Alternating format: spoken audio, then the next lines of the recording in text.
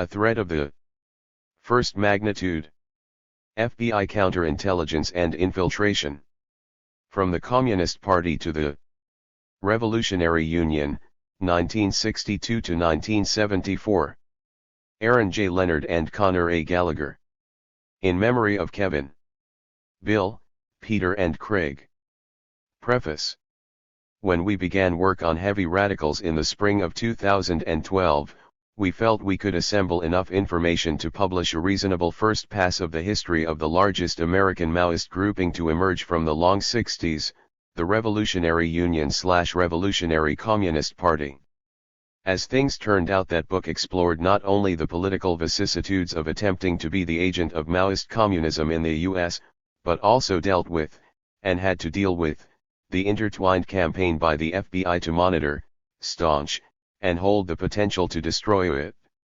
In tapping into the FBI's campaign against the RU/RCP, we unearthed a bounty of documents which made clear that the larger legacy of what the Bureau did in that period has not been fully explored.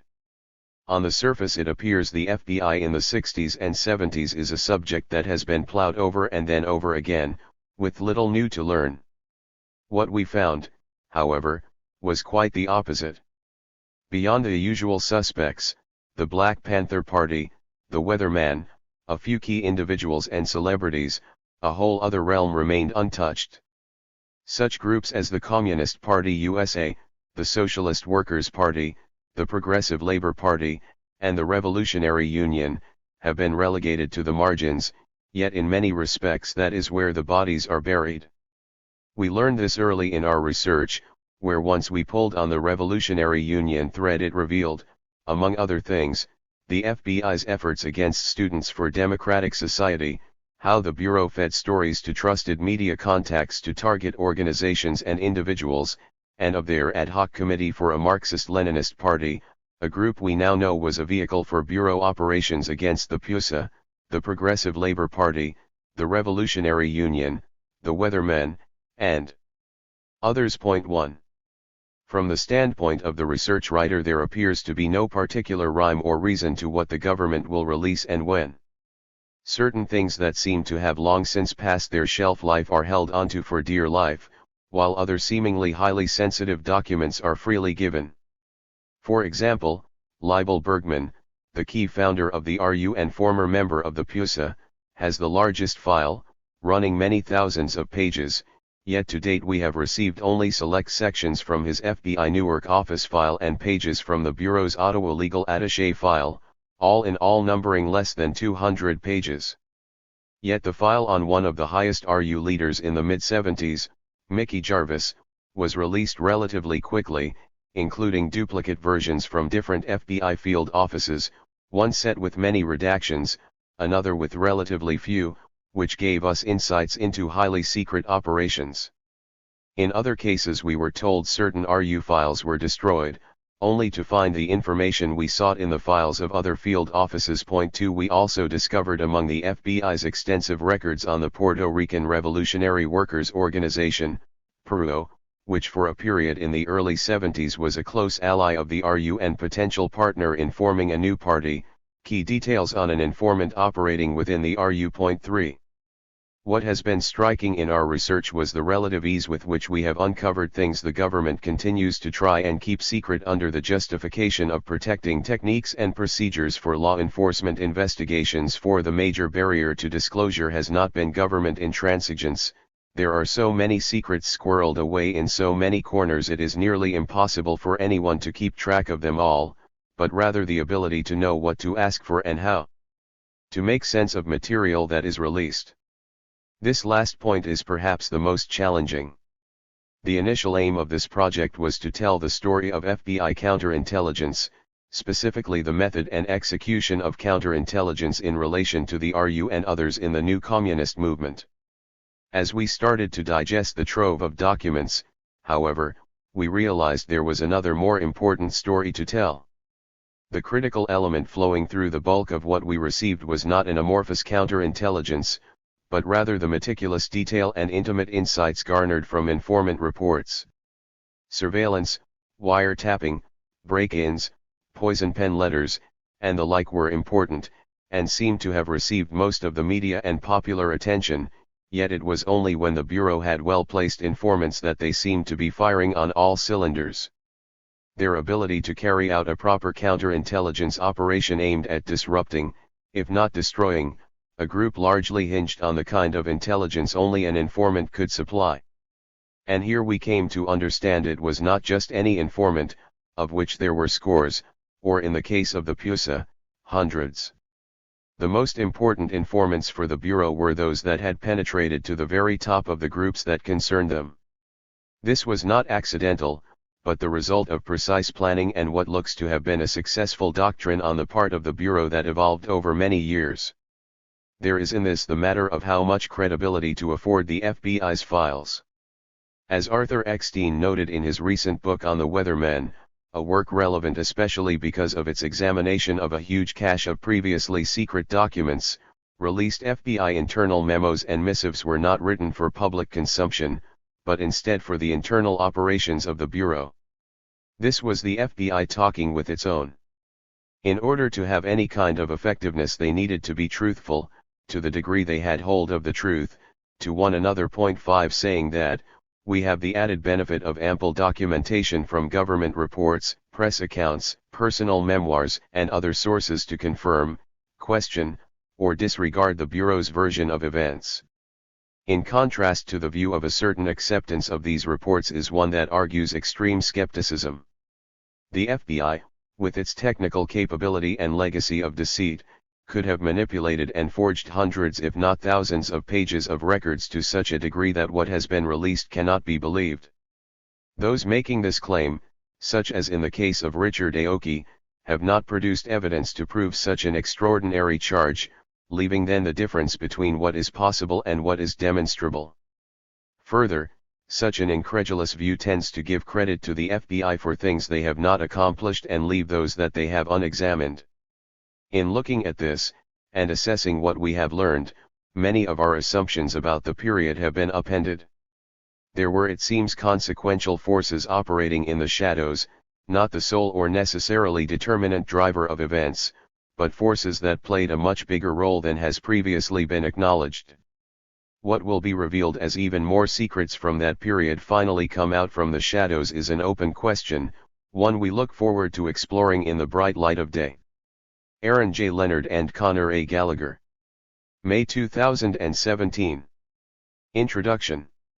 Counterintelligence and informants. Members of a group will seldom learn that an FBI intelligence informant has been in their midst or has copied their records for the FBI because intelligence investigations almost invariably do not result in prosecutions. Church Committee Report, Book 3.1. Extreme care must be taken in the use or dissemination of this information, to paraphrase it, so as to not reveal the identity of the informant. FBI, Report on Cleveland Branch of the Revolutionary Union, 1974.2. A meeting in Chicago. Gerald Kirk had an appointment to get to. Kirk, a 20-year-old African-American student and recent recruit of the Communist Party USA, had received a call the night before inviting him to meet. The caller, who Kirk did not know, instructed him to meet at 8 p.m. at the Hyde Park Theater in Chicago. Kirk followed the instructions precisely, and at the appointed hour a blue 1961 Chevrolet pulled up. Kirk got in. The driver, a man in his 50s named Herb, quickly got down to business. He told Kirk that he too was a member of the Communist Party and had been for 30 years. He said that he welcomed the chance to talk to a young man who was interested in true revolutionary practice. He explained that he was part of something called the Ad Hoc Committee for a Marxist-Leninist Party, a group working within the Communist Party USA to build a true Marxist-Leninist Party, the current CP being anti-revolutionary, carrying out a revisionist line. The Ad Hoc Committee, according to Herb, had formed in order to develop a new line that would follow the revolutionary teachings of Mao Zedong. In order to do this, they were recruiting people from within the Communist Party itself. Herb then got to the point of why he had asked for a meeting. Would Kirk be interested in joining him?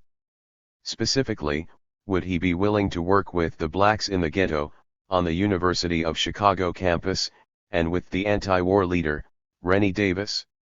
Kirk was non-committal. He told the older man he would need to think about it, but knew already it was a non-starter. Along with being a student, campus activist, and communist cadre, he was also busy, working as an FBI informant. Unbeknownst to Kirk, however, he was not alone in this. Herb himself was an informant. 3 More than that, the organization he claimed to represent was a super-secret, whole-cloth construction of the FBI, created explicitly to disrupt the Communist Party USA in Chicago.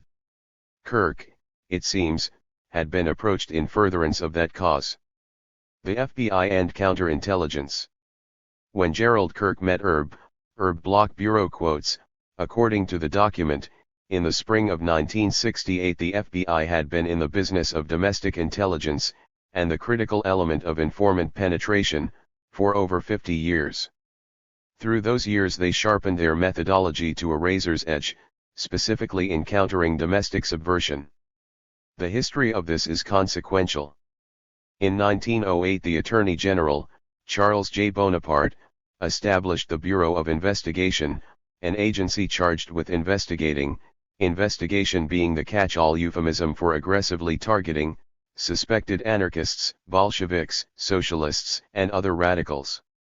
The Bureau's first major undertaking in this regard came in 1919 when Attorney General A. Mitchell Palmer, along with the 24-year-old Justice Department Attorney J. Edgar Hoover, oversaw a campaign between November 1919 and January 1920 aimed at foreign-born radicals, commonly known as the Palmer Raids. 4 Thousands of people were taken into custody in the ensuing raids carried out throughout the country. While the aim of deporting thousands fell short, in the end hundreds were deported. The ability to round up entire populations of dissidents, and the implicit tracking and monitoring involved in being able to execute such an initiative, was successfully accomplished. 5. While the Palmer raids targeted immigrants, anarchists, and communists, far and away the Bureau's chief target throughout the 20th century was the Communist Party USA. The PUSA had arisen with the Russian Revolution, and it was that group's support of the Soviet Union that was at once its source of strength and its undoing. It was also the focus of Hoover's lifelong obsession, the influence of foreign powers within the borders of the United States. How this all played out left marks deep and lasting. While the PUSA had weathered no small amount of repression in the 20s, including the Palmer raids, by the mid-1930s they had attained, if not a level of legitimacy, at least room to maneuver through its popular front, its anti-fascist stance. This all came undone with the 1939 signing of the Molotov-Ribbentrop Pact between the USSR and Germany, which saw the party sharply at odds with the geopolitical imperative of the US government.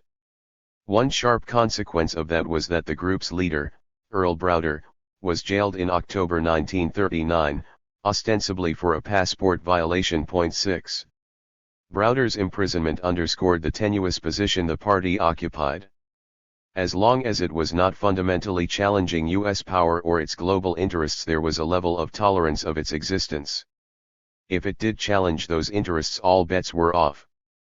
This can be seen starkly in the fact that while Browder was released in 1943 after the CP shifted its policy in the wake of Germany's invasion of the Soviet Union, when the Grand Alliance of the US, England, and the USSR evaporated with the Cold War, the PUSA again came into the crosshairs of the Justice Department. 7 This time 11 of their top leaders, Browder by then had been expelled from the PUSA, were arrested and put on trial and then imprisoned, a few fled abroad, for subversion.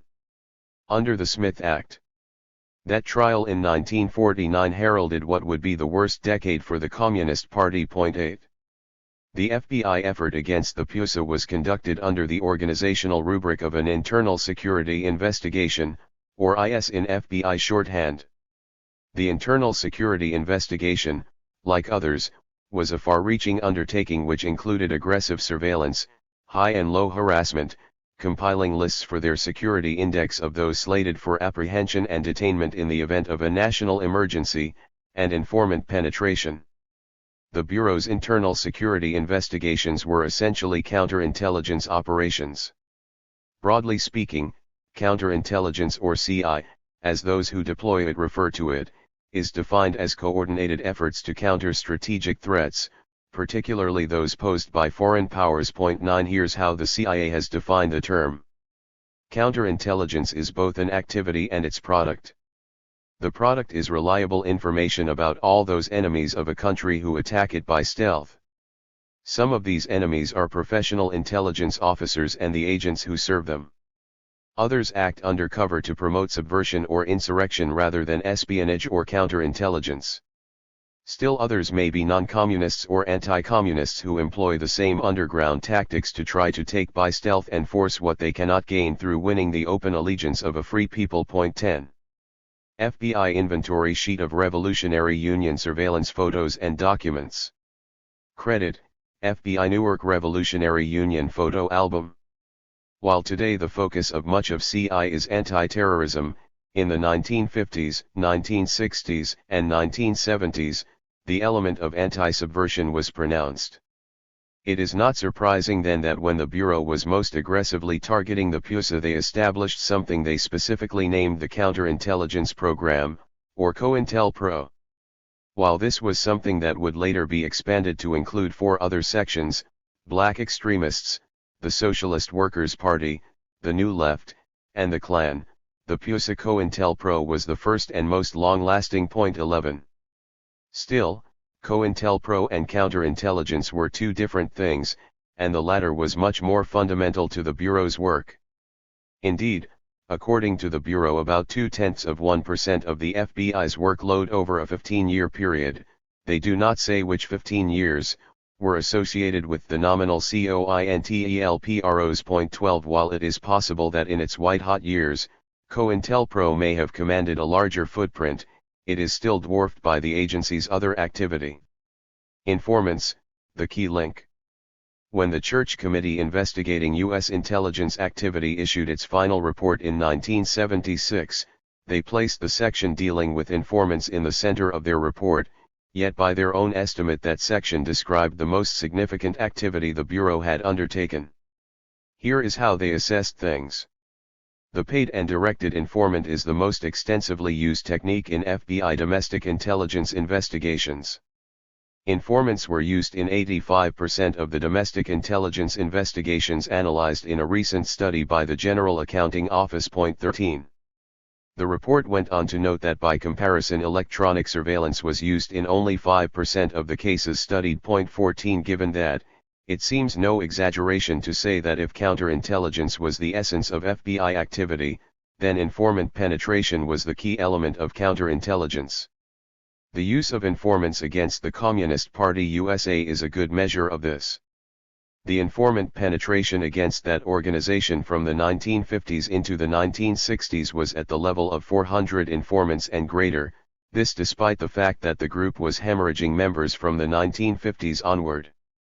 By the early 60s the CP had only several thousand members, but they still had hundreds of informants. Likewise, the Students for a Democratic Society, the largest radical student organization of the 60s, is estimated to have had at least one informant in every chapter, the number of SDS chapters at their peak in 1968, reaching 300, and some chapters had multiple informants. 15. Looked at another way, organizations could have been built of FBI informants, and in some cases the Bureau did exactly that, albeit made up of very small numbers. This was the case, for example, of the Red Star Cotter in Florida and the Red Collective in New Orleans. 16. The former group was run by an informant named Joe Burton, who later went public with his FBI affiliation. The latter entity was exposed through court proceedings. 17 One of the advantages of this particular model is the way organizations could speak up for individuals, lending a radical legitimacy that may or may not exist. This can be seen in the reference letter written by FBI informant Jill Schaefer to someone in Florida who was doing due diligence on Joe Burton. Our collective has been acquainted with Joe and several other persons connected with Red Star Cotter since June 1972. We find his background to be beyond reproach, with anti-imperialist activities and sentiments going back for many years. 18. While such notional collectives, and their ability to validate informants as revolutionaries, were able to accomplish certain things, their effort paled in comparison to another bureau effort. This was an initiative to undermine the PUSA through something called the Ad Hoc Committee for a Marxist-Leninist Party, which was in fact created by an FBI special agent named Herbert K. Stallings. Stallings actually wrote a number of ostensible pro-Chinese Communist Party bulletins, called the Ad Hoc Bulletin, something to be discussed in depth a bit further in this volume. It is the case that much of the history of political repression in the 60s revolves around the FBI and its formal COINTELPRO programs, the black bag jobs, poison pen letters, schemes of deception to isolate and tar individual reputations, etc. So much has been written about this topic that for many it stands as the activity of the Bureau, or at least its most significant activity. What has not been explored sufficiently is the matter of informants, and not just any informants, but those that got to the very top of their target organizations. These were people who were in leadership, and in turn were positioned to greatly impact the operation, direction, and lives of the members of these groups.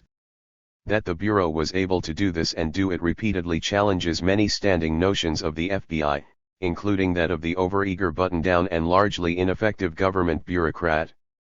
Instead, there was a highly effective coterie within the Bureau with a great degree of political sophistication proceeding from a strategic plan. It also argues against the caricature of the FBI, or of J. Edgar Hoover, who has come to be the stand-in for the wider organization in this period, as a coarse, overzealous opponent of everything related to dissent. While a characterization not without truth, it misses a bigger point. Hoover's reign coincided with the appearance of the communist project of the 20th century, his tenure was thus anchored and informed by larger historic circumstances. His death, ironically, came right at a time when the world's largest communist country, Maoist China, was in the process of reversing course, symbolized by Nixon's visit to that country in 1972. The bureau he had led, by the end of the 70s, was being impelled in other directions. There was, in other words, rhyme and reason amid the overreach and irrationality. As for the groups that were the FBI targets, their response is instructive. Beyond the combination of disbelief, denial, and even acceptance of the Bureau's assaults, was a mistaken view that a correct political line, the supremacy of their ideals, was sufficient to withstand the attacks, if not in the short run, then in the long. How that worked in practice is a lesson in repeated failure, one with historic precedent. Prelude. The shadow of Roman Malinowski. A person who is flabby and shaky on questions of theory, who has a narrow outlook, who pleads the spontaneity of the masses as an excuse for his own sluggishness, and who is inexperienced and clumsy in his own professional art, the art of combating the political police, such a man is not a revolutionary, but a wretched amateur. Lenin, What is to be done? 1. I never could see through that scoundrel Malinowski. Lenin letter to Maxim Gorky 2. Roman Malinowski was many things, a tailor's assistant, a political activist, a petty criminal, and a military veteran. Beyond that, however, he was something far more consequential. He was a Tsarist police agent, perhaps one of the most important informants of the 20th century, penetrating Lenin's Bolshevik Party, a group that prided itself on its ability to operate under conditions of the harshest repression. In that respect, Roman Malinowski was a bellwether for infiltrators who would come later. It all began on May 13, 1910, after Malinowski was arrested for engaging in revolutionary political activity. In the course of his interrogation, the police gave him a choice: he could be sentenced to hard labor in a prison camp or garner a salary as a police agent against the Russian Revolutionary Workers' Movement, specifically Lenin's Bolsheviks. He chose the latter. Malinowski's initial value to police was in facilitating the kind of damage only a well-placed informant can cause. He provided the police with lists of pseudonyms, numbers of forged passports, locations of party meetings and storage places for illegal literature. 3. His value increased exponentially as he rose higher in the ranks of the Bolshevik Party. In January 1912, he attended the group's sixth party conference in Prague, where he met and impressed Lenin as a strong revolutionary. In the wake of that meeting, and on Lenin's recommendation, he was elected to the Bolshevik Central Committee. Bolshevik informant Roman Malinovsky. As his star rose, he also became the Russian representative to the International Socialist Bureau. Aiding him in this, tacitly or not, was his wife, Stefania Malinovskaya, who became the publisher of Pravda, the Bolsheviks' main, legal, newspaper. 4. There was one other position of considerable consequence that Malinovsky achieved in this period. He was assigned to the party's three-man provocation commission, a body established by Lenin to forestall further arrests. In other words, the police agent was tasked with aiding the Bolsheviks in ferreting out police informants. 5. His crowning achievement, however, came in the fall of 1913 when he was picked as the Bolshevik deputy to the Fourth State Duma, Russia's newly created parliament, thus becoming the group's most important public representative. Malinovsky's presence in the Duma was an intelligence coup for the political police.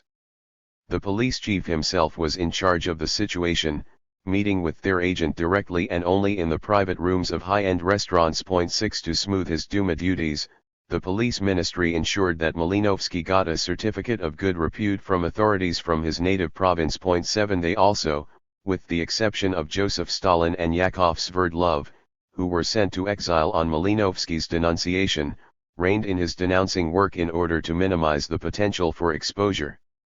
He did, however, continue to pass along organizational information on the Bolsheviks. 8. As successful as he was, Malinovsky's time as a leading Bolshevik would come to an abrupt end in May 1914, when he handed in his resignation for his Duma position. Quickly after, pistol in hand, he went missing. His resignation and disappearance in turn created a crisis for the Bolsheviks. Not only had they lost their key representative in the Duma, they now had to defend themselves against a flurry of printed suspicions by the Menshevik faction of the party. The Mensheviks were charging, correctly, that Malinovsky was a secret police agent. 9. Rather than confront the crisis head-on, Lenin went on the defensive, attacking Malinovsky's accusers. In one of the few official references to Malinovsky in Soviet literature he wrote, "It makes one blush with shame to see people using a man's private misfortune in their struggle against a hostile political trend." 10. Regardless, the Bolsheviks themselves would convene their own committee to weigh the allegations against Malinovsky. Their verdict was as swift as it was self-serving. Lenin, in a note to G.I. Petrovsky, wrote, "No need to expel him. He has removed himself. Condemned. Political suicide. What other punishment can there be?" 11. The Bolsheviks nonetheless held the line and unanimously confirmed the charges of provocation were absolute nonsense. 12. Had there not been a revolution in 1917, it is conceivable that Malinovsky's work with the police would have remained a fervent rumor awaiting actual evidence. That was not, however, the case. There was a revolution in February 1917 and the police archives were forced open, supplying definitive evidence of Malinovsky's police role. As a result, Alexander Kerensky, the Minister of Justice in the Provisional Government, initiated an investigation, specifically creating the Extraordinary Investigatory Commission to look fully into the matter. 13. In the course of the inquiry, one of those called to testify was no less than Lenin, who had a defensive explanation at the ready. He told the commission that intelligent people in the Okhrana must have stood behind Malinovsky, directing his every political step, because he could not have pursued such a subtle course of action on his own. 14. Lenin's explanation aside, it would be 45 years before his appearance was acknowledged by Soviet authorities, this in the 1962 edition of Lenin's collected works, where it was mentioned only in the endnotes. It took the collapse of the Soviet Union to get the full record of Lenin's testimony revealed. 15. As things turned out, the Kerensky government itself was short-lived, being replaced in the wake of the Bolsheviks' storming of the Winter Palace by Lenin's party. Because of this, the Malinovsky affair took one final bizarre turn. Malinovsky, for reasons clear only to him, returned to Russia in March 1918 in the wake of the Brest-Litovsk Treaty that signaled the exit of Russia from World War I. During the war Malinovsky had been imprisoned in a German POW camp, this before the opening of the police archives, and was still in Lenin's favor to the degree that he was doing Bolshevik agitation while imprisoned. Regardless, on his return he was arrested, put on trial, where his former police handlers were called to testify against him, and convicted. Things moved swiftly from there. Found guilty of injuring and discrediting the revolution and its leaders, he was quickly executed along with his police handlers. In one respect the Malinovsky affair had a definitive conclusion, but it hardly settled things. Instead myriad questions remained, not the least of which was how was it possible that the Bolsheviks, whose organizational principles were in no small part predicated on preventing infiltration, could have a police agent at the very top of their organization.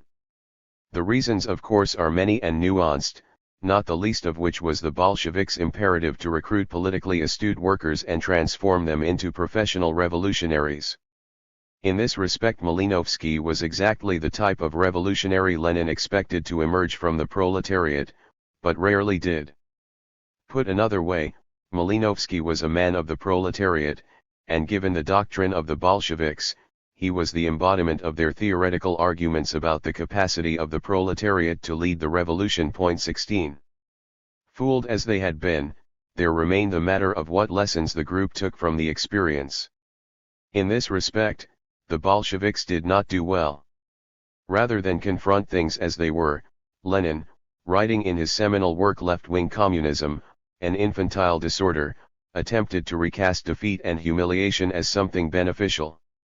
With one hand, Malinovsky sent scores and scores of the finest Bolsheviks to penal servitude and death. He was obliged, with the other, to assist in the education of scores and scores of thousands of new Bolsheviks through the medium of the legal press. 17. In Lenin's view Malinovsky may have been bad, but he also did good. Leaving aside the tightrope the Okhrana was walking in facilitating Bolshevik work in order to protect their informant, and there has been speculation that Malinovsky's role in the Duma was ended for that reason, such an assertion stands against the havoc he wrought on the Bolshevik organization and the scars it left on those who would go on to lead the Soviet state. 18 Beyond that, Lenin's assessment left its mark on succeeding generations who would confront their own Malinovskys. Chapter 1. Morris Childs and his handlers. There is a saying in the book of Sun Wu-tzu, the great military scientist of ancient China, know the enemy and know yourself, and you can fight 100 battles with no danger of defeat. Mao Zedong 1. You've got to learn to think like they think. Morris Childs 2. There had been a time in Morris Childs's life when he had been a genuine communist, but that was before he became a renegade. Childs, born Moishe Kilovsky, had joined the Communist Party when he was 19 years old. By the mid-1920s he caught the attention of Earl Browder, who would be the Communist Party USA's General Secretary during its peak years in the 1930s and early 1940s, putting Childs on a favored course. In his role as an up-and-coming prospect, Childs was sent to the Lenin School in the Soviet Union in 1929 for political training. Then throughout the 30s and into the 40s he held various positions of responsibility. Most significantly, in the mid-1930s he was reassigned from his base in Milwaukee to Chicago where he was elevated to the party's Central Committee. 3. In similar fashion his younger and less theory-oriented brother, Jacob Jack Childs, also joined the party. Jack Childs initially had been the business manager for the Young Communist League, but at Browder's suggestion he too was sent to Moscow, in his case for training in communications and underground tradecraft, in order to enable him to work as a communist courier. 4 This role would serve him well as he too came to work for the FBI, essentially as the U.S. party's bagman for Soviet money earmarked for the American CP. As important a role as Jack had, however, it was Morris who would ascend to a position at the very top of the party, putting him in a commanding and unprecedented position as an informant. The fate of the Childs brothers was one intimately related to their ostensible mentor, Earl Browder, and this would be highly fraught. Browder's time as leader of the PUSA, which had reached a pinnacle in the years of World War II, took an abrupt turn as that war was coming to a conclusion. The particular circumstances of Browder's downfall, and the cascading chain of events that led Morris Childs to the FBI, had to do with the Soviet Union's assessment toward the end of World War II that Browder's approach to communism in the United States, that it was 20th-century Americanism, along with his corresponding organizational views, would not be tolerated. The machinery of his removal was set in motion through a polemic by French communist, Jacques Duclos, later published in the Daily Worker, that challenged Browder's American exceptionalist notions and took him to task for dissolving the Communist Party and turning it into the Communist Political Association. 5 The fallout of that polemic and the underlying change in Soviet policy toward their American comrades led to a campaign against Browderism and a sharp left turn in the PUSA. The most powerful figure in the PUSA during the years when it was at its largest and most influential was no more. Browder was expelled in 1946. Ironically, Morris Childs was initially buoyed by these events. In fact, he was picked to head the Daily Worker, despite his lack of journalistic experience. Less than 2 years later, however, it all came undone. In short order he suffered a severe heart attack, was ousted from his editorial post and stood accused of the pariah ideology of Browderism. The efforts against Childs were part of a larger internal purge in the party that historian Maurice E. Sermon explains drove hundreds out of the party and some into the arms of the FBI. 6 In Childs' case he was impelled toward the FBI after his wife left him, taking their son with her. He suffered a second heart attack, and, as a persona non grata in the party, he had no other emotional or financial support. 7. Assault on the PUSA. The ousting of Browder and the internal struggle in the PUSA coincided with the onset of a highly dangerous period in the Cold War. The party, which had attained peak membership levels near 79,000 during the war and was operating more or less as an ally to the US government due to its support of the Soviet Union, instead found itself an organization assaulted from every angle, just shy of being declared illegal. 8. In 1949 their leadership was brought to trial on charges of advocating the overthrow of the U.S. government under the Smith Act. Their fate was sealed when the Supreme Court in 1951 rejected the appeal in that case. 9 They were in turn ordered to begin serving their sentences, 7 of them reported as ordered, but 4 others, Gus Hall, Henry Winston, Gilbert Green, and Robert G. Thompson, did not. 10 This was part of the party's response to the repression, which involved activating its plan to move key elements of their organization underground. The decision, as E. Sermon notes, removed hundreds of trusted and experienced activists, precisely those who should have been representing the Communists' public face in those difficult years, and removed them from effective activity. 11 The recruitment of Morris and Jack Childs was another, albeit unintended, consequence of this move underground. Top left. The Bureau, which had supplied informants for the trial of the top communists, waded into the post-Smith Act turmoil, forming squads in New York and Chicago to ferret out Cotter who had gone underground. John Barron, whose book on Operation Solo was written with the cooperation and from the point of view of Morris Childs, his partner and wife Eva, and many of his FBI handlers, tells of how the squads began the hunt by analyzing investigative and intelligence files to ascertain with whom CP fugitives Hall, Gates, Thompson, and Green most frequently associated. 12 Once the review was complete they set about trying to identify which former or inactive party members had links to the men. The program was called Top Left, Bureau shorthand for Top Level, and was begun in September 1951. 13 The crowning achievement of Top Left was the recruitment of Jack and Morris Childs, who in turn would become the core of the decades-long project the Bureau codenamed Operation Solo. Jack Childs. What led the Bureau to Morris Childs was the Top Left agent's approach to his younger brother Jack, who had also been closely identified with Earl Browder and was on the outs with the larger CP. The Bureau, thinking he might be able to lead them to the underground communists, planned to interview him. When agents approached him near his home, rather than telling them to get lost, Childs offered to assist them. Specifically, he suggested that they contact his brother Morris, who he felt could be especially helpful. The encounter with Jack paved the way for a later meeting between Morris and the FBI agent, Karl and Freeman. 14 Jack had instructed the Bureau to approach Morris cautiously and with sophistication and respect. Freeman apparently fit the bill. It was his approach to Morris that sealed the deal. The two men hit it off on both an intellectual, and for Childs at least, personal level. To strengthen their leverage over him, the Bureau took advantage of Childs' health vulnerability and arranged for him to be treated at the Mayo Clinic in Rochester, Minnesota. As Freeman later said, "He cost us a lot of money at the time, but he was worth it." 15.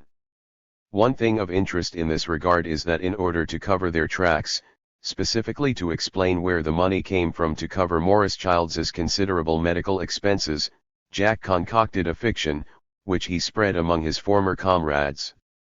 He told them that his brother's treatment was paid for by the contributions of party members.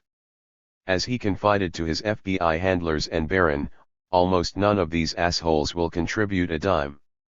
But no one will ever say he didn't contribute." 16 The subterfuge was apparently successful.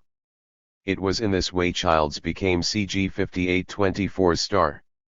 The CG indicated his home base of Chicago, the S indicated that he was a security informant, and the asterisk indicated he would not risk being exposed by being called to testify in court. The number itself was a unique identifier. Jack Childs, based in New York, was given the internal FBI moniker of New York 694S star. 17. Communist Party informant Morris Childs. As Morris Childs' health improved, he began reaching out to his old comrades with the aim of returning to the party's good graces. He and Jack were both eventually welcomed back and ultimately given significant responsibility. Morris in particular was given the task of deepening contacts with the Canadian Communist Party and through it, the Soviet Union. 18 This would lead to a level of influence and insight beyond the wildest dreams of the Bureau. In the course of his informant career, Morris Childs would come to be on a first-name basis with Nikita Khrushchev, Leonid Brezhnev, Yuri Andropov, Mikhail Sislov, head of the ideological department of the Soviet Central Committee, and Boris Ponomarev, head of the international department of the Soviet Central Committee, as well as meeting with Mao Zedong and Zhou Enlai. 19. The Sino-Soviet split. Childs' tenure as a bureau informant coincided with the fraying and ultimate unraveling of relations between the Communist Party of the Soviet Union and the Chinese Communist Party. In this they were there from the start, obtaining a copy of Khrushchev's historic 1956 speech denouncing Stalin, separate from the CIA, which also obtained a copy. 20 It was that speech that set the Soviet Union on a schismatic path with their Chinese comrades. In one of his trips to China, as relations between the two countries were worsening, Childs actually met with Mao Zedong. He would report that a key issue for the Chinese was the Soviets abandoning their support of China's nuclear research. However, there was more. According to Childs, Mao's view was that the unprincipled and opportunistic Soviets thought only in terms of 5-year plans, the Chinese thought ahead 100 years, nay 1,000 years. 21 While the accuracy of that quote rests on Morris Childs' memory, channeled through John Barron's uncited work, it is consistent with Mao's approach in that period. Mao was arguing for the communist horizon as the gauge, in opposition to material gains of the Soviets as the critical metric. As the 60s reached a fevered pitch, it was Mao's theoretical sweep that was a pole of attraction for young radicals worldwide, and as we will see posed new challenges for the FBI and its intelligence apparatus. Along with his talks with the Chinese, Childs was able to keep the U.S. government apprised of what was happening in Cuba, specifically in regard to the Sino-Soviet dispute. One report Childs submitted noted that Fidel Castro was generally on board with the Soviets' position, particularly as such policy concerns the CPC. However, he was having some difficulty selling this position internally because of pressure exerted upon him by individuals in his own leadership. In other words, the communism propounded by Mao was exerting influence in Cuba that was not fully under Castro's control. 22. Information of such a critical nature was then passed up to the highest levels of the U.S. government. One memorandum in the released solo file, dealing with a potential reversal in the Sino-Soviet split that came to naught, instructed quite specifically that it be distributed to the White House, The acting Attorney General, the Secretary of State Rusk and Director McCone of the Central Intelligence Agency, CIA. 23 All of this points to a much more nuanced understanding, based on this intelligence, of the internal workings of the Soviet Union on the part of the US government than that which has been widely propagated. Childs was also passing on intelligence about how the Chinese Communists were attempting to manifest their ideological break with the Soviets in organizational form. The Chinese, he reported, aimed to split off from 5 to 10 people from each fraternal party and then recognize the splinters as a legitimate communist party, as was the case in Brazil, Chile, Belgium, and Switzerland. 24 This also included, it would appear, the United States, where by 1962 there was a group formed of former PUSA members, initially called the Progressive Labor Movement and later the Progressive Labor Party. Childs included reports on such matters, if somewhat tangentially, giving insights into the concerns of the leaders of the U.S. Communist Party. For example, one solo report describes PUSA head Gus Hall's concern about China books and periodicals in San Francisco. Hall describes the operation as being possibly the most lavish promoter and distributor of Chinese communist literature in the United States. He then talks specifically about a pamphlet titled Which Path, Cowardice or the Teachings of Mao Zedong. As the solo report recounts, Hall stated the pamphlet was published under the auspices of Hammer and Steel, a publication edited by Homer Bates Chase. Chase was a former CPER who been expelled from the party in 1961 for advocating the liquidation of the PUSA and for anti-party activities. 25. The solo reports continued coming in well past the initial break with the Soviets, including during the period of the Cultural Revolution. Because Childs was given access to internal reports of the Soviets, who in turn had their own personnel gathering intelligence, he was able to offer unique and informed insights. On August 20, 1966, the street on which the Soviet embassy is located was renamed Struggle Against Revisionism. Buildings, fences, and roads all around were covered in anti-Soviet slogans in the most extreme language, such as "Sweep out the revisionist dogs and devils" or "Revenge on everything when the time comes." 26. The language is consistent with the language Mao and others at the forefront of the Cultural Revolution were invoking. All of which gave the Bureau and those tasked with following pro-Soviet and pro-Chinese forces within the United States an abundance of intelligence, richer in many regards than what the CIA or NSA could gather, because it was information from a former leading party cadre who was fully conversant with the nuanced and specific language of Marxism-Leninism. This was a bounty of intelligence that would in turn be put to good use by the Bureau as the decade unfolded. The secret of Operation Solo. The FBI kept a lock on the Solo initiative, successfully keeping it from public exposure while Jack Childs was alive and while Morris Childs was still working for them. There were delicate moments, however. For example, things ventured into dangerous territory for the FBI during the Church Committee hearings in 1976, when the matter of Martin Luther King and two of his advisors, Stanley Levison and Hunter Pitts Jack Odell, both with ties to the PUSA, came up. Levison had a long-standing history with the CP's financial operations. Odell, who was African American, by 1962 had been put in charge of the New York office of King's Southern Christian Leadership Conference, SCLC. 27. Because of Childs, the Bureau had a good estimate of who was active in the CP and knew a fair amount about these two men. However, because his role was still that of an active informant, his identity was jealously guarded. The Bureau knew things, but could not say how they knew things. In Bureau parlance, this would reveal sensitive investigative techniques. 28. As the Church Committee looked into the matter, the FBI's Assistant Director in charge of intelligence, Raymond Wannell, met with Church Committee members to attempt to keep the Solo operation secret. He informed the committee members that pursuing the King advisors risked destroying the most important of all American espionage agents. When Senator Frank Church asked them to explain, they showed him a picture of Morris Childs sitting with Leonid Brezhnev in the Kremlin and proceeded to outline the Solo operation. According to Barron, whose sources were Childs' FBI handlers, Church is reported to have said, "I only wish the American people could know. This certainly would open their eyes. It has opened mine. 29. While Barron does not offer a citation for this passage, the final report from the Church Committee bears out his account.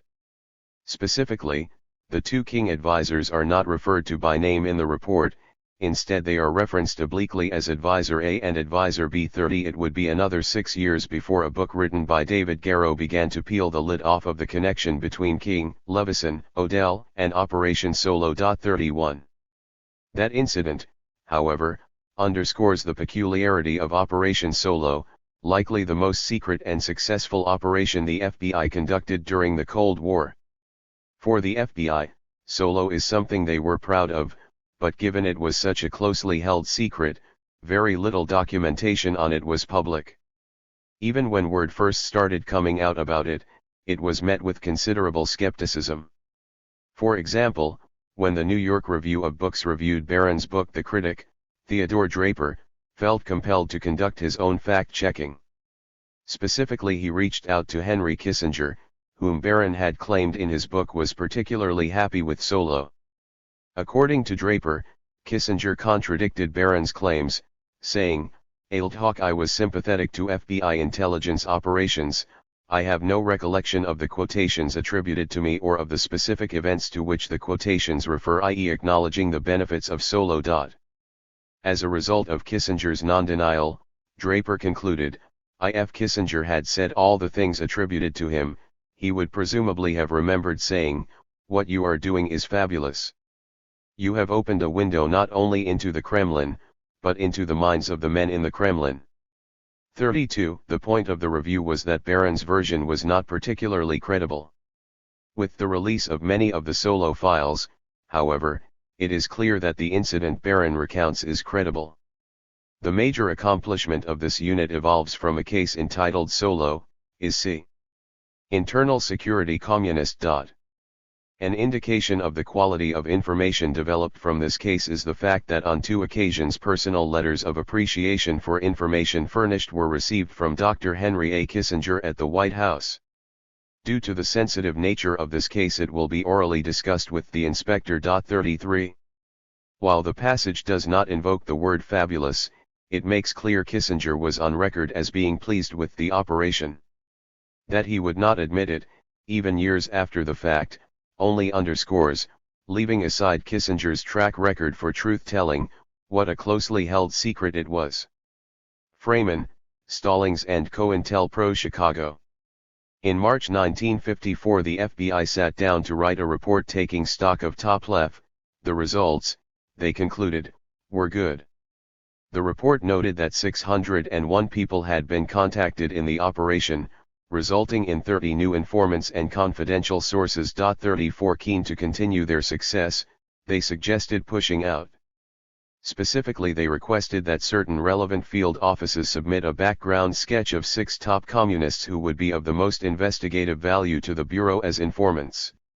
In turn, they would review the list to determine if there is some common factor in both the agents' and subjects' backgrounds which could be used as an aid for instituting interviews with the subject. 35 The particular methodology they proposed was not fanciful, it corresponded with the biggest success they had up to that point, the recruiting of Morris Childs by way of their agent Carl N. Freeman.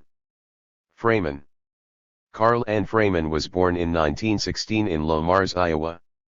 After graduating from the University of Iowa Law School, he opened a law office in Le Mars, but left the business at the outbreak of World War II to join the Navy. Given his poor eyesight, however, he was deemed ineligible, leading him instead to join the FBI, because he had a background in law and was able to speak German and Spanish. The Bureau was happy to have him. 36 Freeman's initial posting was in the Bureau's Newark office, but he was eventually transferred to Chicago. In Chicago his career thrived to the point where he became the security supervisor of the COINTELPRO, counterintelligence program, for that office. This was of some consequence. While New York was always the strongest base for the Communist Party, Chicago, because of the industry concentrated there, was a critical focus of the party's activity.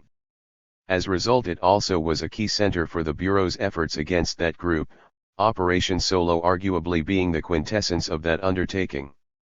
Freeman was an FBI intellectual, particularly in his understanding of communism, something the Bureau openly acknowledged, specifically noting his excellent grasp of communist theory in his personnel file. 37 That file also contained a commendation from no less than J. Edgar Hoover, citing Freeman's superb job in preparing an analysis titled History and Development of the Sino-Soviet Rev. 38.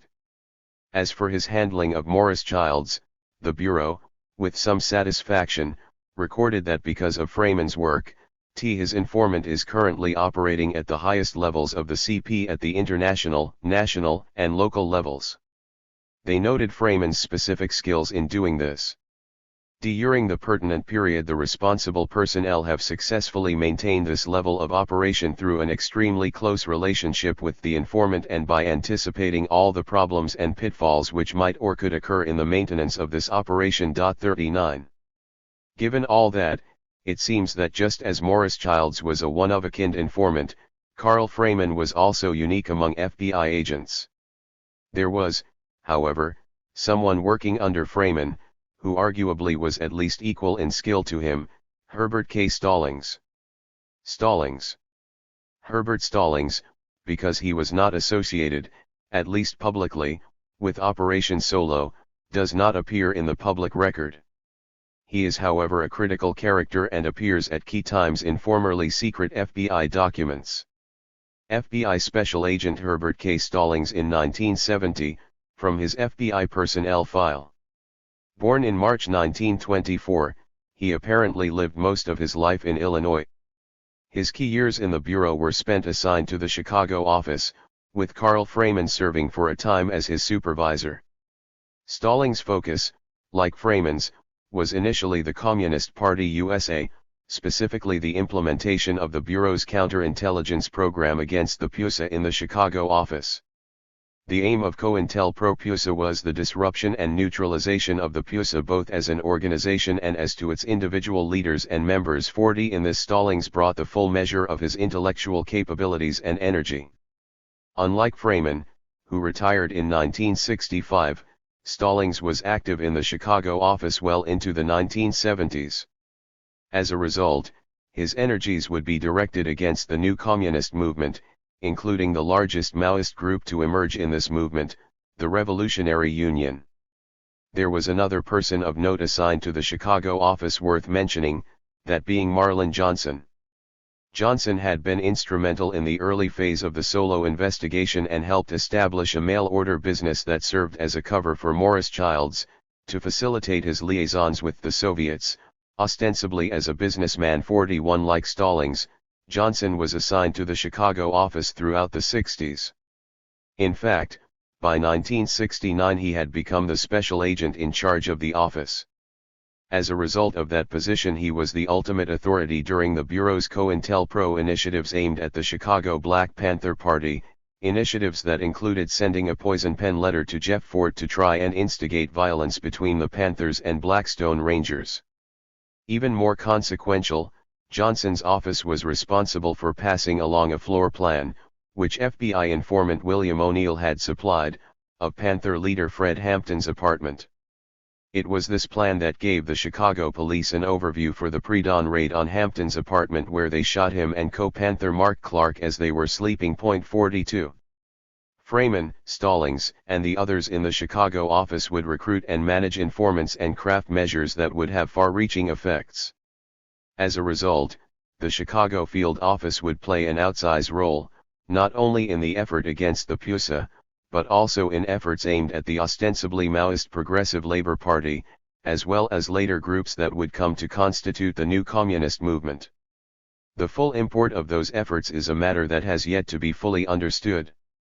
However, as can be seen by the impact of Jack and Morris Childs and, as we will see, an organizational entity set up by that office to destabilize the PUSA and others, those efforts were highly sophisticated and far-reaching. Letter from S.A. Stallings to J. Edgar Hoover.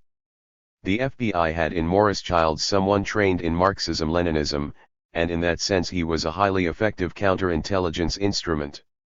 Childs could parse out the dual levels that those who ascribed to the pro-Soviet communist philosophy operated under, the theoretical as well as the practical. The Bureau would later claim that as his value as a liaison with the leaders in the Soviet Union advanced, he was largely not called on to supply domestic intelligence information. As Barron writes, during the late 1950s the FBI retargeted Solo, aiming it at the Soviet Union rather than the American Communist Party. Morris and Jack continued, passively and incidentally, to gather information about party activities, especially those that might illuminate secret Soviet actions and intentions. 43. Just how passive and incidental their domestic work was is an open question, though there is evidence that it was significant.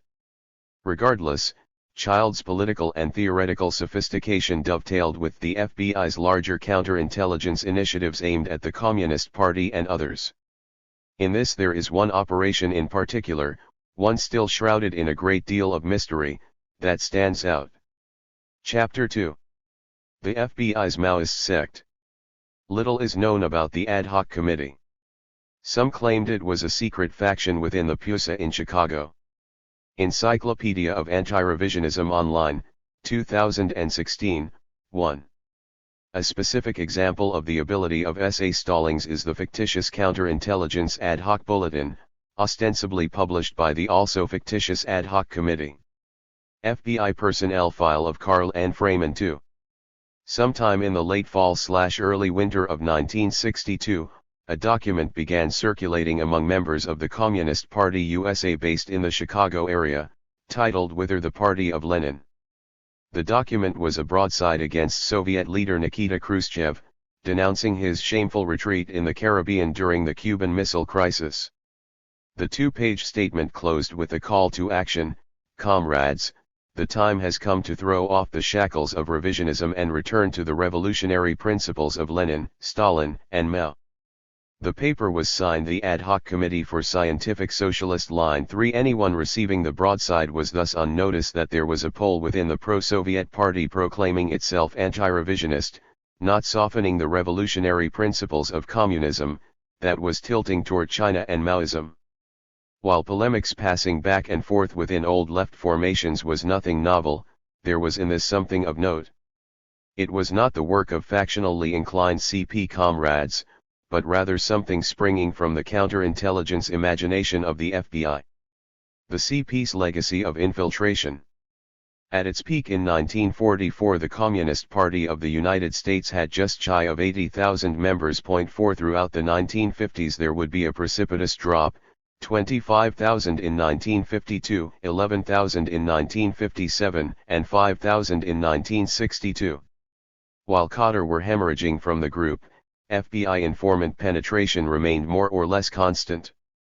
In 1958 they had 408 active camp members serving American Samoa informants. In 1962 they reported 431.5. Yet even with all this the Bureau was not content. While informants were critical in supplying a steady stream of information, and in the case of Morris and Jack Childs, supplying information on a geopolitical level, the Bureau saw its mission against the CP as being proactive.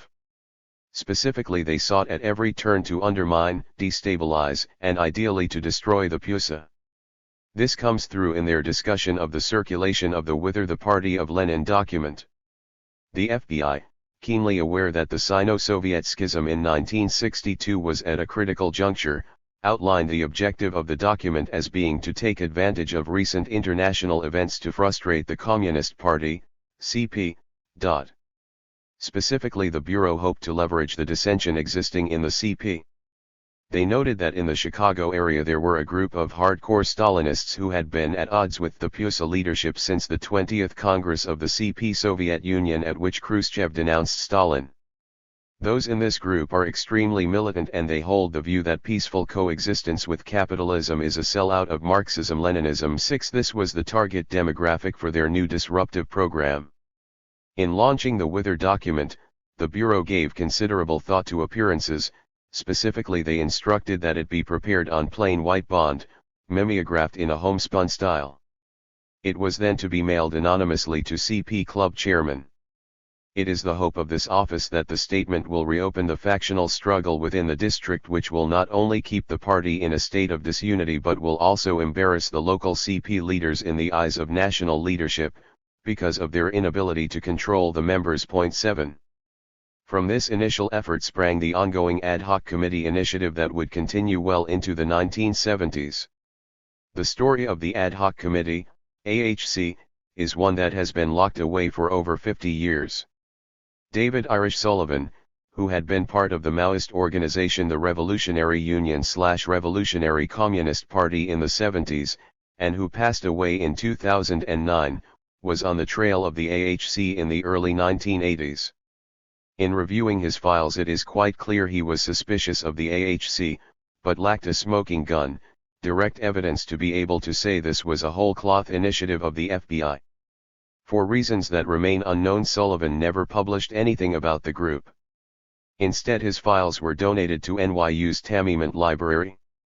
His findings were only discovered in researching the book Heavy Radicals in 2013. 8. The actual smoking gun on the AHC is the FBI personnel file of Carl N. Freeman, which was discovered as a result of putting Sullivan's research together with the related elements in research for the larger history of the RU/RCP. Meantime, a Freedom of Information request for the thousands of pages of the AHC file is still forthcoming, pending screening and release from the National Archives. 9. The Freeman file, however, is an unparalleled exposition of the ad hoc committee program, at least in its beginnings. Among other things, it is a time capsule of the Bureau's work in the critical period of the early Cold War up to the rending point of the Sino-Soviet split.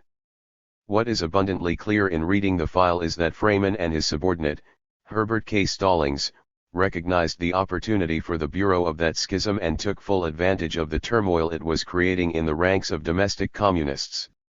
Given the success of Wither the Party of Lenin, the Chicago office followed up with 5 more newsletters, all in relatively short order.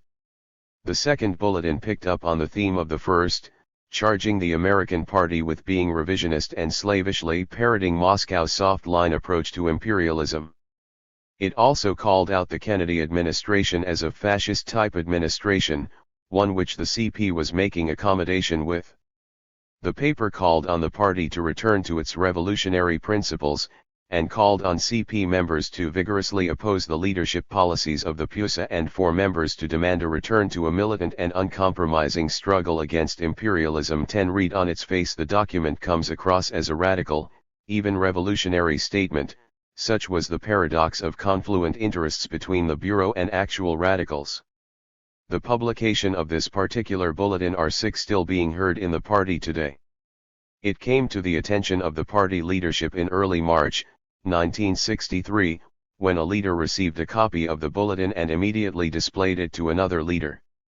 They were concerned with how widely this bulletin had been circulated and offered the opinion that it was prepared from within the party with assistance from without, meaning that the party leadership believed that someone in the party prepared the bulletin with the help of persons outside, perhaps members of the Socialist Workers' Party, SWP, or other radical groups. 11.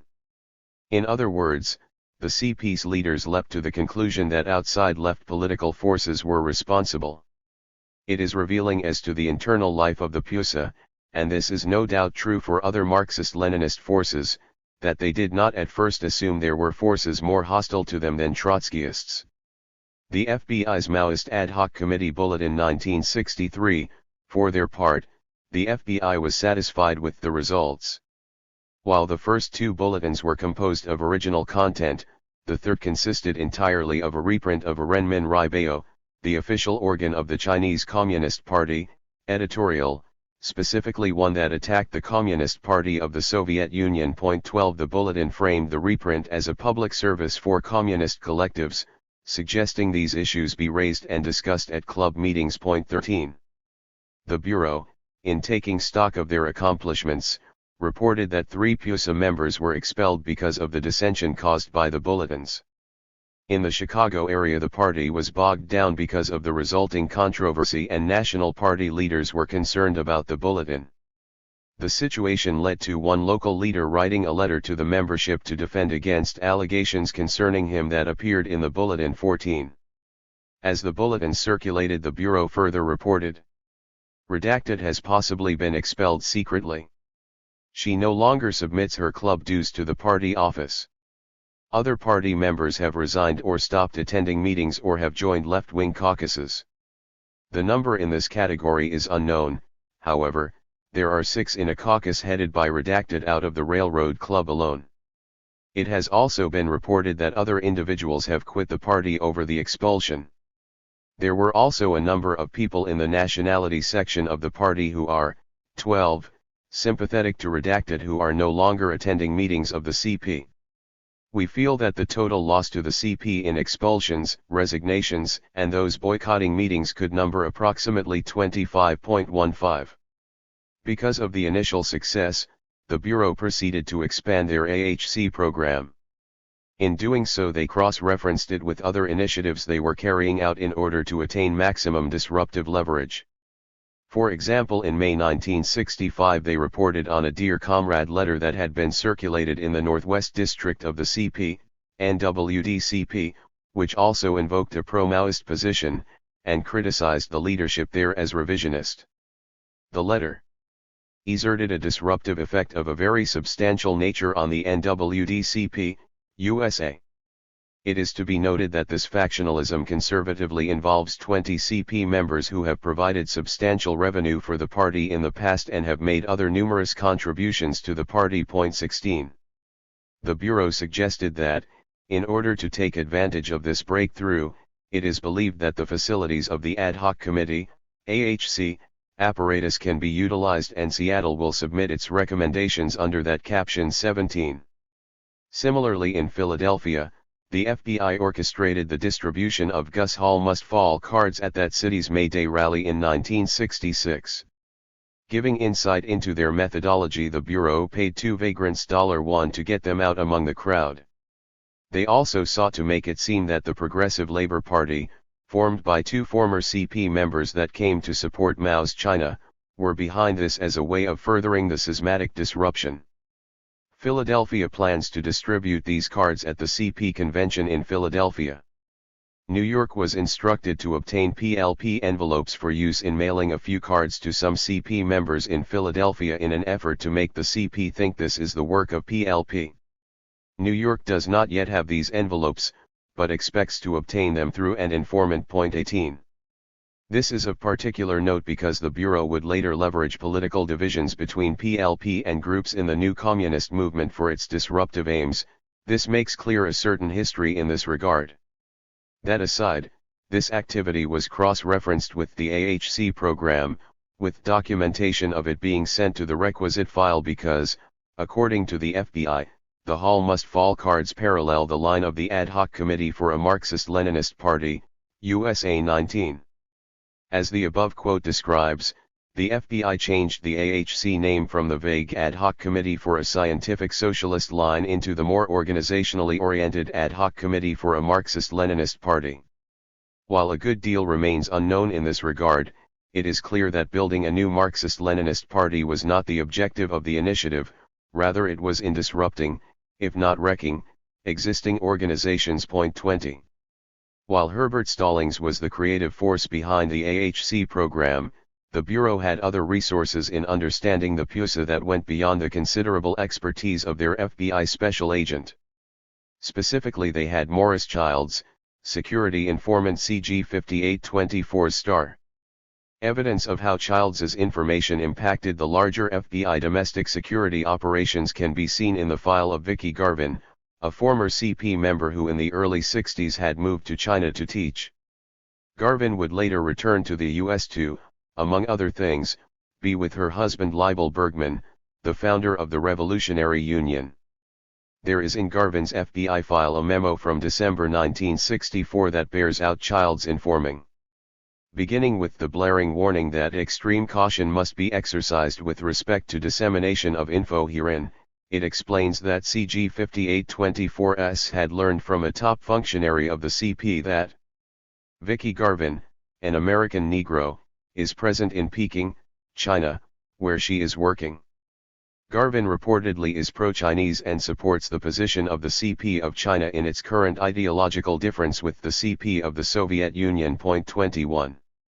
There was a small but significant community of Americans who had gone to China in the aftermath of the break with the Soviets, among them people such as Sidney Rittenberg, Leibel Bergman, Robert F. Williams, and Mabel Williams.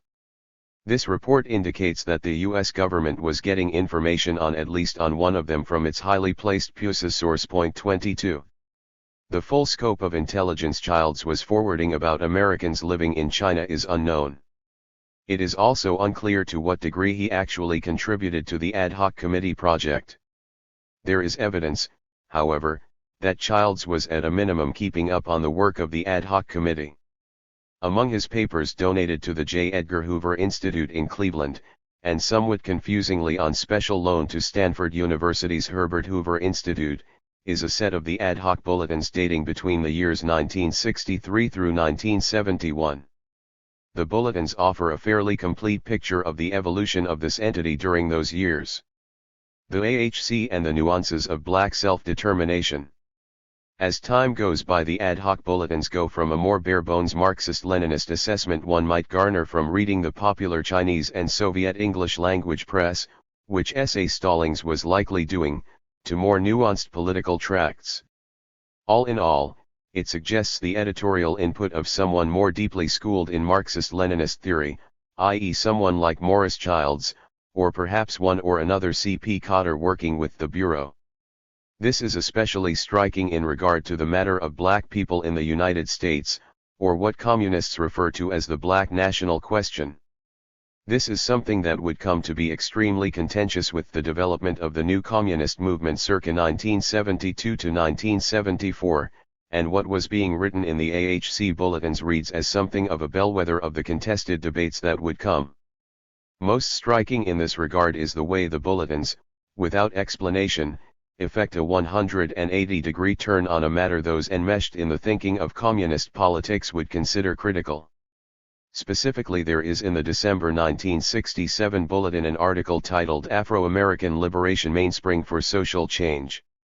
The article, written by the full executive committee of the AHC, if there was such a thing, has the tone of an insider and veteran communist. They write, for example, that Browderism was creeping into the upper echelons of the party, and there are inescapable evidences which suggest that the theoretical foundations of the national question was understood by only a handful of party leaders. 23. The paper then proceeds to unambiguously proclaim: we discount the concept that nationalism and the right to self-determination for the oppressed means discord among the races. On the contrary, it can lead to the greatest harmony and unity among all peoples.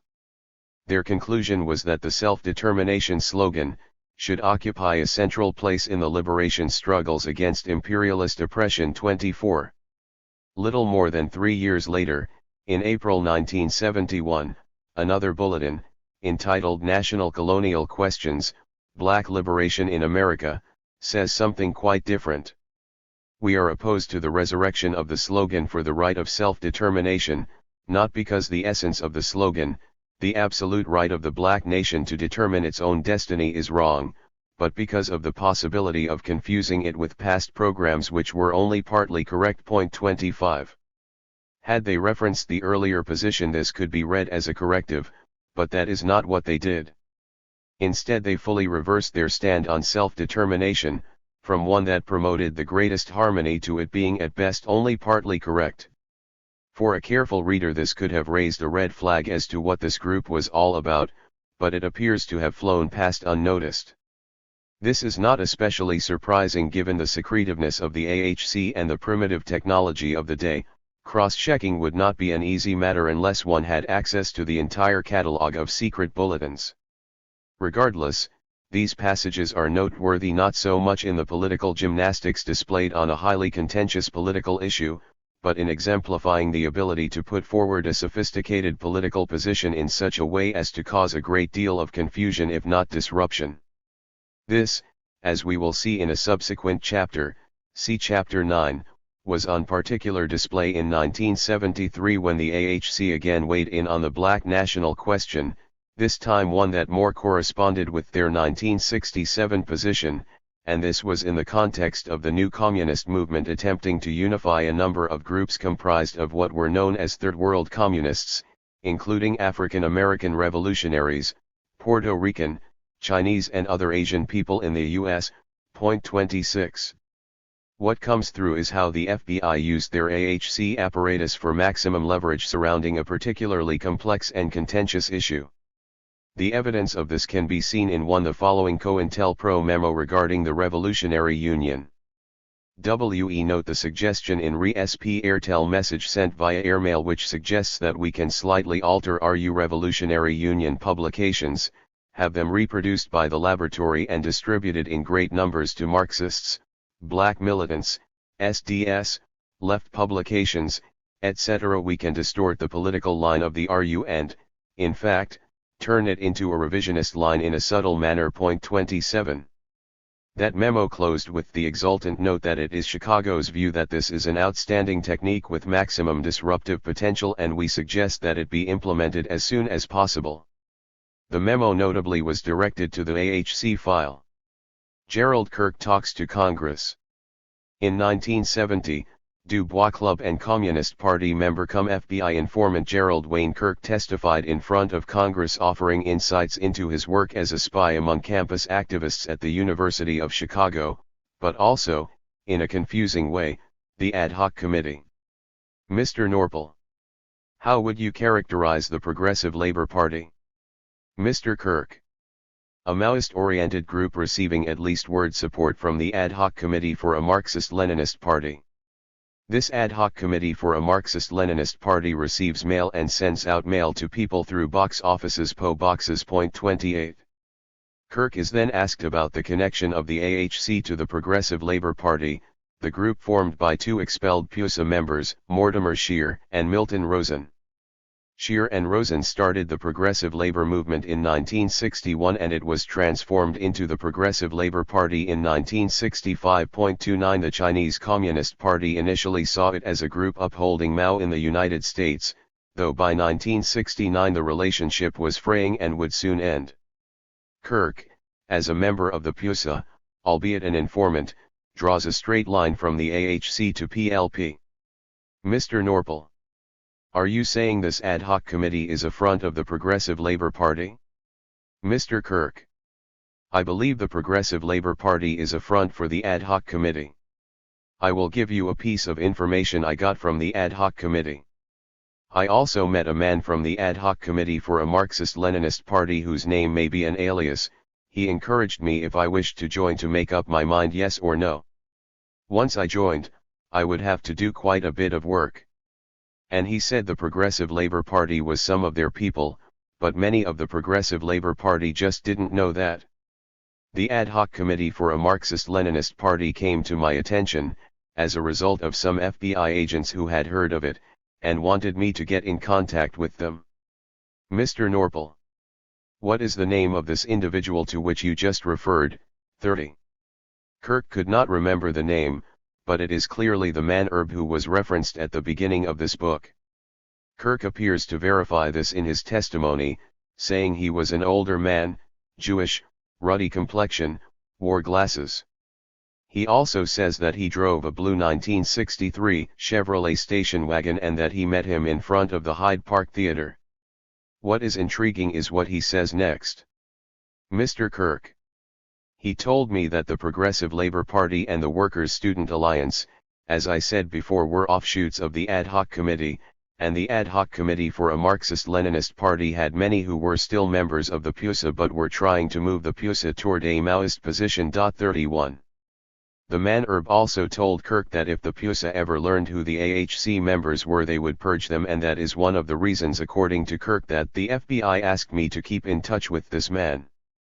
Kirk instead demurred because I was trying to solidify my position in the PUSA, so naturally couldn't take the chance. He ended his discussion of the AHC repeating the ties of the AHC to PLP. I mention this ad hoc committee simply because this man who was representative of it, told me the Progressive Labor Party was an offshoot of their efforts within the PUSA to move PUSA to a Marxist-Leninist position in terms of Maoism, and he told me that I wouldn't have to join the Progressive Labour Party because I was in much too an important position in the PUSA. He obviously knew that, because he was in the PUSA himself. 32. It is not at all clear to what degree Kirk's portrayal of the link between the AHC and PLP is fiction or an actuality. Any speculation can reasonably veer in several directions. He is, after all, recounting things from the standpoint of the PUSA, which previously attributed the ad hoc bulletins to the Socialist Workers' Party. Saying that, what is clear is that the meeting he described was real and lines up evenly with an FBI informant report, literally written by the informant and delivered to FBI SA Richard J. Cott, in April 1968. That meeting with Kirk was called at the request of someone called Herb Bloch. If there is any truth in that name, he is identified in the memo as Herb Bloch, the last name not in quotes. The only discrepancy between Kirk's account and Bloch's, and it is slight, is that Herb says he met Kirk in a blue 1961 Chevrolet station wagon, rather than a 1963 model. 33. In other words, there may be some truth in Kirk's assessment.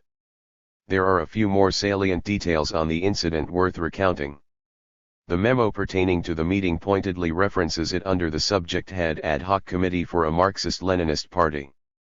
Also, along with stipulating copies of the report be sent to the CP's Illinois files, the Bureau's CP COINTELPRO file, it is also routed to the prominent anti-war activist, Rennie Davis's file.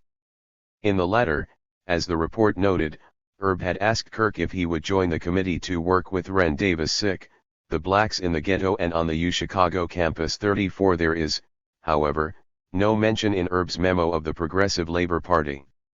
On the whole, the story Kirk tells is intriguing, suggesting some type of organizational interpenetration between the Ad hoc Committee for a Marxist-Leninist Party and the Progressive Labor Party. Given the similar line of the two groups, i.e. anti-revisionist, anti-Soviet, pro-Chinese, this is not surprising. What is surprising is one group is real, the other a concoction, albeit one apparently with recruits oblivious to the group's origins and true mandate. The Ad hoc Committee's P.O. Box. Copies of the AHC bulletin contained a Chicago post office box address at the bottom of the newsletter. Unfortunately for anyone writing to the AHC, their correspondence was not going to the proto-Maoist group. This can be seen in the following extract from the file of someone who naively responded to an AHC ad in a left publication. See document 4. Confidential informant T1, who has furnished reliable information in the past, advised that on November 8, 67, date, that the captioned individual was in current communication with an organization which circulates communist literature which is anti-revisionist and anti-Soviet Union, but which espouses a Marxist-Leninist line of the Communist Party of China. 35. The file entry included two attachments: the letter to the ad hoc committee requesting literature advertised in the National Guardian, and the envelope the letter was sent in. The FBI memo included a notation that a determination needed to be made about whether or not to open a security investigation on the person requesting the material. Apparently anyone writing to the ad hoc committee for a Marxist-Leninist Party was actually writing to the FBI, who in turn assumed the writer was grist for a new security investigation. AHC and the Weatherman. A further sense of the utilization of the AHC can be seen in UC Maryland professor Arthur Eckstein's book on the Weatherman.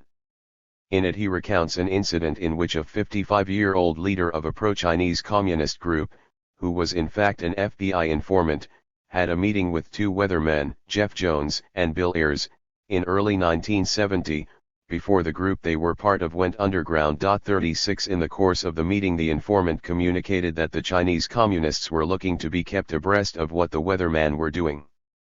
In return, Eckstein writes, the weathermen sent greetings to the Chinese Communist Party.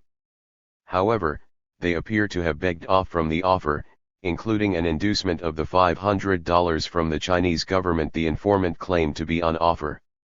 Significantly, the report of this meeting appears in a document called History of Radical Political Thought authored by Herbert K. Stallings. All of which suggests the middle-aged Maoist, who was in fact an informant, was likely doing the work of the ad hoc committee, attempting to get intelligence from the weatherman under the guise of setting up a link with them and the Chinese. When asked about this incident many years later, Bill Ayers said he did not remember the meeting or anything of the kind. 37 Who this Maoist was is unclear, but he does generally match the description of the FBI's Herb block. It is unknown how David Sullivan, the former RU/RCP coder who investigated this matter, obtained that particular memo, though the most likely explanation was that it resulted from an early Freedom of Information request. What is most striking about it, however, is its total lack of redaction, suggesting whoever released it was not aware of what they were releasing. In all this, a fuller explanation awaits further evidence. What exactly the ad hoc committee engaged in during its 20-plus-year history remains largely a secret. The initial request for records under the Freedom of Information Act indicate that it will be several years before fuller information is released. This was followed up by a letter from the National Archives reversing that timetable and instead saying that the file must be withheld in full because it would disclose techniques and procedures for law enforcement investigations. 38 A subsequent request, which included evidence that the AHC operation had already been made public via the Freeman file, was more forthcoming. The Ad Hoc Committee for a Marxist-Leninist Party is in fact the subject of this file. The main file comprises 62 sections and has an estimated 15,500 pages, compiled as part of a security investigation conducted by the FBI between September 1964 and December 1984. In addition, there are also numerous enclosures and bulky exhibits associated with the file. 39. There are also regional files for the AHC, including a Chicago file that the National Archives reports is 17,500 pages long, which contains 56 sections, 31 subsections, and covers the period January 1965 through December 1980. There is, in short, a massive amount of information on the AHC waiting to be analyzed, though it will be many years before it is fully available. 40 Fortunately, certain elements have already been revealed, such as in what has been outlined above and in relation to material obtained on Leibel Bergman. The Ad Hoc Committee and Leibel Bergman. Leibel Bergman was a longtime member of the Communist Party, having joined the group in 1937, and long a subject of FBI attention. After he left the party, he continued to attract a great amount of government scrutiny. For example, he had defiantly testified in front of the House Un-American Activities Committee in 1960 and had been considered for indictment under the still operative Smith Act, this before traveling to China to live between 1963 to 1967 at the height of the Cultural Revolution. Because of this and his ties in China, he was considered a Chinese communist agent by the U.S. government. When Bergman returned to the United States, he joined with a number of Communist Party and Progressive Labor Party veterans, as well as a grouping of young radicals, to found the Maoist organization the Bay Area Revolutionary Union, later named the Revolutionary Union. 41 The level of attention on his activity in regard to the Baru or RU was extensive. Yet, while Bergman's FBI file is by all estimates the largest of any of those requested in researching the Revolutionary Union/Revolutionary Communist Party, to date little has been released. As a result, there is very little information available on Bergman before the RU period. There are some notable exceptions. For example, he shows up in the files of FBI informant Richard Aoki, documenting his relationship with the Progressive Labor Party. One report from 1962, from an informant identified only as SFT-31, says that Bergman spoke at a Bay Area Progressive Labor BAPL meeting and identified himself as chairman of the BAPL movement. That same report, this time referencing an informant SFT-67, reported that in the period between June 1959 and December 1962, Bergman had been charged with factionalism inside the PUSA. As a result, he had been barred from holding an official position. The report also notes that in May 1964, Bergman and Lawrence Harris, who would co-found the Revolutionary Union along with Bergman and others, have quit the BAPL. 42 What this makes clear is that Bergman was being watched during his brief tenure in the Progressive Labor Party. Given the FBI's initiative in the ad hoc committee, Bergman and Harris would have been well on the radar in regard to those efforts. Exactly how well is yet to be revealed. The first specific mention we have of Bergman and the ad hoc committee for a Marxist-Leninist party comes in June 1968 in a report on Bergman and possibly Chris Milton, an early RU member who had lived in China as a teenager in the mid-60s. 43 That report is concerned with efforts to help draft resistors get to Canada. It is unclear exactly why the AHC is listed on the send-to-file routing information at the bottom of the report, but it does establish a connection between Bergman and the FBI and the AHC just at the point that the RU was forming. More directly, however, we have the following contained in the FBI file of one of the original RU members, Robert Fitch. Bergman has stated that he is in contact with a clandestine, pro-Peking group within the PUSA, in Chicago, which group has established contact with a similar group within the CP, Soviet Union. Bergman speaks highly of the Chicago group. 44. Here, not only is the group claiming to be working within the PUSA, but claims it has ties with Maoists in the Soviet Union itself, an intriguing claim that unfortunately is not further elaborated on. By 1971, it is fully established that Bergman is interacting with the AHC, which he believes to be a legitimate entity. A March 1971 memo bears the instruction, in all caps, that no mention of the ad hoc committee should be made in reports or communications for dissemination to outside agencies. While most of the memo is redacted to the point of meaninglessness, there are two exceptions. On the second page, again in all caps, it outlines how. In view of the fact that Bergman is an extremely important person and his relationship with the ad hoc, which is a very sensitive counterintelligence operation, is a trusting one, New York and Newark are requested to exercise discretion in any of the cases concerning the above. 45. The only fragment of discernible content has to do with Bergman's views on the Black Panther Party. Specifically, Bergman tells whoever supplied the FBI with information for the report, i.e. an informer, that black people need a revolutionary party, but that the Panthers don't have it. A far more revealing memo of the trusting relationship Bergman had with the AHC is contained in the file of Bergman's partner and wife, Vicky Garvin, from November 1973. Again, it is headlined with the caution that the following information is not to be used in any report, because it would identify sources involved. 46. What follows is an extensive report on what appears to have been a dinner party between Leibel Bergman and Vicky Garvin and two friends from Chicago. Among other things Bergman discusses with his guests is the current state of the Revolutionary Union, the challenges it was facing, and the problems it was confronting. He also discusses difficulties he is having with a black comrade in the RU leadership who he worries might be working with law enforcement, of which more later. At the conclusion of the report, we learn of Bergman's views on the Communist Party USA in such a way to suggest the person he is talking with is quite familiar with that group, if not a member themselves. It is an extremely revealing exchange. Bergman demonstrated a good deal of knowledge with respect to party activities, and an intensive discussion ensued on the internal problems such as the Jewish and black questions. He was, however, not too current on changes within the party and specifically asked source to furnish him reports from redacted. At one point he asked source what PUSA claimed its membership to be. Source said 14,000, to which Bergman replied maybe 10,000 but certainly not 14,000. Bergman mentioned he had been called by CP theoretician Herb Aptheker, but refused to talk to him. 47.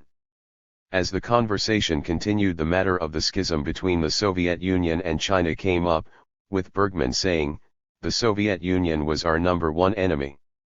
He then told the informant, since redacted the informer is the only one who has access to internal PUSA information, it is especially important that redacted he remain within the party. By implication, Bergman affirmed the correctness of the redacted informant's role. 48.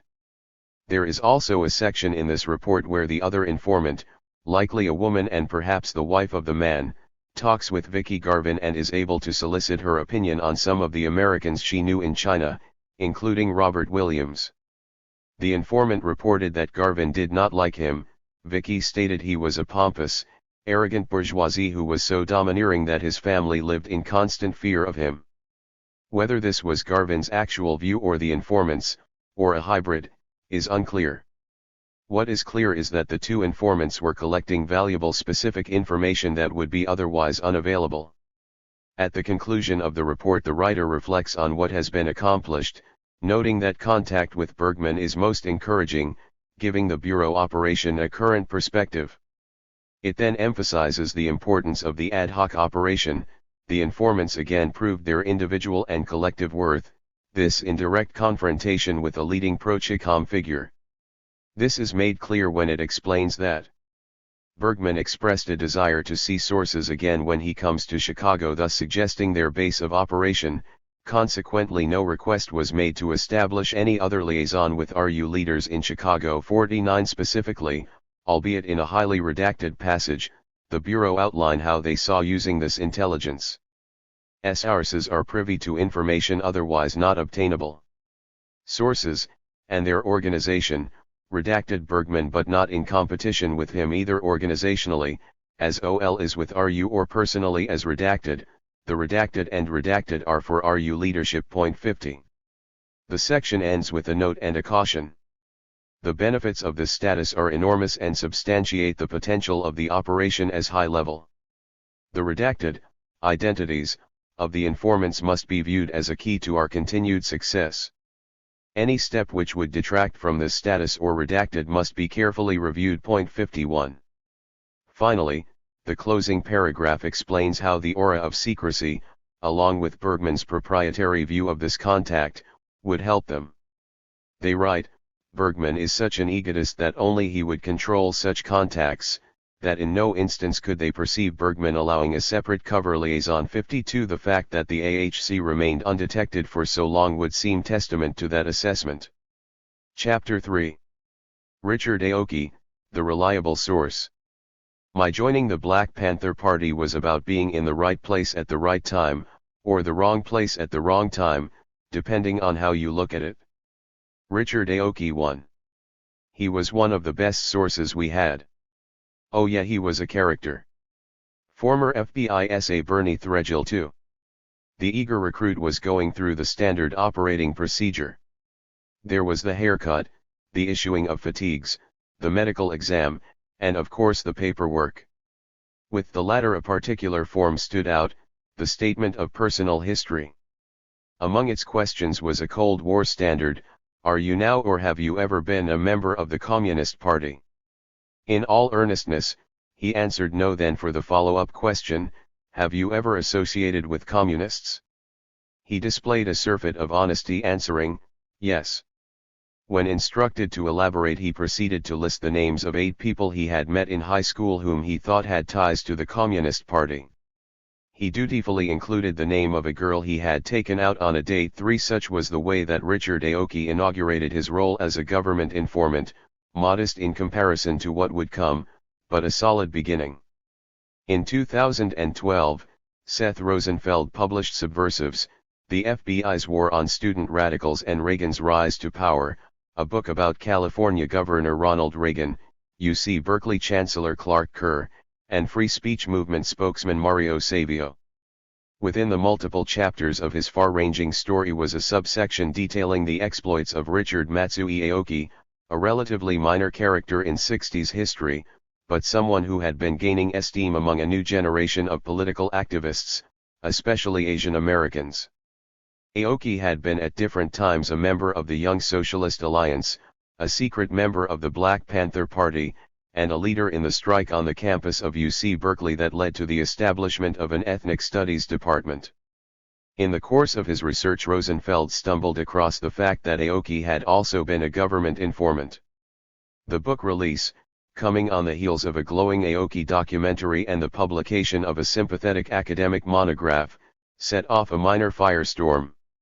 Among Aoki's friends and old comrades there was a wave of outrage. His defenders argued that it could not be true.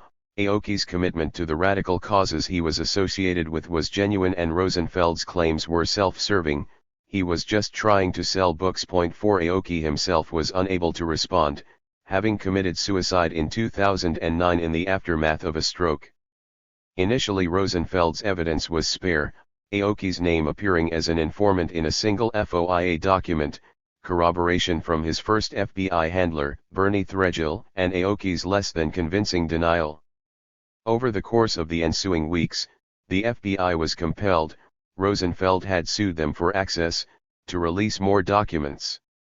Those documents came in two significant sections, the first a release of 200 pages within weeks of the book's release, the latter a release of thousands, coming months later.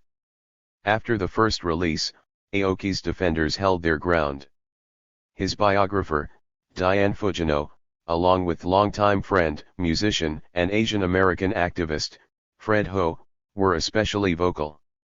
Ho was more unilaterally dismissive of the evidence, while Fujino was a bit more careful, saying that rather than take the FBI files at face value, the files require more scrutiny. 5 With the release of the full Aoki informant file, which totaled well over 3,000 pages, the defense of Aoki gave way to defensive statements along the lines that perhaps Aoki was an informant, but that his allegiance over time had shifted.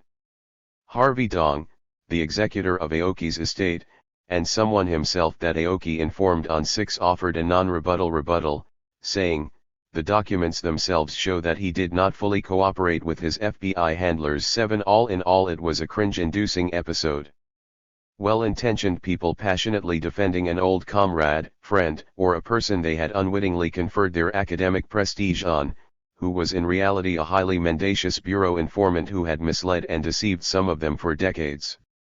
Amid the controversy of is he or isn't he, an important opportunity was being missed. Here was an informant who had operated for 17 years, penetrating some of the most famous organizations of the 60s. Now there was documentary evidence laid out in meticulous detail, available for all to see, and it needs to point it out that even without the released FBI material, there were glaring contradictions in Aoki's own narrative, yet instead of welcoming the chance to get at the truth, it was opposed with not a little success by arguments that aimed to freeze the Aoki myth to the time before the revelations. The making of an informant. Richard Aoki's early life started with a stark rebuke from the United States government. At the age of 4, he along with his brother, mother, and father were interred at Topaz, Utah in the spring of 1942, as a result of Franklin Roosevelt's Executive Order 9066 that mandated the deportation of Japanese Americans in military areas of the United States to concentration camps. 8 This would have a lasting impact on Aoki. In 1945, on release from Topaz, Aoki moved with his father and brother. Their mother and father had separated in the camp, and settled in Oakland, California. It was there that Richard attended Berkeley High School and met some of the people that would ultimately lead him in the direction he took. According to Aoki, one of the most important experiences in his life was his time spent in the U.S. Army. It is also a time about which he was significantly, and demonstrably, deceptive. Counter to his radical persona, Aoki, even later in life, expressed affection for the U.S. military. He had enlisted in the Army while still in high school, but had to wait on active enlistment until he graduated. While he signed up as a medic to mollify his parents, he secretly planned to transfer to the infantry. I wanted to be a career soldier, I wanted to become the first Japanese American general in the United States Army. 9 Like many other aspects of his time in the Army, how he planned to become a general when he had enlisted, not as a full-time soldier, but in the reserves, is not something he explained. He does offer an explanation about why, after 8 years, he decided to leave. In his telling, it was because of the stories he was hearing about Vietnam.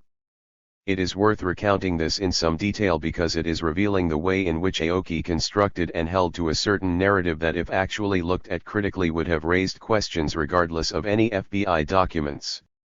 As Aoki described things in a 2008 interview, I began talking with buddies that were coming back from Vietnam in the early stages who had been advisors.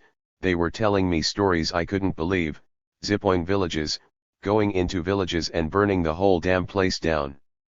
and wiping out women and children, and this was years before my lie, and I said wait a minute, that doesn't sound kosher to me. Point 10. Because of this, when it came time for him to re-enlist, he informed the clerk that he was not going to sign up for another 8 years.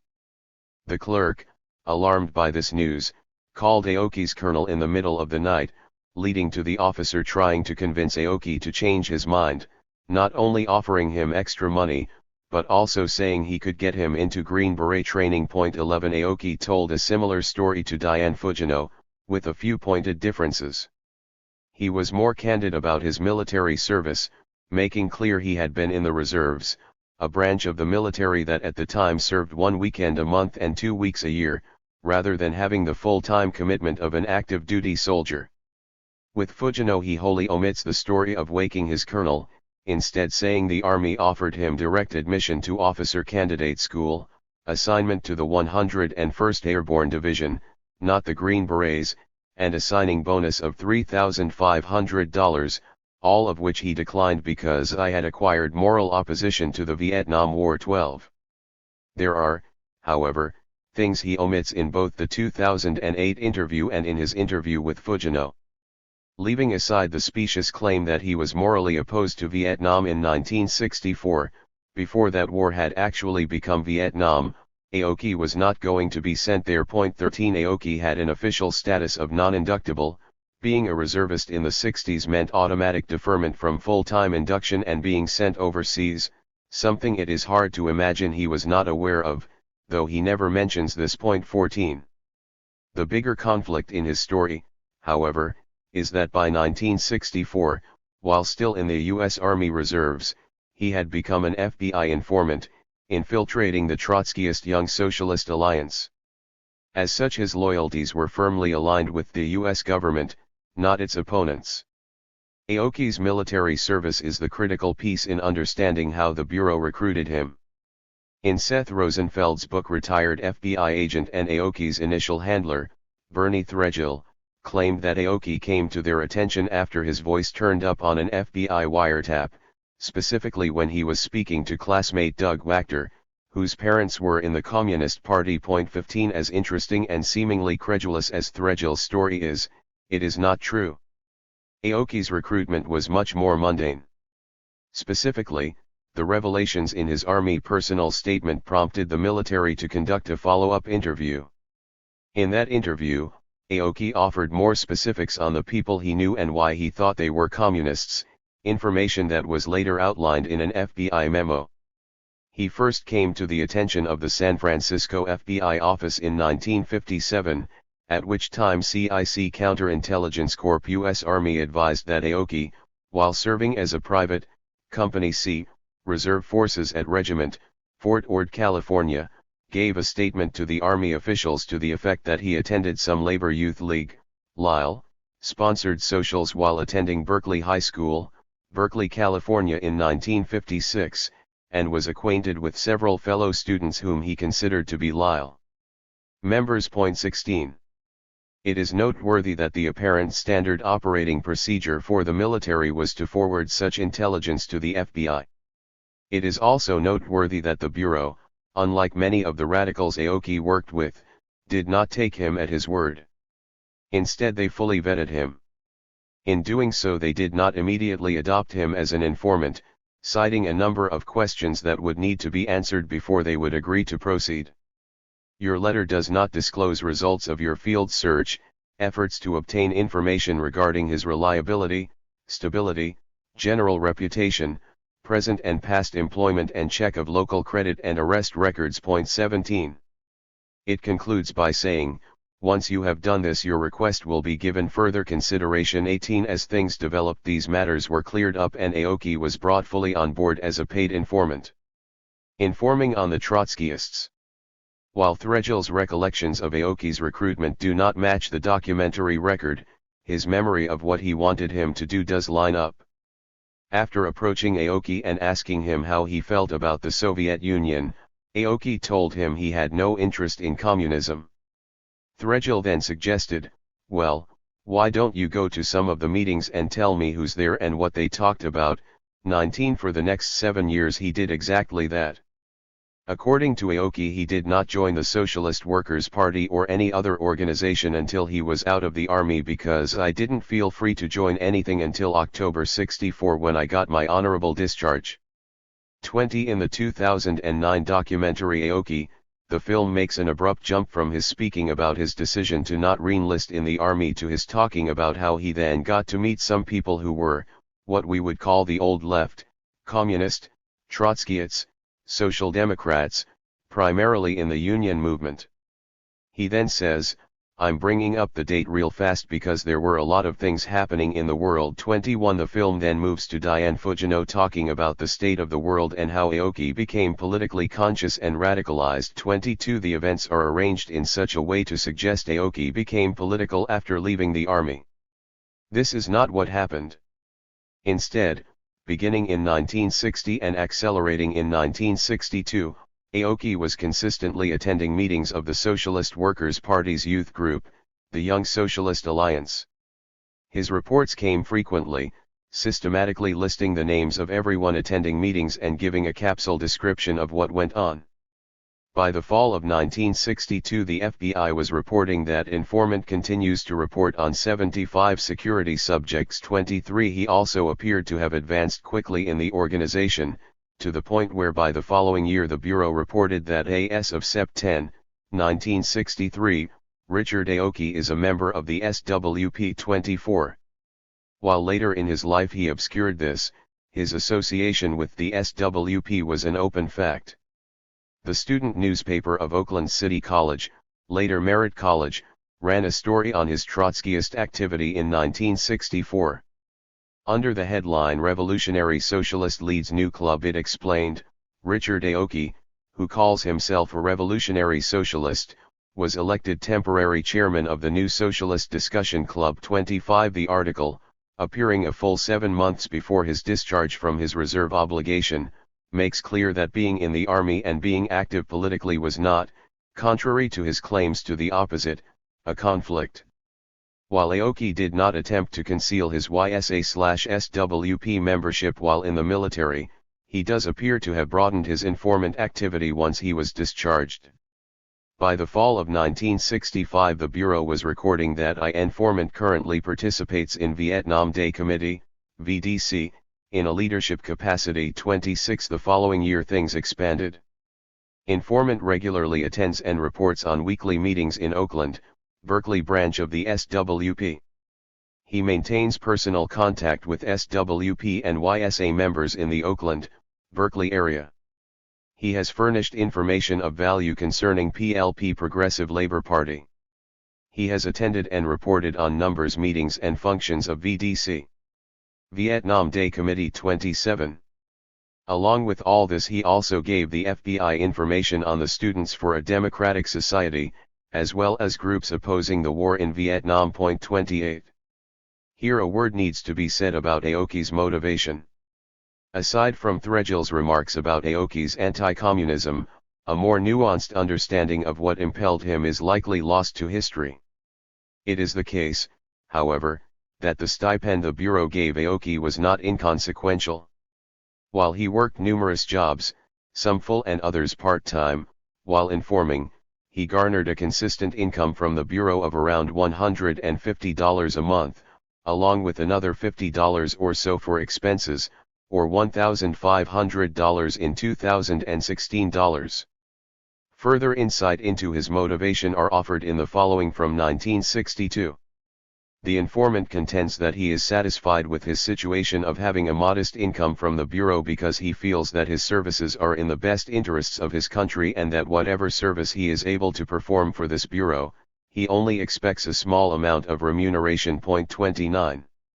While money does not appear to have been the primary motivation, it did subsidize his career aspirations in attending college, but the main drive appears to have been the desire to do something patriotic, along with stoking his considerable ego, much on display in his myriad interviews. Nonetheless, his tenure in the Socialist Workers' Party does not seem to have been smooth.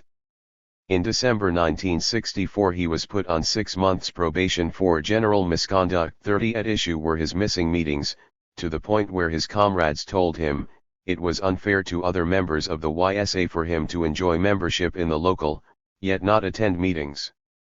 Aoki claimed that his job, which ran from 4 p.m. to midnight, 6 days a week, was the reason.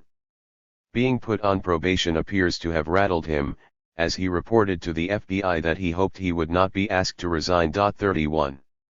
Despite the missed meetings, he was still cataloging a fair amount about the Trotskyists. One FBI review notes that he had passed on information on 55 security subjects in the San Francisco Bay Area. Among them were members of the Trotskyists group he was part of, as well members of the Communist Party youth group, the WEB, Dubois clubs and the Afro-American Student Association. 32. All the while he did this, however, he maintained his goal of moving his academic career forward. Informant claims that he is saving a considerable amount of money, which he is earning at the present time, and after another semester at Merritt College he hopes to be able to discontinue his current employment and enroll at the University of California, UC, Berkeley, for his last 2 years of schooling. Informant feels that once he is enrolled at the UC he will be in a good position to assist the Bureau in its investigations of any subversive elements. 33. Aoki did eventually enroll in UC Berkeley, which would come to be fateful in numerous ways. Before then, however, his membership in the SWP would end and he would briefly become part of one of the most prominent radical organizations to arise in the United States in the 60s. Informing on the Black Panther Party. To the degree he is known today, Richard Aoki is seen as one of the few non-black members to have joined the Black Panther Party for self-defense, later the Black Panther Party. While there is firm evidence of his having been involved in the origins of the group, specifically through his friendship with Panther founder Huey P. Newton and his acquaintance with Bobby Seale, the nature of his membership and activity with the Panthers beyond that is shrouded in mystery, mythology, and exaggeration, all which serve to obscure his actual role. In Subversives, Rosenfeld writes that Richard Aoki armed the Black Panthers. Quoting Aoki, he writes, "I had a little collection and Bobby and Huey knew about it, and so when the party was formed, I decided to turn it over to the group." Likewise, Rosenfeld recounts how Bobby Seale in his 1971 History of the Panthers describes how there was a Japanese radical cat that had guns for a motherfucker. 34. Rosenfeld's news hook made for good headlines, but did not really break much new ground on the matter of weapons and the early Black Panthers. The group's raison d'etre was its armed patrols. Aoki handing over weapons, at Newton's request, along with Newton and Seale fundraising through selling quotations from Chairman Mao Zedong, the Little Red Book, was how they initially were able to obtain arms for these patrols. It also needs to be noted that in conducting these patrols they were operating within the law, utilizing a legal loophole that allowed the public carrying of firearms. This was before passage of the Mulford Act, a law that the Panthers protested, vaulting them to national attention with their armed protest in the state capitol in Sacramento in 1967.35. In other words, things appear to be what they were, the guns were needed and were used for patrolling the police. In fact, Seale recounts Aoki's resistance to their using guns, explaining that his reaction to the patrols was, "You're gonna get your goddamn asses killed," suggesting Aoki made the loan with reservations. 36. Saying that, Aoki's military mindset, which he promoted among the Panthers, was highly problematic for a radical organization, making them more vulnerable to counter moves by law enforcement. In one interview Aoki bragged that, "I'm somewhat responsible for the military slant to the organization's public image." 37. Aoki himself loved guns, in a way that was either ignorant or reckless. In one interview toward the end of his life he gleefully recounts how while in the army they let him fire a particularly powerful weapon and says, "I almost had an orgasm."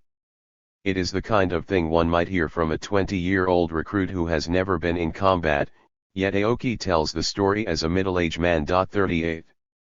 It is also clear from the documentary record that Aoki played at least a consultative role in the initial politics of the Panthers.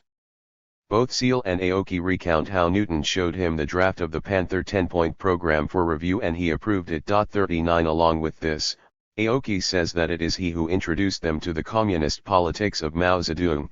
He Maoist twist, I kind of threw that one in. I said so far the most advanced Marxists I have run across are the Maoists in China. 40 His FBI file tends to back up the claim.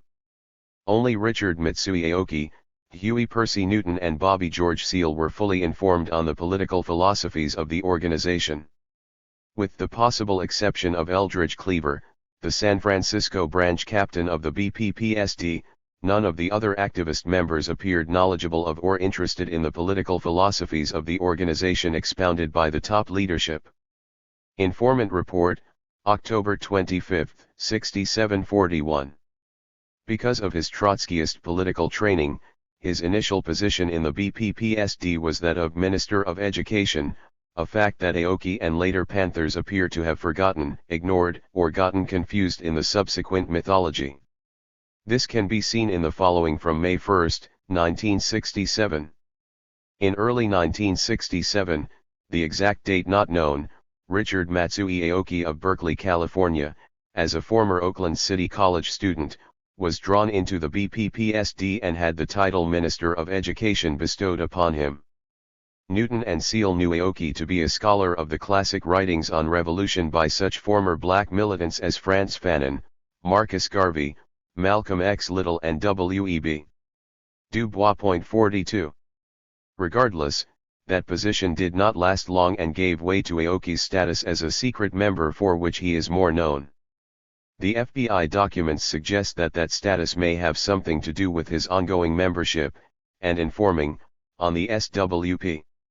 In talking with Diane Fujino, with whom he was more upfront about his SWP membership, Aoki claims that his SWP leaders were stunned by what I was doing as a member of the BPP. They went into executive session, came back, and said that I would be asked to be placed out of my assignment as the resident on the Negro question. They wanted me to work on something else. 43. When asked why, they told him that it could lead to some heavy-duty stuff, and then if my SWP membership is revealed, it might not reflect well on the SWP. In other words, the group wanted distance between themselves and the BPP organizationally and politically. As a result, according to what he told Fujino, he went to Huey Newton and told him about his conundrum. Newton in turn told him he had no problem with him being in both the Black Panther Party and the Socialist Workers' Party. Given that the SWP was telling him he could not be in both, Aoki then claimed, I wrote my letter of resignation and hand-delivered it to the SWP leadership. 44. As with many of Aoki's stories, this does not appear to be what actually happened. Instead, the FBI reports show Aoki attempting to keep a foot in two different doors. Specifically, in June 1967, the FBI was reporting that Aoki had been suspended from SWP and he was working to get reinstated, and doing this by cutting his ties with the Panthers. Informant has been ordered by the SWP organizer to resign from SWP and the executive committee of the Oakland-Berkeley branch of the SWP. Informant has complied with these orders, which were given by the organizer because he feared that Informant might be arrested, as have many other members of the BPPSD. Informant was also ordered to slowly decrease his activity with the BPPSD. Informant is in the process of complying with this instruction. Informant has been further instructed to attend classes and functions other than business meetings of the SWP. Informant is to remain close to and in contact with the SWP organizer. SF 2496-8. The FBI code assigned to Aoki's informant file anticipates that he will be reinstated as a full-fledged SWP member in the fall of 1967.45. As for Newton being comfortable with Aoki being in both organizations, that too is suspect. The FBI, writing in April 1967, reported that the Panthers discouraged dual membership and sought not to be identified with the Communist Party USA, the SWP, the Progressive Labor Party, PLP, or any other organizations having left-wing tendencies. 46. Perhaps Newton was making an exception in Aoki's case, one the SWP was not willing to make. He is no longer alive to clarify this. It is, however, possible that Aoki lied to Newton just as he lied to Fujino. As things turned out, it did not matter. Aoki ended up effectively expelled from the SWP anyways and in a diminished role in the BPP. An FBI evaluation in June 1968 reports that Aoki retained the rank of captain in the Black Panther Party, BPP, and that informant functions as a secret member of the BPP. Meantime, his attempts to conciliate the SWP failed and Aoki had terminated efforts to regain entrance to the SWP 47. All of this was done in the context of his informing on the Panthers. One gets a sense reading the Bureau reports of the specific value of Aoki and his serendipitous presence among the Panthers in a period when the Bureau was racing to catch up with the phenomena, before the fever years of the black extremist COINTELPRO aimed at the BPP hit its full stride between 1968 and 1971.48. For example, the following from May 1967 tells of a rally at UC Berkeley. The speakers included Barbara Arthur, who was introduced as co-chairman of the Black Panther Party for Self-Defense, BPPSD. Note, she is not co-chairman but is a member of the steering committee according to Rich Aoki. She spoke about the facts surrounding the death of Denzel Dowell. 49. Here one sees Aoki offering a corrective for the Bureau about the leadership structure of the Panthers, something that could not be garnered by just sending an agent out to listen to speeches. Aoki also shows up in a report concerning Huey P. Newton. Specifically right after Newton had been arrested for a confrontation with police, which ended with the killing of Oakland police officer John Frey, leading to Newton's jailing and trial for murder. In the wake of the shootout, the FBI was trying to determine who owned the car Newton had been driving. While they knew the vehicle was registered to Laverne Williams in Oakland, they did not know why Newton had access to that particular car. The answer came in intelligence supplied by Aoki, who reported that as of October 1967, Huey Percy Newton was living with Laverne Edith Williams at 5939 Telegraph Avenue, Oakland 50. All in all, the Bureau was happy with what they were getting, writing that Aoki has materially assisted the Bureau in keeping abreast of developments with this notorious organization. In turn, his intelligence was disseminated to local law enforcement agencies and deemed of considerable value. 51. It seems fair to conclude that without the information supplied by Richard Aoki, the FBI would have had a less clear picture of the Black Panthers and their leadership, especially in the critical formative period of the end of 1966 into the fall of 1967, before there were other informants in place to pick up the slack. As is clear in the history of the Panthers, the information the Bureau collected went hand in hand with an unprecedented repressive onslaught leveled at that organization. Strike for ethnic studies at UC Berkeley. For all the focus on Aoki as a member of the Panthers, it appears his most active tenure there was short and his commitment spotty. By early 1968, little more than a year after the Panthers formed, he appeared to be moving on. The description of his activity in February 1968 suggests he was redirecting his efforts toward activity at UC Berkeley, where he was going to school. Informant is a member of the Executive Committee of the Tricontinental Progressive Students Association, PSA. He is liaison representative of PSA to the Afro-American Student Union at the University of California, Berkeley. As a former Minister of Education and retaining the rank of captain in the Black Panther Party, BPP, Informant functions as a secret member of the BPP. Informant continues on the editorial staff of the magazine, Black Politics. He reports on activities of members of the SWP, YSA, and members of student Black nationalist and New Left organizations at the University of California, Berkeley. 52. He continued to keep the Bureau apprised of the BPP, literally phoning it in some cases. Thus we see in a report from April 1969 that a man who identified himself as Richard Aoki called the BPP national headquarters and asked for Panther leader David Hilliard. Hilliard was not in, but he was able to speak with June Hilliard, David Hilliard's brother. The reason he called is that he wanted to know whether Bobby Seale was going to turn himself in. 53. Aoki says of this period that he had been working on life and death issues with the Black Panthers and I was getting tired out by the political stuff by then. 54 More probable is that his ardor for informing was waning as his academic career approached a new phase. In actuality, the entire course of his tenure as an informant coincided with either attending or making plans to enroll in college. Now, having received his bachelor's degree in sociology, he was matriculated in a master's program in social work at UC Berkeley. 55. As things developed, however, he again found himself in the right place at the right time. Specifically at ground zero of what would turn out to be the longest and most violent student strike in UC Berkeley history. The focus of the strike was the demand for a Department of Ethnic Studies. 56. The UC strike occurred in the wake of a similar confrontation at San Francisco State, an outpouring that had been met with especially harsh government and police repression. At the center of the UC Berkeley strike were four groups: the Afro-American Students Union, the Mexican American Student Confederation, the Native American Students United and the Asian American Political Alliance, who joined in the umbrella organization, the Third World Liberation Front, or TWLF. 57. The TWLF in turn had a leadership consisting of Manuel Ruben Delgado, Jim Nabors, Leonard Means, and Richard Aoki.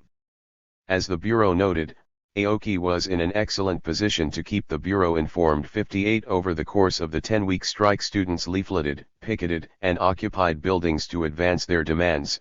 The university in turn repeatedly called out the police, leading to escalating confrontations and violence. A flavor of events comes through in one FBI report describing how a demonstrator threw a homemade tear gas canister into a group of law enforcement officers in front of Sproul Hall. That was not particularly unusual for the time. What was the fact that the police were not wearing gas masks and the tear gas caused both officers and demonstrators to disperse quickly. 59. Things escalated to the point that toward the end of the strike, California Governor Ronald Reagan dispatched the National Guard to campus. 60. As a result of this, the strikers and especially their leaders were targeted for disciplinary action by the school, along with facing arrest. What jumps out in this is how Richard Aoki, a known and visible leader of the strike, was relatively immune from arrest and punishment. In discussing this period, Aoki presents things in such a way to suggest he was arrested multiple times. Thus we hear vague assertions such as during a period of time when about 100 of us were arraigned, or another time when we were arrested, and I remember one time I got thrown in jail. 61, emphasis added. Rather than multiple arrests, however, Aoki appears to have been arrested only once, and in that instance he was not punished. In contrast to Aoki's sketchy memory, fellow strike leader Manuel Delgado is much clearer. In his memoir he recounts how he had been arrested 4 times during the strike and Jim Nabors had been arrested 3 times. Leonard Means and Richard Aoki were both arrested only 1 time. 62. Diane Fugino's conversations with Aoki, which now have the value of putting him on record on a number of things, included a discussion of his arrests during the strike. In discussing this she picks up on contradictions in his account to the point of researching the matter, but relegates any skepticism to footnotes rather than follow-up. Thus regarding his claim to multiple arrests, she writes, "It's difficult to verify the number of times Aoki was arrested during the strike. No other arrests of Aoki are mentioned in local newspapers. Misdemeanors remain on court records for only 7 years, plus Aoki indicated that his criminal records were sealed. No felonies were listed under his name in the Alameda County Court records. 63. The obvious question would seem to be why Aoki, unlike Manuel Delgado, could not recall something as eventful as how many times he was arrested. That said, the reason Fugino could not find any arrests beyond the one, felony or otherwise, is because there weren't any. The background check the FBI conducted in 1961 showed that up to that point, he had never before been arrested. The only thing they uncovered was a speeding ticket. 64. As for his claim that his records were sealed, that itself should have raised the question, why? The one arrest Aoki does describe, his only one during the strike, has its own unexamined peculiarities. He says that he was thrown into a holding cell with a group of 30 men and that the bailiff on depositing him there said, "Here is an Oriental Communist student from Berkeley," the implication being he was trying to rouse the prisoners against him. 65 Aoki then explains how he turned this provocation around by talking to his cellmates about his radicalism. He then, for reasons he does not explain, says that when lunch came, I started a little ruckus over food. They threw me in solitary, the hole. Leaving aside Aoki's claim of being put in the hole in a county lockup while awaiting arraignment, is there such a thing? What is not interrogated is why, given everything that happened that day, did he choose that moment to create a disturbance over jail food? Given we now know he was an informant, an obvious explanation is that he was trying to get away from his fellow prisoners in order to call his FBI handlers. Richard Aoki being arrested at the entrance of UC Berkeley, February 18, 1969. Credit, Lonnie Wilson / Oakland Tribune. Oakland Tribune Company, copyright 2016, all rights reserved. Fortunately we have more than Aoki's words as insights. Specifically we have the FBI, who were very concerned with the arrest, telling their agents to closely follow the informant's arrest on 2/18/69 and to ensure that he does not disclose his relationship with the Bureau and to ensure that his informant status is not compromised. They also give, or restate, his marching orders for his behavior during the strike. Ensure that informant clearly understands that he is not to initiate or participate in activities which result in personal or property damage and should not place himself in a position where he is subject to arrest if at all possible. While it is realized that informant must openly associate with elements seeking to promote agitation in order to be in a position to obtain information concerning planned acts of violence, you must be constantly alert to balance informant's activities in this regard against the undesirable results of having informant actually participate in such violence and thus leave himself open to prosecution. 66. This further confirms this was Aoki's only, and likely unintentional, arrest during the strike. Beyond that, it shows that the Bureau wanted their informant free of legal constraints that would compromise his ability to be an informant. Beyond Aoki's arrest during the strike, there is one other area rife with contradiction, specifically his treatment by authorities in the aftermath of the strike. The short version is this: Aoki got a full pass. His comrades were not as lucky. Leonard Amines was suspended from UC Berkeley for 2 semesters, while Jim Nabors and Manuel Delgado were expelled. Aoki, as we learn in another footnote in Fujino's book, was not punished. 67 Specifically, Willis A. Shotwell, the coordinator of facilities and regulations, wrote a letter to the Committee on Student Conduct about Aoki's case and found insufficient evidence to make a finding of guilty, no penalty. 68 Aoki, the chair of the Asian American Political Alliance, an iconic leader and one of the strike's fiercest advocates, came out the other side with his academic career at UC Berkeley fully intact. Aftermath. After the strike ended, Richard Aoki was awarded his master's degree in social work and was beginning his transition to working in academia. In turn, he was giving less of his time to the Bureau. SF 2469R has just obtained a master's degree in sociology at the University of California, Berkeley, UCB. He has been active in the formation of a new Department of Asian Studies at UCB and expects to obtain employment by the university as an assistant program coordinator for the new department as a lecturer. Due to the demands of his academic pursuit, the informant furnished little information subsequent to April 15, 1970.69. According to Aoki, he was burned out. I was on automatic pilot. Academically, I was on my way to completing the requirements for my master's degree. Then the big split in the BPP hit. I'd been away from the party and I didn't see it coming. Then I had my personal life and plans. 70. Aoki's story is again contradicted by actual events, specifically that the split in the Black Panther Party was still a year in the future, when Huey Newton and Eldridge Cleaver publicly feuded in March 1971 after Cleaver confronted Newton via telephone during a TV taping. 71 Beyond that detail is the odd fact that Aoki, who claimed to be a radical of the First Order, effectively retired from the revolution in early 1970, hardly an ebb year of political struggle. Regardless, from that point on his reports dwindle from a trickle to a drip, albeit a wide-ranging drip, consistent with how deeply he had ingratiated himself among movement forces in the Bay Area. One of his last FBI progress reports gives the sweep of this. In July 1975, information on whereabouts of AIM activist Roland Knox and BPP member Paul Morgan. In September 1975, information on current activity of former BPP Minister of Finance Melvin Newton. Evaluation of current leadership of BPP. Information on whereabouts and activity of Sharon Cap Lehman, an above-ground supporter of Prairie Fire Organizing Committee. In October 1975, information on whereabouts and occupations of two former BPP activists. 72. The report also noted one other particular disturbing development.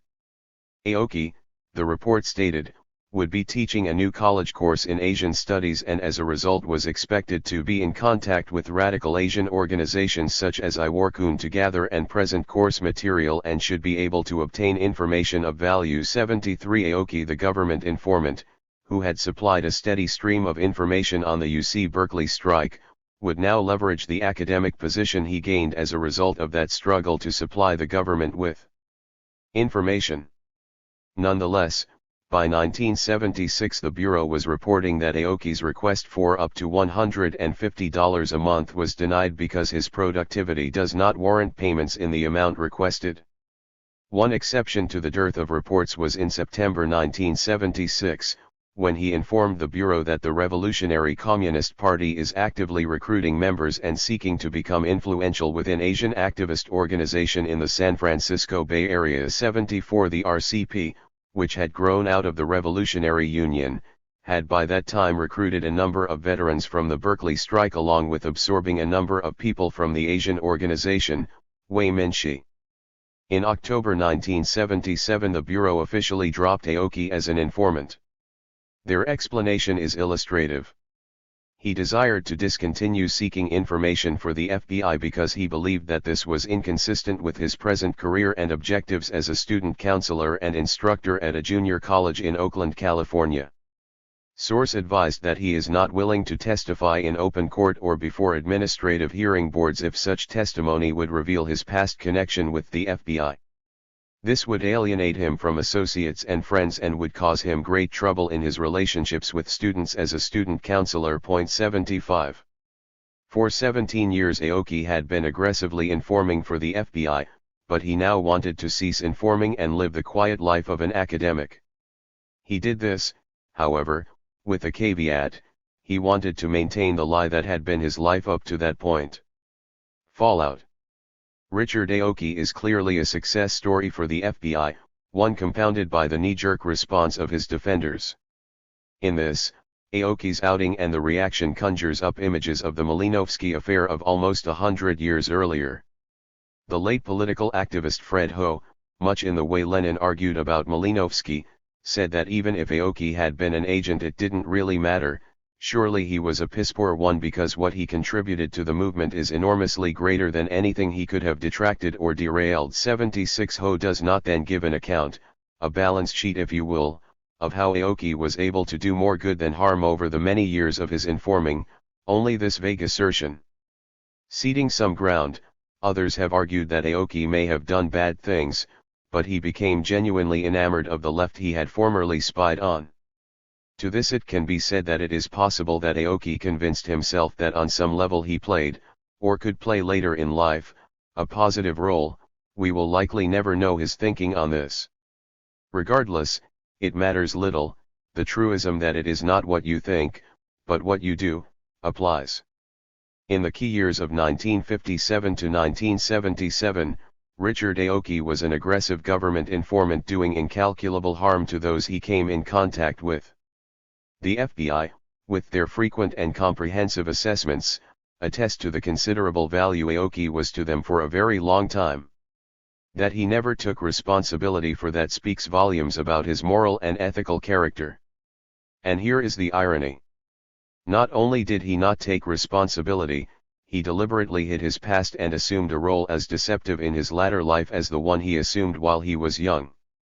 In turn he made a mockery of those that rose to defend him, many of whom were actually deserving of the respect he claimed for himself. Chapter 4. The Infiltration of America's Maoists. Betty Goff also recommended that instead of taking a person into the RU too quickly, the individuals should be worked with for a period of time and then this person should be discussed with the collective before he is admitted. The local exec approved this. FBI report of RU Local Executive Committee meeting on recruitment 1. I became a member of the Revolutionary Union in an effort to further my husband's position into a higher leadership body of the organization so that we could acquire more information, so I allowed him to recruit me, in other words. Bureau informant Betty Goff, testifying to Congress 2. Sometime between February and March 1968, the Revolutionary Union, a pro-Maoist group, was formed in the Bay Area. It would be a group the FBI would dedicate an incredible amount of attention to over the course of the next 10 years. The RU cohered some of the most talented radicals in the Bay Area at the time. It aimed at nothing less than assuming the role of the pro-Chinese representative in the U.S., a mantle the Progressive Labor Party held, but by 1968 it was beginning to renounce. The RU, initially known as the Bay Area Revolutionary Union, was an amalgam of Berkeley free speech veterans, ex-Communist Party members, and recent exiles from PLP itself. An early report by the Bureau described the core of the new group, people like Larry Harris, Vern Bonn, Gertrude, and Dick Harris, as old-time Stalinists of the 1930s who believe in and advocate the Stalin brand of communism of the 1930s. These veterans were said to advocate the use of force and violence in general and typify the classic conception of the communist in black coat and slouch hat hiding behind the bushes with a lighted bomb. 3. The Bureau in turn noted the paradox of campus youth attracted to what these veteran communists were putting forward. They advocate a type of communism practiced long before the general membership of the RU were born, and the youthful members consider this ancient history and have no conception of what they are talking about. However, these men have the ability to meet these youth on the youth's level of political awareness. 4. The quickness in which the concept of the Revolutionary Union took hold and then expanded into a nationwide organization was testament to this fact. From Progressive Labor Party to Revolutionary Union. The founding core of the RU consisted of a number of people who had passed first through the Communist Party then through the Progressive Labor Party. Richard Aoki, who had his hand in nearly every aspect of the left in the Bay Area, reported that one of the RU founders, Larry Harris, dropped out of the PUSA in 1959, and by 1964 was the treasurer for PLP in the Bay Area. 5. Aoki also reported in May 1964 that Leibel Bergman, of whom more shortly, and Harris had quit PLP, though no reason is given. 6. Another founding RU member, and later leader of the RU in the Bay Area, Gertrude Alexander, had her own relationship with PLP. Based in Buffalo while she was in the PUSA in the 50s, both she and her husband Richard, Dick, were in the meeting where one of the future PLP founders, Mortimer Scheer, was expelled. At issue in that meeting for Scheer and two others, according to a Bureau informant, was how to deal with compliance of the Internal Security Act of 1950, a measure that strengthened laws against espionage and gave wider latitude for investigations into what the government deemed subversive activities, including the promotion of communism. 7. Scheer put forward a position that the group should circumvent the law by dissolving the PUSA and forming a new organization. The CP's leadership not only rejected that proposal, but also expelled those advocating it. The Alexanders, who questioned Scheer's expulsion, were not expelled themselves, but it marked the end of their tenure with the CP.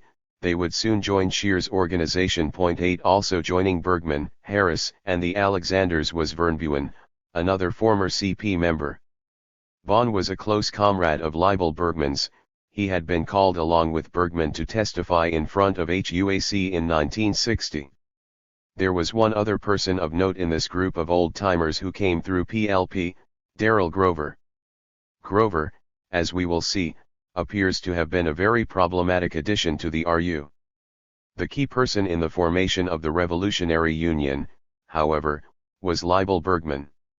Bergman was a mathematician, a forger's helper, father, veteran of the PUSA, and a founding member of PLP.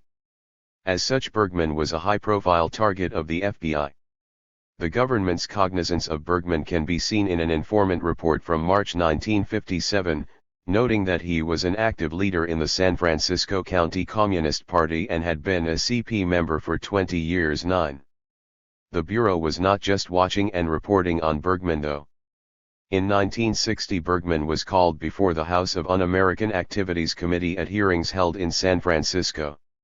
His testimony occurred on the day of the HUAC riots, in reality a police assault on demonstrators, many from UC Berkeley and San Francisco State along with trade union activists and CP supporters. The demonstrators were expelled from City Hall by way of fire hoses, much in the way that fire hoses had been used on civil rights protesters in the South. 10. Bergman, along with Vern Bonn, testified that day. The hearings appeared to be part of a wider effort aimed at Bergman, as seen by a later statement by the FBI agent in charge of the Bergman investigation, David Ryan. When you say Bergman was a possible subject of Smith Act prosecution and referred to the Department of Justice, you are referring back to the period of the prior to 1958, are you not? No. He was under consideration for prosecution under the Smith Act in 1963. And that was a recommendation passed along with the FBI to the department in 1963. It was pending the Department of Justice at the time, I believe. As of 1963? Yes. 11. As things turned out, Bergman had left the country before any action was taken against him, traveling to the People's Republic of China where he would serve as an American expert between 1965 and 1967. 12. The Bureau, however, kept tabs on Bergman, particularly on his return. His reason for returning to the United States was that he had promised his friends, the Chinese, that he would do a job for them, which was the selection of a youth cadre to be trained and held in reserve for China's future utilization. 13.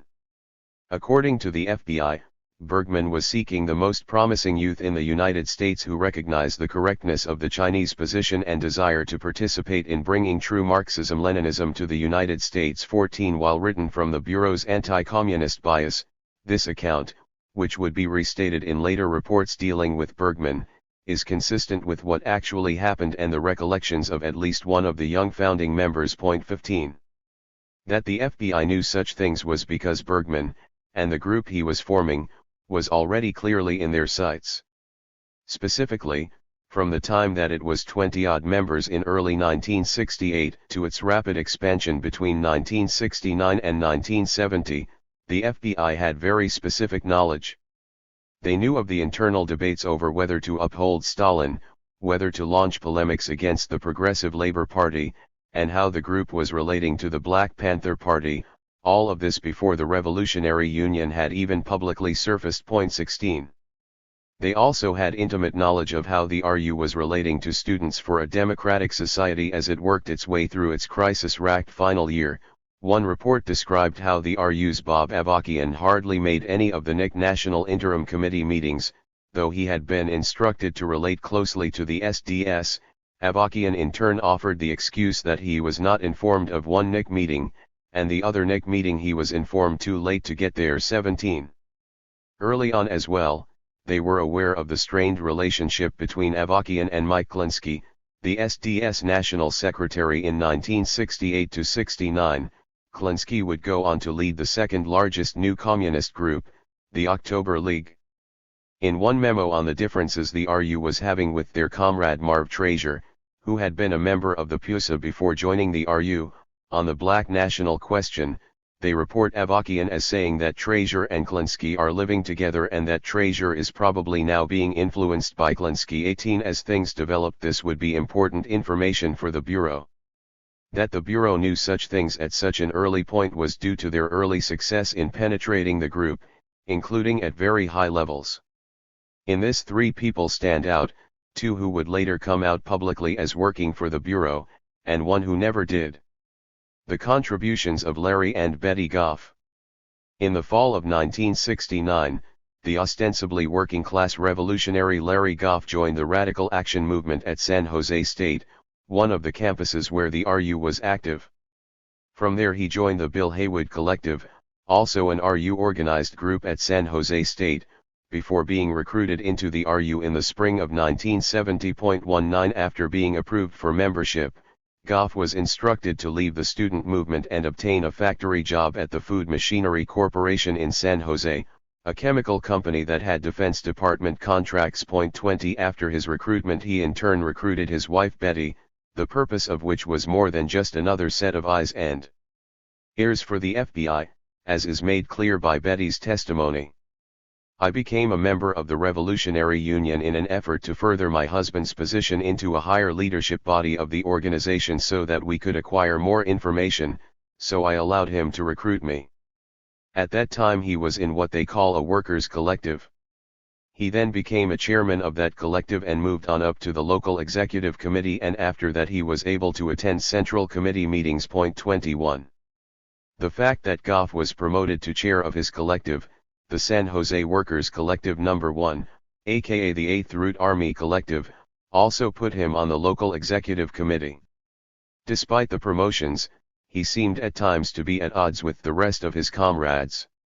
All members present, except Goff, said that the working people that have been interviewed by members of the collective concerning the demonstration against Nixon in October 1970 had stated that they, the working people, wished that they had also been there to throw a brick at Nixon. Larry said that 99% of the people that he talked to at FMC thought that the demonstration was a very immoral act and that they were against it. 22.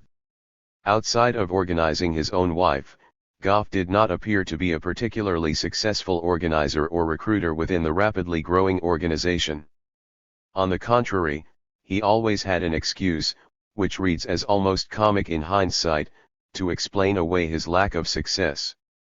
Larry said that the two guys that had been in his caucus at FMC had quit because he had raised their political consciousness to the point where they realized that they were getting screwed by the bosses, so they quit and are looking for work elsewhere. 23. When not invoking the problem of him being so good at his work that he caused setbacks, he also blustered about his need for discretion, saying at one point that he had been labeled a troublemaker and instigator at his company and as a result would have to play it cool for a while. 24. Still, Larry and Betty Goff had something in short supply within the RU, a working class background, which was a key focus of the RU at the time. As internal local exec notes of October 16, 70 put it, the major topic on the agenda was how to proletarianize the organization here in San Jose. Part of proletarianizing the organization is recruiting more working-class cadre and raising them to leadership positions. 25. Interestingly, that same RU document suggested that special consideration be given to women being put in leadership positions. Not surprisingly, Betty, a dyed-in-the-wool evangelical Christian and FBI informant, would be elevated to the local executive only a few weeks after this document was distributed. In many respects the Goffs were made to order for the RU, which in hindsight should have raised more questions than it did. Larry and Betty Goff testify to Congress, October 21, 1971. Credit, Charles Gorey/Associated Press. There was another area in which the RU's ambitions were ripe fodder for the FBI's machinations.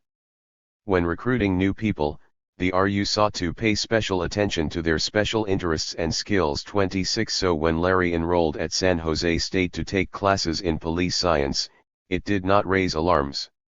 Instead, combined with his proletarian background, it made him the perfect candidate for the local security committee, which he joined in October 1970.27. In this way an informant was tasked with the responsibility of preventing infiltration of the RU. Goff also acquired one other skill.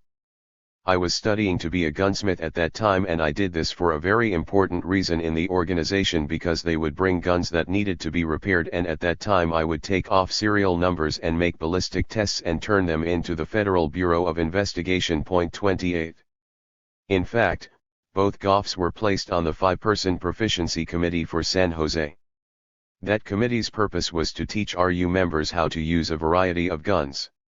Having the Goffs on that committee had other benefits as well. As Betty made clear, we conducted a survey. Everyone had to turn into their collectives a report of how many guns there were in their houses where they lived and what type of weapons they were. 29.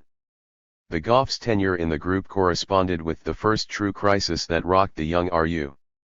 Their presence allowed the FBI a front row seat not only into a critical internal struggle, but the methods the RU dispatched to try and avoid detection. On the morning of a late October weekend, 2 RU members drove a car to the residences of Barry and Mary Lou Greenberg. There the car received a packet containing a map, directions, and security instructions, along with a code word required for admission to the RU Central Committee meeting later that day. Following those instructions, the car drove to San Francisco and eventually gained entrance and settled into the meeting. At this time Bruce Franklin took over the chair. He had one page that they had left out of the main report, which was numbered. People couldn't leave their seats as they got this paper because it had a lot of information in it that, for security reasons, they couldn't take a chance that it would get away. This paper related to guerrilla warfare that all comrades in the organization should be thinking about. All comrades should begin to practice illegal procedures of any type, anything that would be illegal, to overcome their fear for greater and more extensive illegal work. They were supposed to start illegal work. That, in general, was Bruce Franklin's paper. Point 30. The first person to speak in response to Franklin's paper was Larry Harris. He gave a 20-minute speech of why he thought the paper was absolutely insane and was really wrong. 31. The ensuing disagreement would end up splitting the nascent organization into two, and it would send Larry and Betty Goff scrambling to decide which piece to align with. The Goffs after Franklin. The Goffs' behavior throughout the course of what came to be known as the Franklin struggle is illuminating. The prospect of the group splitting into two, one they had invested a good deal of effort in infiltrating and in which they were methodically working their way up in the hierarchy, put them in a difficult position. How would they best serve the FBI as a channel of information given not one, but two organizations to report on? The level of conflict and vacillation comes through in a meeting where Larry's possible departure to the Franklin fragment is debated. During the discussions when Larry Goff was present, Betty Goff strongly backed her husband's position, but when Larry was not present, Betty changed her tune and was against his position. Although she appears to be staying with the RU, Betty appears to have some strong differences with the RU. 32. To address this, the couple employed a Solomon-like resolution. An FBI report from December 18, 1970 describes a meeting of 3 RU leaders, Barry Greenberg, Darrell Grover, and Lybel Bergman, discussing the situation with Larry Goff. Greenberg reported that Goff had done a complete flip-flop and was quitting the RU to join forces with Bruce Franklin. The people meeting agreed that Bergman should attempt to talk with Goff to keep him in the RU, an attempt that proved unsuccessful. 33. All of which is hardly surprising. Bergman was arguing based on political principle while Larry Goff's criteria was something else entirely.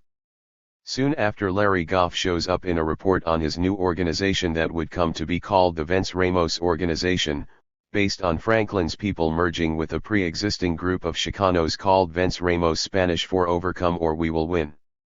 The political terms of the Franklin rift were largely, though not entirely, over the matter of political violence and whether or not the time had come to initiate such, at least on some level. The reports from Goff from inside the Vince Ramos organization are a window into how the group was trying to find its way after the destructive debate in the RU. They are also instructive of how an FBI informant was attempting to up the ante and laying the basis for serious legal recriminations for those in the new entity. In one report, Larry Goff, who at the time was still working at the FMC Corporation in San Jose, offers a provocative proposal. During the discussion, Larry Goff mentioned the possibility of blowing up tanks at FMC along with chemicals. The company produced amphibious vehicles where he works in order to create a rallying point for people at FMC. Goff stated that prior efforts to organize a workers' collective appeared unproductive and indicated this was one of his reasons for joining forces with the Franklin Group. 34. How exactly blowing up tanks would further organize a workers' collective is not something the report addressed, but it is an indication of the provocative role Goff was playing, which he attempted to sanitize on leaving the RU and coming out publicly as an informant. There is also a report, likely originating from Goff, that talked about the organization of the new group. After recounting how one person would be the group's tactical leader at demonstrations and everyone would be subject to his orders, it describes, from the informant's perspective, the realm of the group's activity, actions to defend the Panthers, as well as when to off pigs, wreck cars, and other related activities. At the same time, from a defensive standpoint, Larry Goff was tasked with helping leadership set up the standard operating procedure for defending the homes of members. 35. In hindsight, those in this group who argued that the time for initiating and supporting political violence in the U.S. had arrived, come across as projecting a fair amount of bluster, if dangerous bluster. Practically, however, much of what the organization did, with one notable incident that would come later, appears to be not much different from what they had done while still in the Revolutionary Union. That the Bureau had an informant in there on the ground floor and that this informant decided to pull out early on, suggests the FBI considered the RU to be the more considerable prey. 36. A later report by the House Committee on Internal Security made this clear.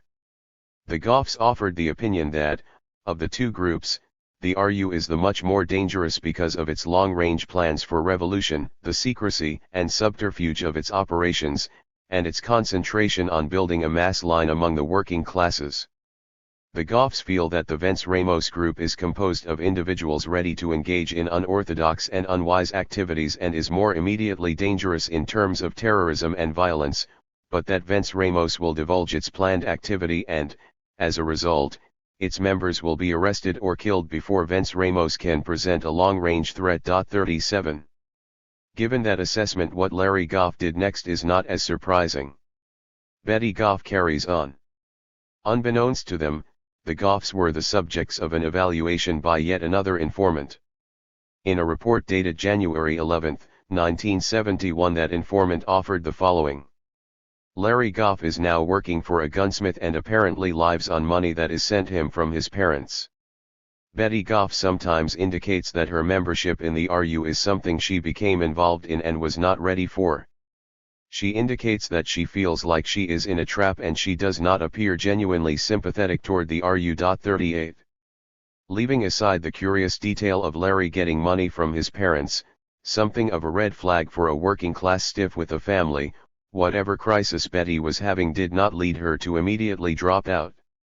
Rather than the challenges of the Franklin split being the conduit leading to Betty and Larry ending their political tenure in Maoist politics altogether, Larry Goff instead announced to his Vence Ramos comrades that he intended to leave the Vence Ramos and once again align himself with the RU.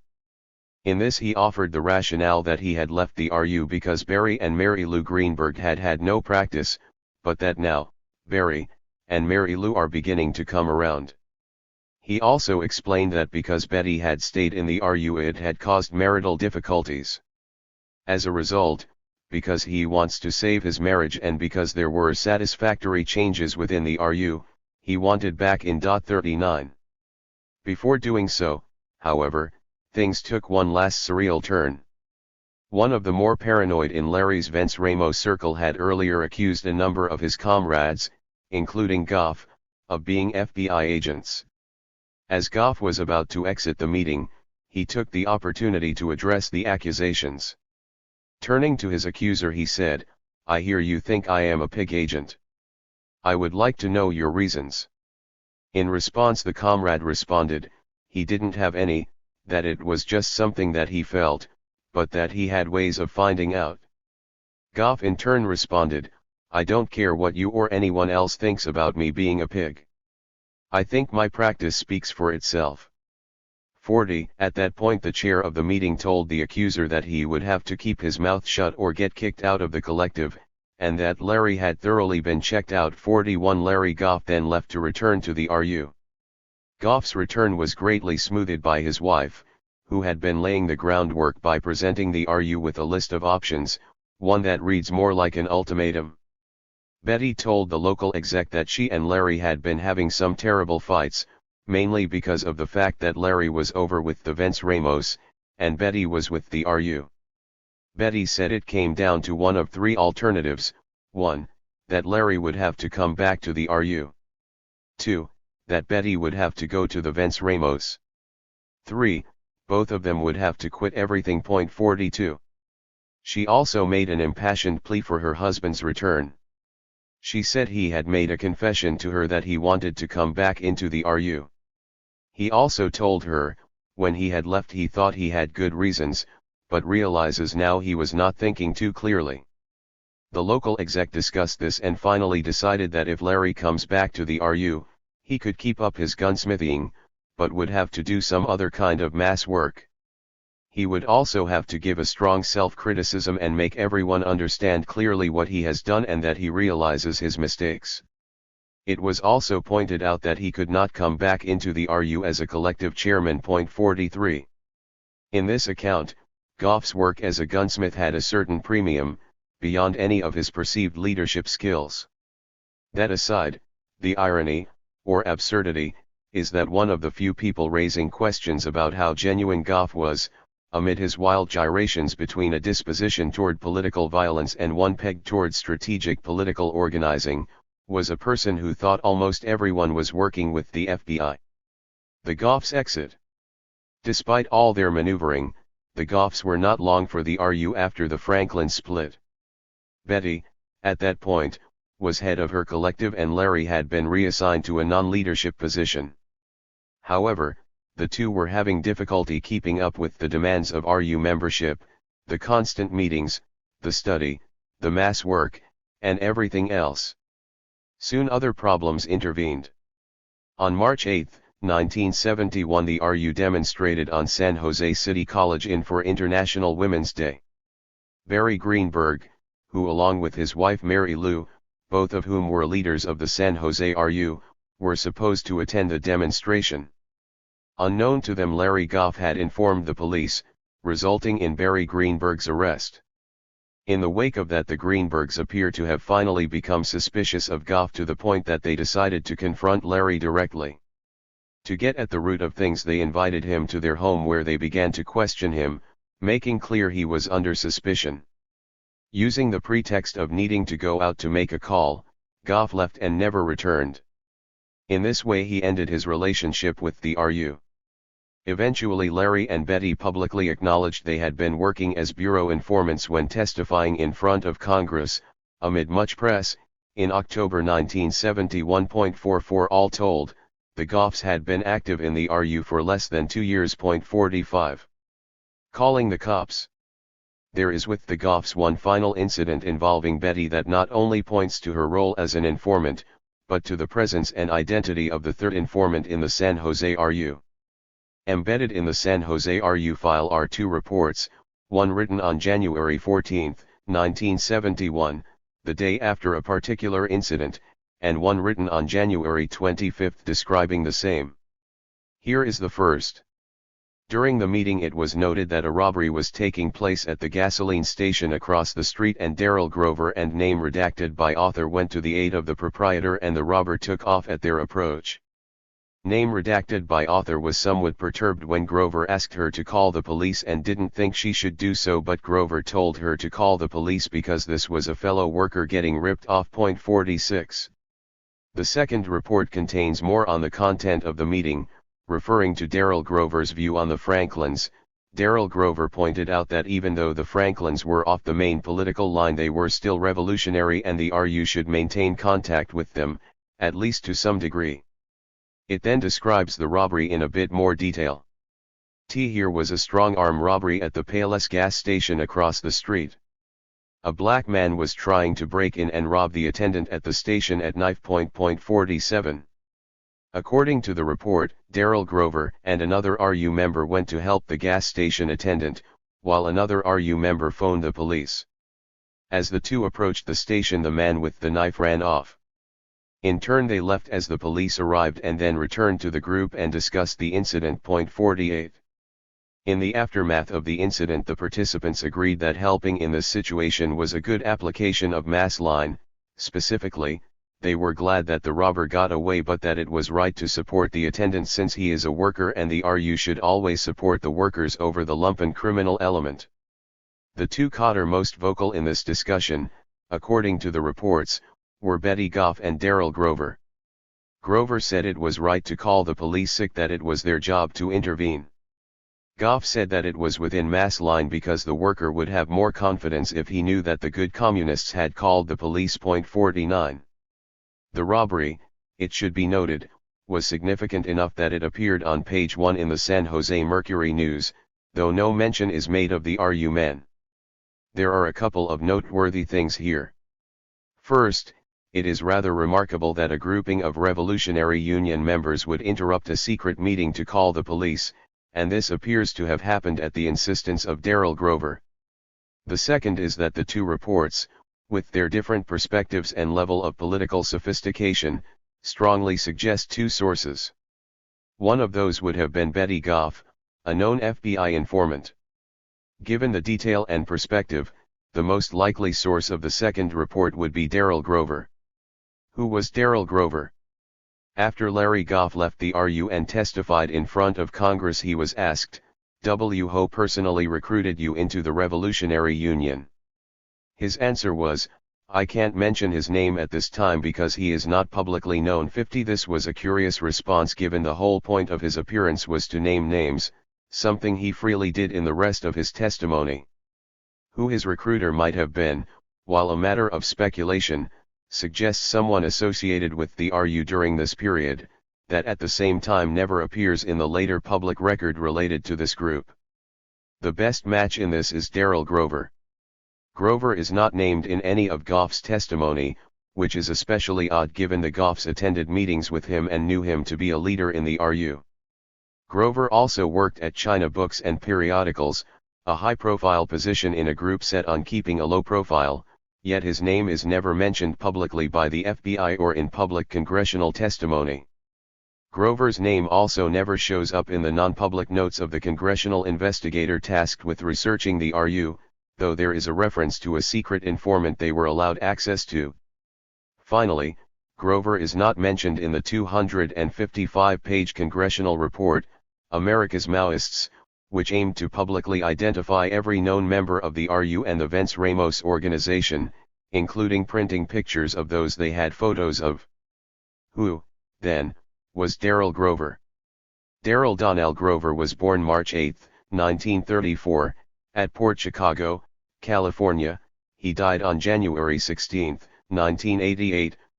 51 We know that he was, at one point, a member of the Progressive Labor Party, and perhaps also had been in the PUSA.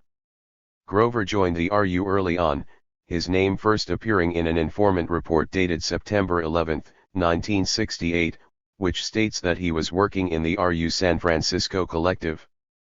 It also noted that Grover continues to lead the educational classes, a point that comes up repeatedly in the reports tracking his tenure in the RU. 52.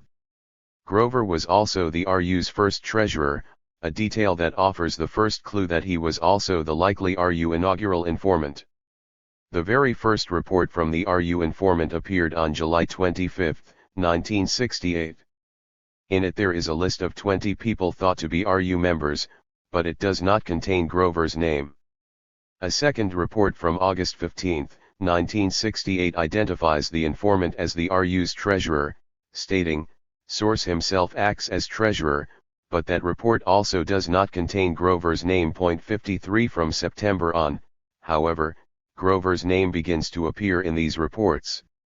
As a result, we learn that on October 1, 1968 the San Francisco local has approximately $100 in its coffers and that this money is kept in the bank account of the treasurer, Daryl Grover. 54 That the source in one report is revealed as the treasurer, and the treasurer, as the later report stipulates, is Daryl Grover, appears to have been an oversight by those at the FBI charged with obscuring the informant's identity, which would be an inadvertent exposure to be sure, but by no means the only one.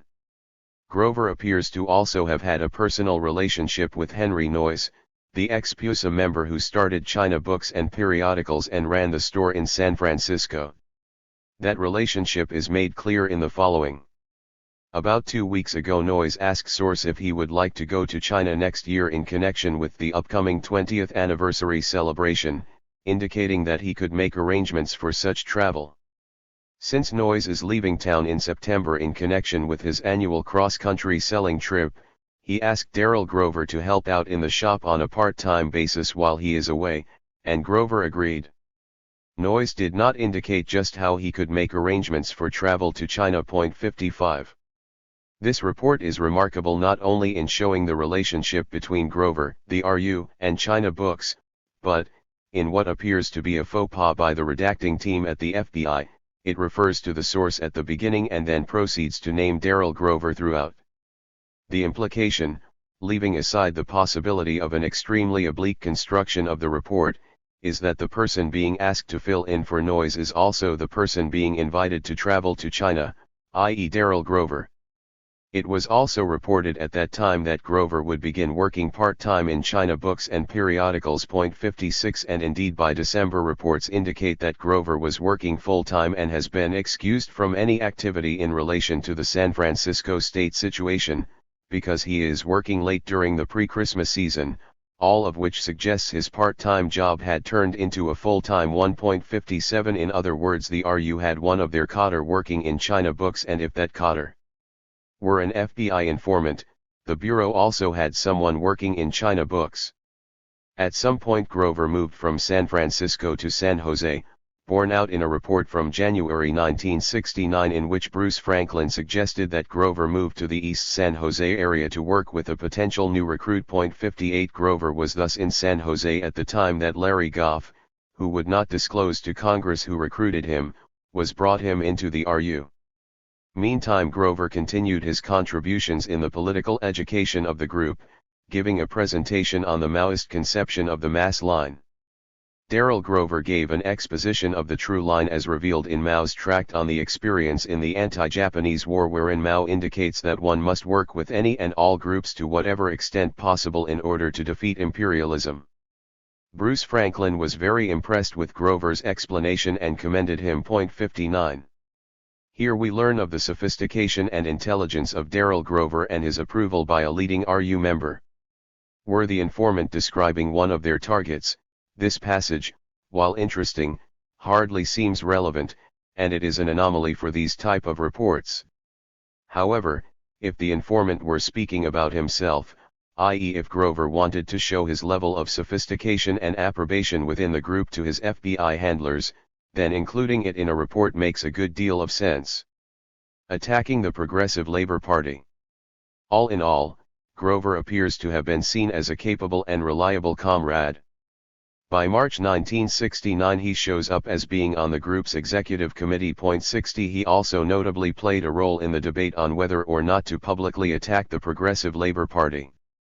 By 1969 the Progressive Labor Party was at once at the center of the radical movement in the United States, particularly in Students for a Democratic Society, and at the same time was taking positions against support of the Black Panther Party and the National Liberation Front in Vietnam, as well as moving toward denouncing Mao Zedong as a revisionist.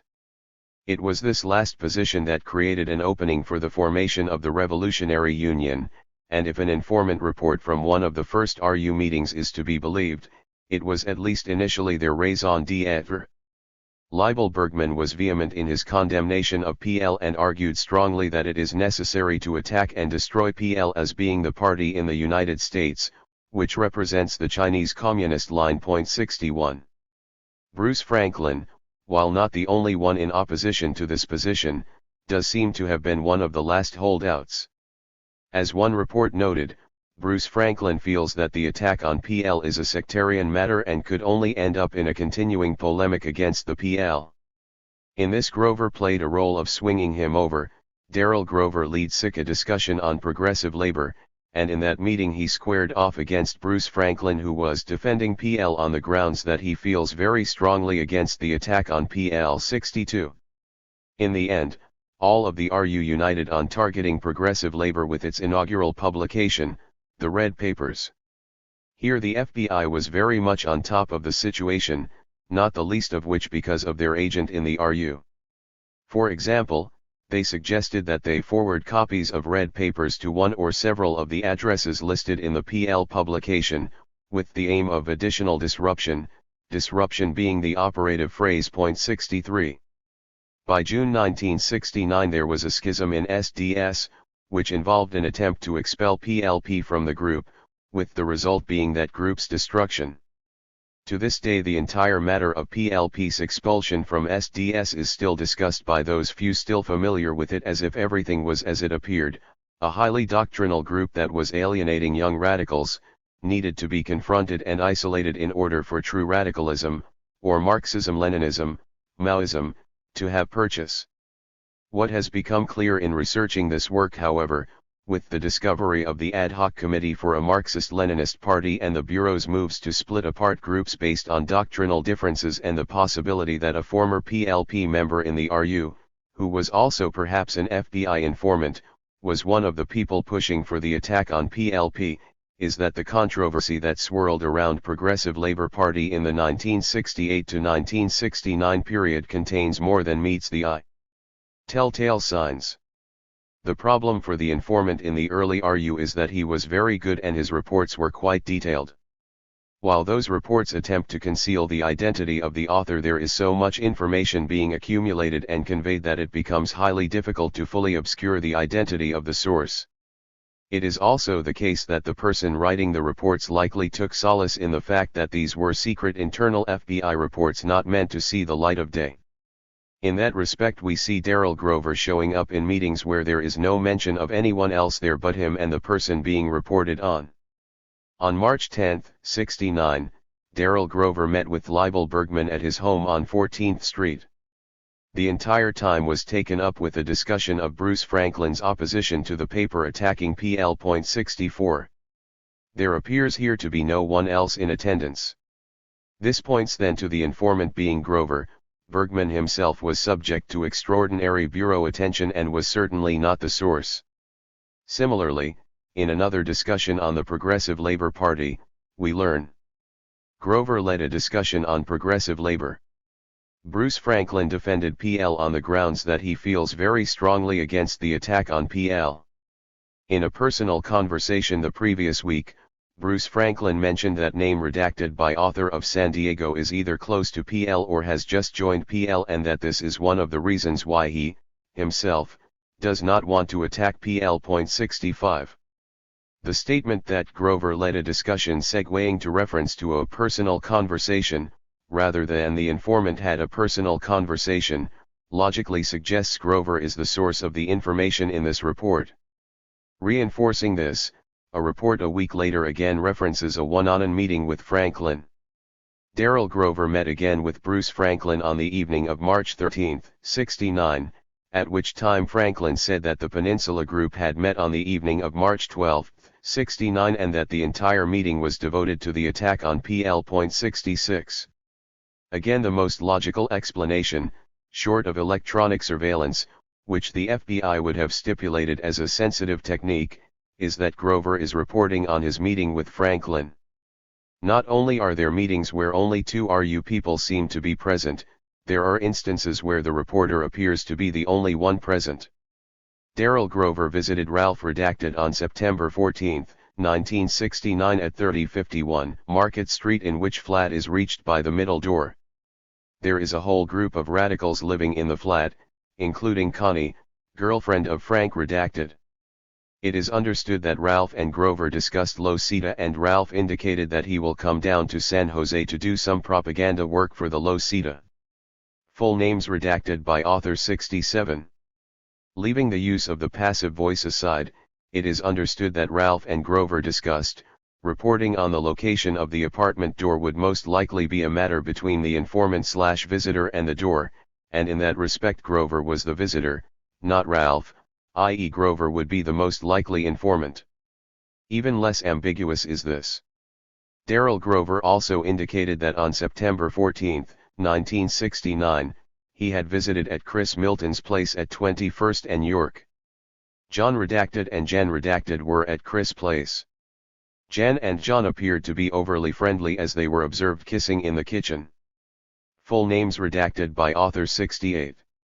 Who else but Daryl Grover would have been in a position to observe the couple kissing and then be compelled to report it to the FBI? Laura Leigh Collins. Laura Leigh Collins had joined the RU early, but by 1971 was becoming disenchanted. In a report dated March 24, 1971, the Bureau reported on developments with Collins, drawing on information from an informant, that they felt might work to their advantage. On March 3, 71, redacted reporting on the San Jose RU Workers Collective meeting of February 28, 71, advised that at that meeting Laura Collins engaged in a long self-criticism. During her discussion, Collins brought out deep personal problems and indicated that she had had a very unhappy background. Source advised that Collins appears to be really bored with the whole revolutionary bit, and while she has a lot of hang-ups caused by her home life, she appears to be a stable, sincere, and searching individual. Redacted said the collective desires that Laura live in a more communal environment, however, she wants to live alone in order to find herself.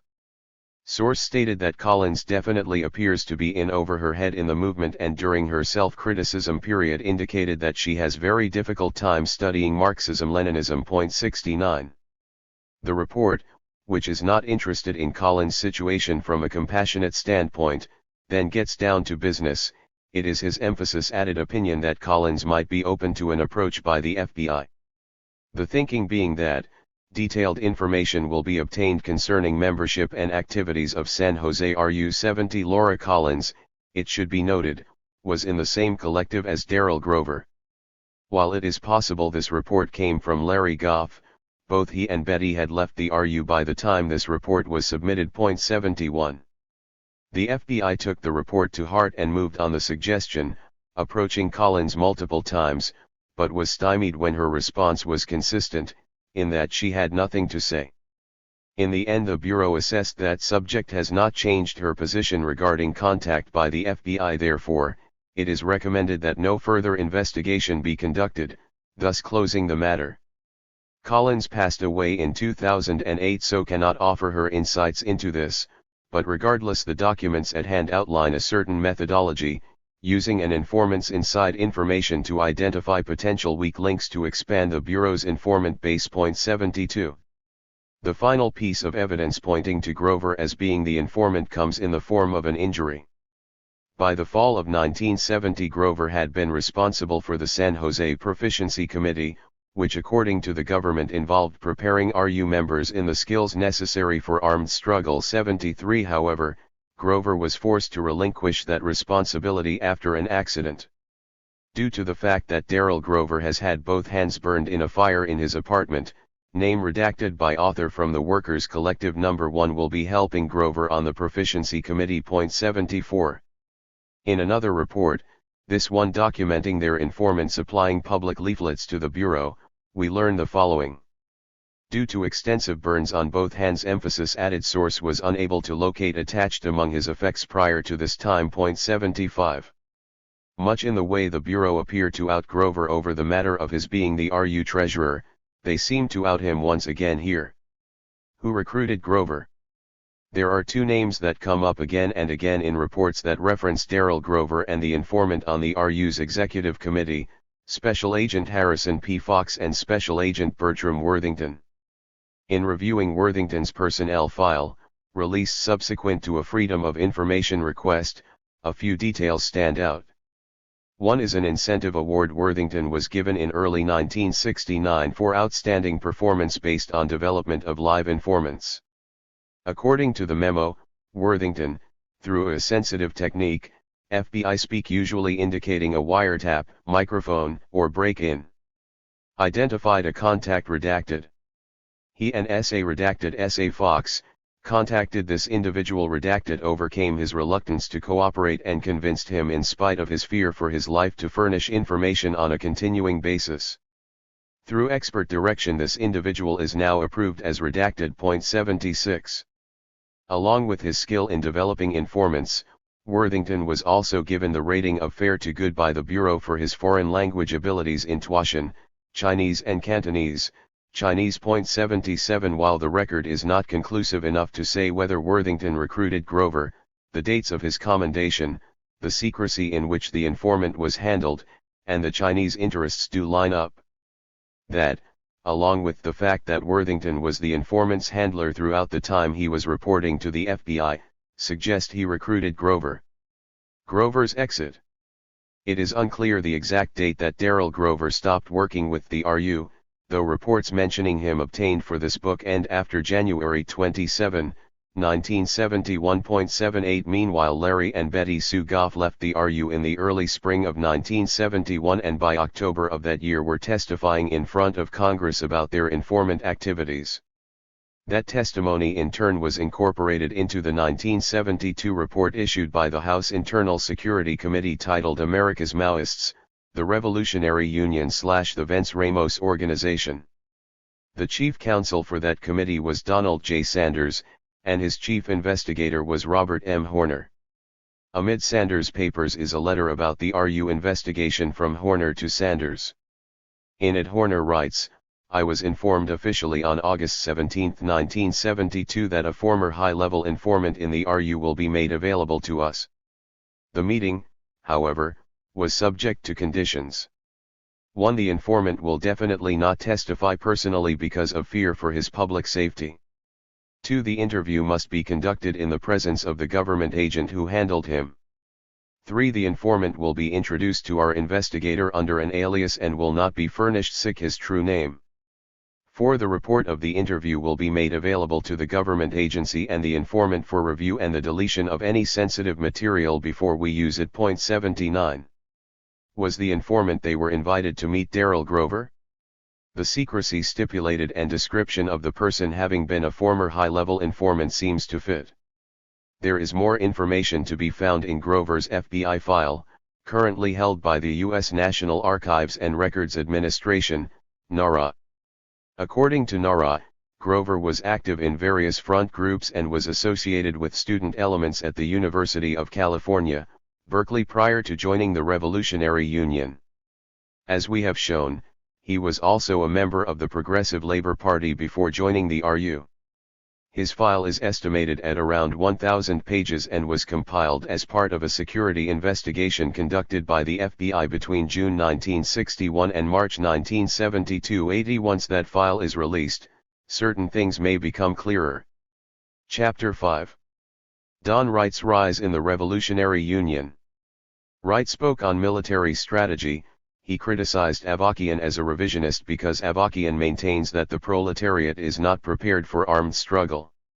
FBI Report, 19,711.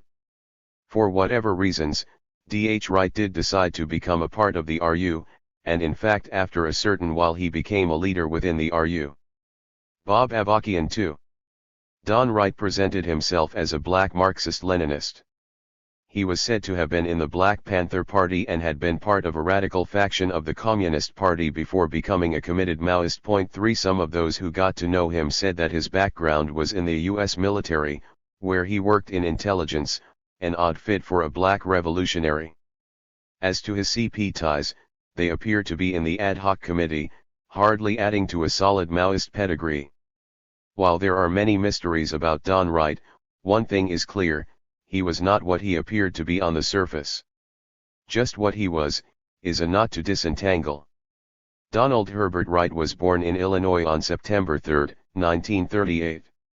To those who met him in the early 70s, he claimed to have been a member of the Black Panther Party, presumably in Chicago. He also said he had some type of ties to the Communist Party USA.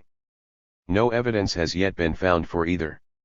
While evidence of his association with the CP proper is lacking, there is evidence that he was part of, or claimed to have been part of, a super-secret faction allegedly operating within the PUSA. According to Bob Avakian, Wright came to the RU through Leibel Bergman. From back before Leibel had left the Communist Party in the late 50s, he had known this guy, D.H. Within the CP some sort of caucus, or a sort of semi-secret group, had formed that was supposed to be more radical than the CP itself. And this guy D.H. Wright had been part of this grouping in a loose sense, even while he had also been part of the Chicago area Panthers for a while. D.H.'s father had been in the CP, and Leibel had known his father, and, so when we went to Chicago, D.H. was one of the people we met with. Point 4. Avakian's description of the group, though anecdotal and vague, sounds like the ad hoc committee. That Avakian says Wright was part of it in a loose sense suggests Wright himself had been sketchy about his ties to the group, leaving the ability to check up on his story to yield similar vague results.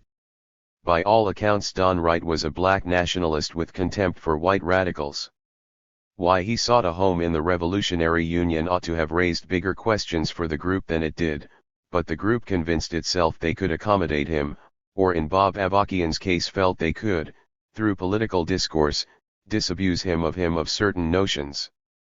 I remember D.H. saying, "Well, no white person can tell me that they know more than I do about the black experience and what it means to be black in the U.S., or even that they know as much about it as I do." This was directed at me. Point 5. In response, Avakian argued, "Well, if you're talking about perceptual knowledge, I agree, if you're talking about conceptual knowledge, I don't agree." At which point he describes that the temperature in the room went down about 25 degrees 6. This was just one disagreement between Avakian and Wright, who appear to have had a contentious relationship that worsened over time. Bob Avakian says Don Wright joined during the RU's national tour in the summer of 1970, which corresponds to the RU's Maywood FBI file, the area in Chicago where Wright was based. That file begins in September 1970,7, which means that Don Wright joined the RU just before a crucial struggle broke out over the matter of political violence centered around Bruce Franklin and his supporters. Point 8. That dispute over armed struggle led to the group's main base in the Bay Area bifurcating in December 1970. The same issues were, however, debated in the RU's emerging Midwest collectives, and it was there that Wright would plant his feet firmly in two places, defending the desirability of political violence while at the same time signing on to the Revolutionary Union's position of strategic patience. In spite of such a contradiction, Wright would soon rise in the organization's ranks. Taking sides. While the Franklin struggle had split the RU in the Bay Area, cities like Detroit, Chicago, and New Orleans, which had recently aligned with the RU, were still in play. Because of this, both sides of the debate sent representatives to these areas in an effort to rally people to their sides after the formal split occurred. First came Bruce Franklin, who visited Chicago on December 15 to hold meetings with the RU cadre. There is an extensive FBI report on this meeting that shows that a bureau informant attended the meeting and reported back. Franklin said a definite split had occurred in RU last weekend. He said he pulled out of RU.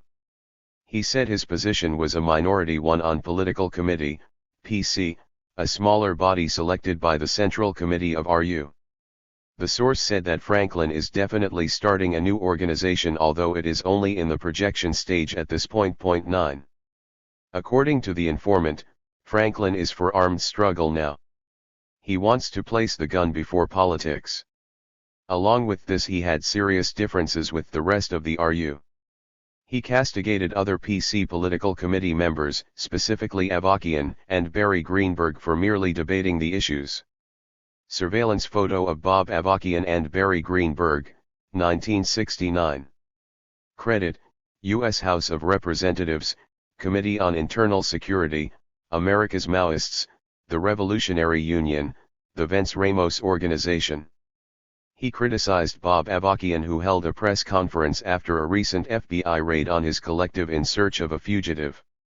Franklin said Avakian disavowed Weatherman tactics and said he did not support the violent acts of Weatherman. Franklin said Avakian's reaction typified his non-struggle attitudes. Point 10. The report also outlined other matters at issue, such as the national question, with Franklin arguing that blacks and other third world peoples are fighting U.S. imperialism and this is the main world contradiction, and that the Black Panther Party, BPP, is the main vanguard in this fight. According to the informant, Franklin is heavily into the BPP and claims to have a great deal of support from the BPP 11. All in all, the report, to the degree one accepts the informant's interpretation, gives a front row seat to Bruce Franklin trying to swing folks in Chicago around to his way of thinking and what that thinking actually was. Not to leave all the initiative to Bruce Franklin, Bob Avakian and Mary Lou Greenberg landed in Chicago 3 days later to argue their case. The two held a 4-hour meeting with the Chicago RU Collective members, with the informant again submitting a report to the FBI. It is obvious that a real RU split has occurred. Avakian and Greenberg indicated that Franklin's forces in the San Francisco Bay Area might number 100, which they claim is a minority of RU. Avakian and Greenberg accused Franklin of plotting to quit the RU for the last 6 months. They accuse Franklin of weathermanism, of acting childishly by his toying with guns, and of hurling epithets at them. 12. The informant's view was that the RU split is basically and essentially over personal animosity that was shrouded in a revolutionary facade based on a difference line. The report goes on to outline the key differences, isolating issues around armed struggle, democratic centralism, and the national and woman questions. The informant predicted that in about a month's time the victor, if such there will be, in the RU split will become known. 13. All of which was true. Meantime, the matter of which way people in the Midwest would go was yet to be decided. The FBI source at the Midwest meeting. In the aftermath of these meetings, the Midwest Collective set about adopting their own position on the debate that had split the RU. The Midwest Collectives would ultimately align with the RU's position, but only after a series of meetings locally and with the RU's Central Committee. The process of the Midwest coming to terms with the RU position is fully documented, and despite redactions, reveals much about the informant's identity. For example, the following is of the informant's travel plans to the RU regional meeting in advance of a national RU meeting. Source: leaving AM, January 29, 71, in 1970 Blue Ford Fairlane, 2-door, bearing 1970 Colorado plates. Author redaction. Expects to arrive about 2 p.m. Source: anticipates real RU meeting not to start until Saturday, January 30, 71, in AM. He will be accompanied by personal friend, Gary Lyles, black male, aged 30, 2/12, medium build, full beard and goatee. 14. That the informant gave the Bureau very specific documentation of his travel plans in advance offers clues to his identity. For example, the first thing of note here is that Don Wright and his family were from Colorado, which might explain the Colorado license plates. More telling, however, is his travel partner, Gary Lyles. In his memoir, Bob Avakian recalls a good deal about Don Wright, though he obscures his identity by referring to him only by his nickname, D.H.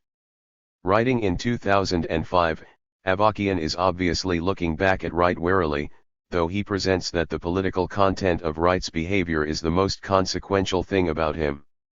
Regardless, one anecdote stands out. In it he describes an incident in which Wright and 2 of his friends came to his apartment in Chicago for a night of drinking. In Avakian's recollection, he said the aim was to get me drunk to see what would come out of me, because Wright liked to probe for people's weaknesses. The 2 friends Avakian identifies are someone nicknamed Home Before Dark and this guy Jerry who'd been in the Panthers. 15. It seems reasonable to infer that Jerry and Gary Lyles are the same person. That taken into account, beyond the travel plans, there is a follow-up memo that offers further clues as to who the informant is.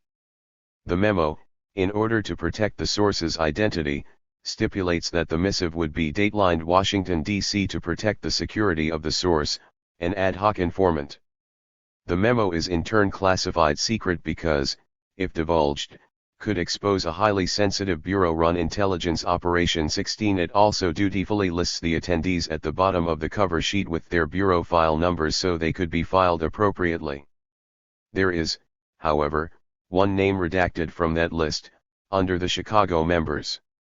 At the same time, the memo itself lists all the attendees. The one name in the memo not listed at the bottom is Don Wright. 17. Before the Central Committee meeting. After the regional meeting, the Midwest sent an emissary to the Bay Area to put forward their position and prepare for a full Central Committee meeting. Part of his responsibility in making the trip was to insist that the next RU Central Committee meeting be held at a Midwest location. According to the source, Midwestern RU people strongly feel that RUs having been dominated by San Francisco Bay Area people has loosened the organization's effectiveness and contributed to a parochialism and narrowness. This parochialism is manifest in RUs viewing California as a microcosm of the entire United States, which is an idea emphatically rejected by the Midwestern RU delegates. Point 18. This appears to have been the first step in an effort that would ultimately lead to the RU relocating their leadership core to Chicago, a move that held a myriad number of negative consequences. While the Midwest representative, also the source, was in the Bay Area, they did something to suggest their identity when they visited China books and periodicals to talk to Mrs. Noyes, a reference likely to Henry Noyes' wife, Henry Noyes being the person who ran China books in San Francisco. The informant then reported, she asked about the work of the ad hoc committee in Chicago and inquired after the health of the old Russian gentleman. Redacted. 19 Who exactly the old Russian gentleman is not clear, but that Noyes did not name him is consistent with the aura of security built around the AHC, as well as a clue as to their being actual person, operating as representative, of the AHC. That Noyes had this conversation with the person from the Midwest, who would have been familiar with the AHC, suggests that it was Don Wright, himself a purported AHC alumni, that she talked to. If that is not enough, the report contains one last bit of information, redacted returned via Denver, where he had personal business to attend. 20 Denver, as has been noted, was where Wright's family lived. Central Committee meeting, March 1971. As a result of the work of the Midwest emissary/informant, the Revolutionary Union did in fact hold its next National Central Committee meeting in Chicago. The informant also managed to get the following included in the plans for the meeting. With reluctance, the Greenbergs and Avakian agreed that criticism of the RU leadership would be allowed if specific charges were brought up. Further, the informant got Avakian and the Greenbergs to agree to the regions represented at the meeting selecting their own delegates, and that the regions would have equal voting power, 7 votes each for the West Coast, East Coast, and Midwest, with 1 vote each for Southern California and the Northwest, though those regions do not appear to have sent representatives. Lastly, the informant was able to get agreement that regional leaders would not be the automatic delegates, an essential point as Wright was not the top leader in Chicago. Point 21. Along with delegates from the Bay Area, the meeting included Conor from Detroit and Eastern Pennsylvania, and newly recruited Conor who had emerged from a collective in Antioch, Ohio. The meeting was wide-ranging and contentious, and despite the Bureau's best efforts at obscuring their informant's identity, the narrative is revelatory. Then Redacted spoke on the national question. He said, nowhere is there class unity in America.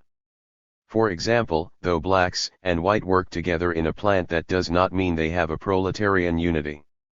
Blacks have a higher class consciousness because they have been disbarred from unions in the past. Blacks are doubly oppressed in the community and the workplace. Redacted posited the main contradiction is between American imperialism and its internal colonies, thus making the national question primary. Point 22. All redactions aside, this certainly sounds like someone inclined toward black nationalism, a nationalism Don Wright would come to invoke in more and more destructive ways. Turning to the matter of military struggle, there was a discussion centered on the position paper on the military question prepared by the Midwest. Wright had given that report at the regional meeting but was not slotted to present on that subject at the Central Committee meeting. However, according to the Bureau report, because one of the Midwestern people had to leave early, it fell to the source to explain their position. That source sounds very much like Don Wright. In doing so, he put forward a position quite similar to that of Bruce Franklin, to the point that other attendees asked for clarification. They wanted the source to explain the difference between the Midwest and Franklin. The source said that Franklin calls for urban protracted guerrilla war to achieve revolution, however, he has no methods for carrying this out. Franklin calls for guerrillas now. How are they to be recruited, motivated, trained, developed? Franklin says armed struggle exists in the US now. The source disagreed. Franklin's attitude is off the pig. This, the source said, accomplishes nothing but alienation. Point 23. Wright's name does not appear in the narrative of the report, though the other attendees appear to be freely referenced. Further, Wright's name does not appear in the routing section on the cover memo, but there is a single redaction under the Chicago members. The FBI again points to Wright as being their informant. This becomes amplified as the source explains in fairly sophisticated military terms that before effectively initiating protracted urban guerrilla war, certain prior conditions were needed to be in place: an underground apparatus which engages in agitprop, infiltration of enemy and rival organizations, intelligence and security cells, escape and evasion nets, building of a logistical system, and mass organizations. That the source chose to make a point on infiltration is certainly ironic. Regardless, the other attendees were largely unconvinced that the argument was all that different from the one made by those that had recently left the RU, and most of the delegates could see little difference between the Midwest position and that of Bruce Franklin. 24. If indeed Don Wright's background was military intelligence, as some have reported, this would help explain the technical sophistication of the presentation. Point 25. The meeting then heard from both the informant and Leibel Bergman on the League for Revolutionary Black Workers in Detroit and New York, an organization that would figure prominently in a later crisis to grip the RU. Redacted gave a report on the League of Black Revolutionary Workers. He described their history, work practice, and methods as used in Detroit and told how they were trying to organize in Chicago. Bergman gave a report on the League in New York City, saying that it was an all-black group with a small number of cadre who are not yet ready to develop into a mass organization. Bergman indicated he knew some of the League people in New York City and praised the organization's methods and obviously looked to it as an up-and-coming organization. Point 26. Elements of the League, including those that became the International Black Worker Congress after a split in 1971, would become a key group in the RU's effort to form a multinational party. That the informant had ties there from the very beginning was a portent of things to come. It is noteworthy in this meeting that along with the informant's problematic position on armed struggle, there appears to also have been a fair amount of tension revolving around the West Coast leadership in general and Bob Avakian in particular. Bill Hinton, the China expert and author of Fanshan, having recently joined the RU, criticized Bob Avakian for big shotism after himself having been criticized by Avakian. Another comrade complained that Avakian was arrogant and delivered 3-year speeches. 27. Avakian's response is revelatory, especially to the acrimony between himself and the informant. When Avakian's turn for self-criticism came, he said, "I don't want to speak." Delegates demanded he do. He said he had been guilty of too much ego. He stated that even though Redacted thinks I am full of _____, I do not consider myself the Lenin of America. 28. The report recalls that 2 months earlier the source had been in the Bay Area and that Avakian received Redacted with some hostility, and Redacted argued with Avakian about his pontificating and accused Avakian of considering himself the Lenin of America. 29. As noted earlier, the Midwest representative in this case was likely Don Wright. Beyond this, the Midwest delegation, with the informant in the lead, had some rather sharp criticism of the state of the RU, including how it handled the Franklin matter. 5 of the delegates criticized the leadership for allowing the split. They also criticized it for being located too far away and thus out of touch. Redacted complimented the leadership for winning the paper war, saying he had never seen such a paper-happy outfit in his life. He said the delegation did not view Bruce Franklin as some mad Machiavellian upon whose shoulders all blame rests. Point 30. The redaction, given other names are not omitted, is likely the source. Perhaps to soften things, and keep a place for himself in the existing group, it says, Redacted complimented the leadership for attempting to mend their arrogant and bureaucratic ways and for allowing some change and flexibility in their positions. 31.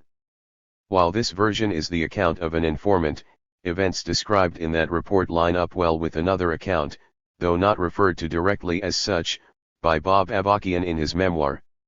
As the struggle with the Franklins had come to a head, we had a meeting with a broader grouping of people in the RU from different parts of the country. Most of them hadn't really been deeply involved in this struggle, and a number of them tended to adopt the same kind of attitude: oh, this is just a big ego trip, and you should criticize yourself for splitting the organization. 32. Avakian goes on to say that in the end they were able to convince people that there were fundamental political issues at stake with real consequences. 33 On the surface his argument appears sound, but he minimizes the personality conflicts which we now know were undergirded by the presence of an FBI informant exerting considerable power. Things were far more fraught than Avakian appreciated. This is especially noteworthy given that there was not just one FBI informant reporting on this Central Committee meeting, but two, as can be seen in a memo contained in Leibel Bergman's file from the FBI's Newark office. Bergman was living in Newark at the time. A source who has furnished reliable information in the past, advised that in mid-March of 1971 25 RU members from across the country met in Chicago at the National Central Committee, NCC, meeting. A debate developed, according to a second source who has furnished reliable information in the past, over the question of military struggle. Members of the Midwest delegation criticized the theories of redacted. 34. The memo goes on to highlight events at the meeting alternating between the two sources.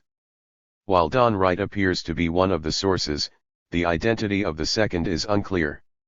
The reporting of two informants on such an important meeting underscores that the FBI's success in penetrating the RU was not limited to one highly placed person, but others. How many and to what extent is unclear, though evidence suggests there were no more than a few at lesser leading levels. The complete picture awaits further disclosure. At the conclusion of the meeting, the National Central Committee elected a National Interim Committee, a standing committee consisting of 9 members that was to meet before the next Central Committee meeting. In theory this was a temporary grouping subordinate to the National Central Committee, but in reality it was a grouping that met more frequently. The Midwest representatives included 2 women, one from Detroit, the other from Chicago, who are both named. The other Chicago representative, presumably, as we will see below, Don Wright, is not named. Instead they are identified only by their FBI informant code, CG 7262S.35. Moving RU headquarters to the home of the ad hoc committee. People in the Midwest, with the informant playing a role, pushed to get the RU to relocate its leadership to the Chicago area. This was a point made during the Central Committee meeting, and it had also been made during the Midwest emissary visit to the Bay Area. The push would soon reap results, with the RU relocating its headquarters to Chicago. A sense of the difficulty for those leaving the Bay Area, specifically Leibel Bergman, Bob Avakian, Barry, and Mary Lou Greenberg, can be seen in an anecdote from Avakian. In his memoir, Avakian recounts his arrival in Chicago. He tells of showing up at Don Wright's apartment sometime in the evening, but Wright, who seemed to be home with the lights on, did not open his door. He writes, let me wander around in the streets in this kind of frankly desperate situation for hours because he had a woman with him and didn't want to be bothered letting me in. 36 That might be what happened and most likely is what Wright told Avakian, but given everything we know about him the explanation needs to be taken with a grain of salt. Regardless, the story is exemplary of the relative isolation of Avakian and the other leaders who had moved to a place far from where their family, friends, and long-standing political ties were located. The bigger problem for the RU leadership was the level of disruption to the organization as a result of moving their best people from an area in which they were strongest to one where they had only a tentative foothold. The results were not good. The San Francisco/Bay Area RU, which was the original RU organization, has been the largest and best organized of the RU regions until the past year and is now racked with disorganization, lack of purpose and some hostility toward the national leadership. The Chicago area RU, which is relatively new, having been organized July 1972, has been a most notable disappointment to the Secretariat. 37. The report did note one area that was doing well, New York/Philadelphia RU region, recently consolidated under redacted of New York, is the only bright spot among RU's organizational endeavors. 38 The redaction is likely reference to Michael Mickey Jarvis, the key leader in the New York area, who would eventually occupy a leading seat on the RU's secretariat and become vice chairman of the later Revolutionary Communist Party. Not only was the move disruptive for the RU's emerging organization, it had the problematic consequence of putting them squarely in the heart of the Bureau's most advanced counterintelligence division. It was Chicago where the FBI's most successful operations against the Communist Party were headquartered. Operation Solo was centered in Chicago. It was also home base for Herbert K. Stallings, the FBI agent who had designed and implemented the Anti-PUSA ad hoc committee program.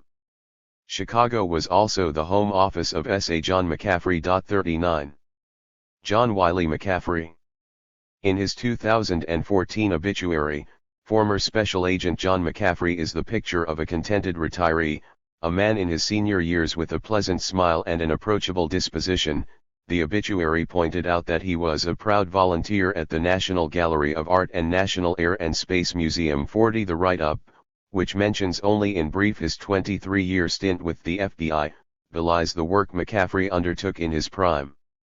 Agent McCaffrey, by all indications, was the FBI handler for the Bureau's main Chicago informant, whom abundant evidence points to having been Don Wright. For example, McCaffrey's name appears prominently in one synopsis of the March 1971 Central Committee meeting. Redacted: the informant attended the NCC National Central Committee and related the comments herein to S.A. John W. McCaffrey on 3/16/7141. McCaffrey's personnel file is heavily redacted. As a result, there are no jaw-dropping revelations, but there is evidence that reinforces what is already suspected. For example, McCaffrey's file has 2 letters of commendation from J. Edgar Hoover and one from Hoover's successor Clarence Kelly.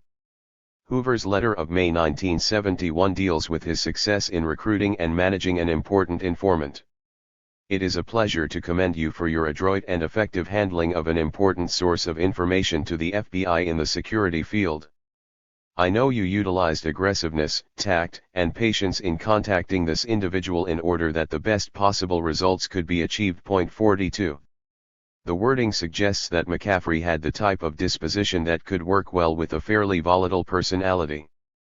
There is also another bit in McCaffrey's file that points to Don Wright. One heavily redacted page, for example, reads, "This informant was utilized in several efforts," and continues noting that the Bureau was made aware not only by the Denver office but by S.A. McCaffrey in Chicago. The mention of the Denver office is relevant insofar as Wright's roots were in that city. 43. The remainder of the file concerns McCaffrey's time in the Chicago office. He would be reassigned to a headquarters training unit in March 1973 because of his expertise in counterintelligence. 44. One entry notes that our informant under the direction of S.A. McCaffrey will be in a position to effect unique counterintelligence achievements. 45. Another describes McCaffrey's work on a highly complex and sensitive counterintelligence operation that involved handling of multiple informants. The assignment was such that McCaffrey needed to keep abreast of changing international and domestic situation on a continuing basis. Much study concerning these matters has been done by him on his own time. 46. Significantly, as a result of that assignment he was exempted from usual Bureau rules. In view of the special nature of this sensitive counterintelligence program, he does not handle cases which after a period of investigation are then closed. 47. One other salient fact to be garnered from McCaffrey's file is that he and Herbert K. Stallings, the inventor of the ad hoc committee, are repeatedly listed together in reports. 48. Not only are they linked in McCaffrey's personnel file, but they also show up in a report from one of the rare Leibel-Bergman files released. That particular report stipulates that the information was furnished by SAS John W. McCaffrey and Herbert K. Stallings on 5/4/7049. The subject head of the memo is Ad hoc Committee for a Marxist-Leninist Party, USA, and it is a report of a meeting between Leibel-Bergman and 2 informants who met with him in the Bay Area. According to the report, Bergman gave the couple a detailed briefing on the state of the RU, how big it was at that point, 120 people, how many copies of the red papers had been distributed, and how the group was expanding into places like Waukegan, Illinois, Carbondale, Illinois, and Antioch, Ohio. 50 In other words, the ad hoc committee charade was being used against Bergman directly in 1970, and the two agents who were on top of the situation were Stallings and McCaffrey. There is one other detail in McCaffrey's file that makes a connection to the wider Chicago counterintelligence program. McCaffrey's supervisor in Chicago was S.A. James A. Fox. Agent Fox had been put in charge of supervising the highly important Operation Solo and its key informant Morris Childs in 1971.51. In other words, the Chicago field office was responsible for Operation Solo and the ad hoc committee for a Marxist-Leninist party, and had substantial responsibility for the infiltration of the Revolutionary Union, and as we have seen, these initiatives had a fair amount of interpenetration. Fortuitously for them, or perhaps by design, the National RU leadership was now headquartered in Chicago. The informant visits China. Even with the dissension and squabbles with Bob Avakian and others in RU leadership, Don Wright, for whatever reason, in Avakian's view, found himself firmly within the ranks of the RU's leading cadre. Consistent with his leadership role, when the group sent a delegation to China in the fall of 1971, a few months before Nixon's February 1972 visit, Wright was part of that delegation. The Bureau, aware of the planned RU trip, was interested in information on a woman named Susan Frank who was doing work with the U.S.-China Friendship Association in New York. As a result, the FBI again appears to tip its hand as to who their informant was. Leibel Bergman, aka, is RU disclosed CG____S plan to accompany Bergman to mainland China in September 1971. It is likely source, upon travel to China, will meet subject thereatsic and, if not acquainted, become sufficiently acquainted with her and have some knowledge of her activities while in China and perhaps be able to furnish some indication of subject's mission on the mainland. 52. In Bureau parlance, an informant code is determined by the initials corresponding to the FBI field office, a number, and then &S for security informant. Given that, CG_____S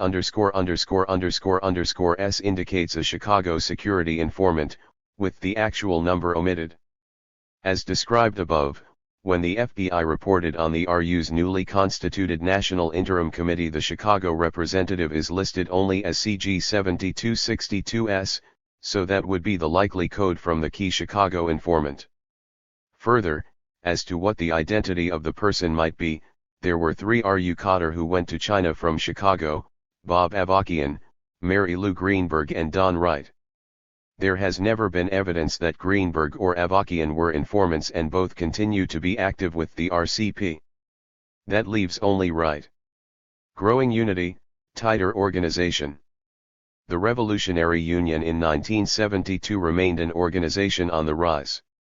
Not only was it expanding nationally, by mid-1972 it was establishing closer ties with like-minded organizations in key areas of the country.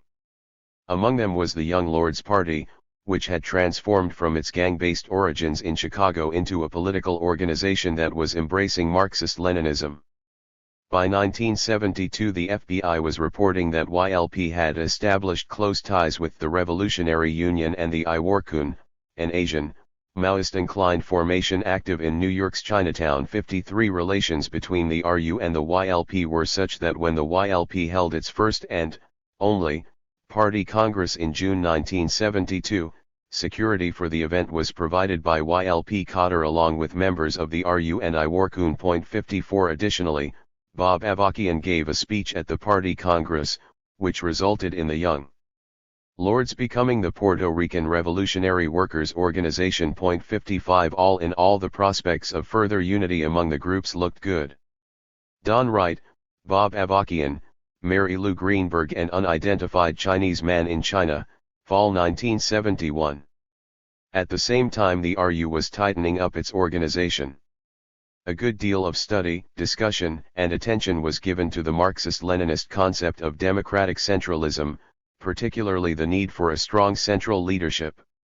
In a meeting in mid-September 1972, the National Interim Committee, a grouping with considerable initiative that met more frequently than its central committee, codified their decision, which had created a secretariat, a group of 4 people tasked with running the day-to-day operations of the group. The secretariat, based in Chicago, constituted the group's most influential leaders. It included the veteran leaders from the Bay Area, Bob Avakian, Barry Greenberg, and Mary Lou Greenberg. The 4th member was Don Wright. 56. Chapter 6. The FBI's representative on the National Liaison Committee. Let's not make it more complicated by adding the factor of myself, as a white communist, being the RU representative. Let's let D.H. Wright represent the RU and put forward our line. Bob Avakian, 20,051. In order to capitalize on redacted being black, he was given primary responsibility of liaison with other revolutionary organizations at the insistence of redacted. FBI Informant Report, September 19,732. By 1973 most of the better-known groups that held appeal in the radical movement had been battered, diminished, and or destroyed.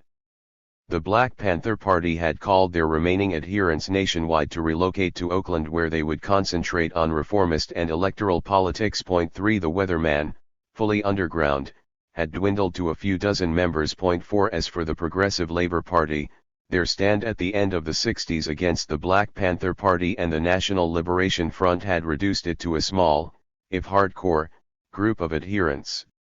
By contrast, the Revolutionary Union, with its relatively sophisticated political and organizational model, and affiliation with China, was expanding nationwide, joining individuals and collectives around its Maoist banner.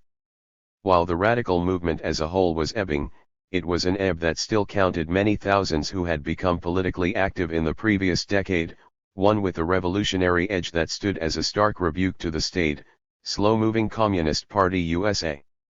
There was the potential, it seemed, regardless of how illusory it stands in hindsight, for a new revolutionary party to develop in the United States. In this respect, the RU was the critical force in cohering the disparate organizations and individuals, including many African American, Latin, and Asian activists, into a single multinational communist party. It was a time for the RU when everything seemed to be before it. However, at the core of their top leadership was someone who had an agenda that aimed to pull things in another direction entirely. Comrade organizations. In the latter part of 1972 the RU joined in what they referred to as a liaison relationship with 3 other groups. The objective was to initiate joint work to lay the basis for a new multinational communist party. At that moment the RU was far and away the largest group and growing. 5 The other groups the RU sought to join with were smaller in number and geographical footprint, but were distinguished by their concentration of Third World revolutionaries, i.e. the International Black Workers Congress, the Puerto Rican Revolutionary Workers Organization, formerly the Young Lords Party, and IWORCUN. International Black Workers Congress. The Black Panther Party for Self-Defense, in their famous 10-point program, starts with the declaration that we want freedom. We want power to determine the destiny of our black community.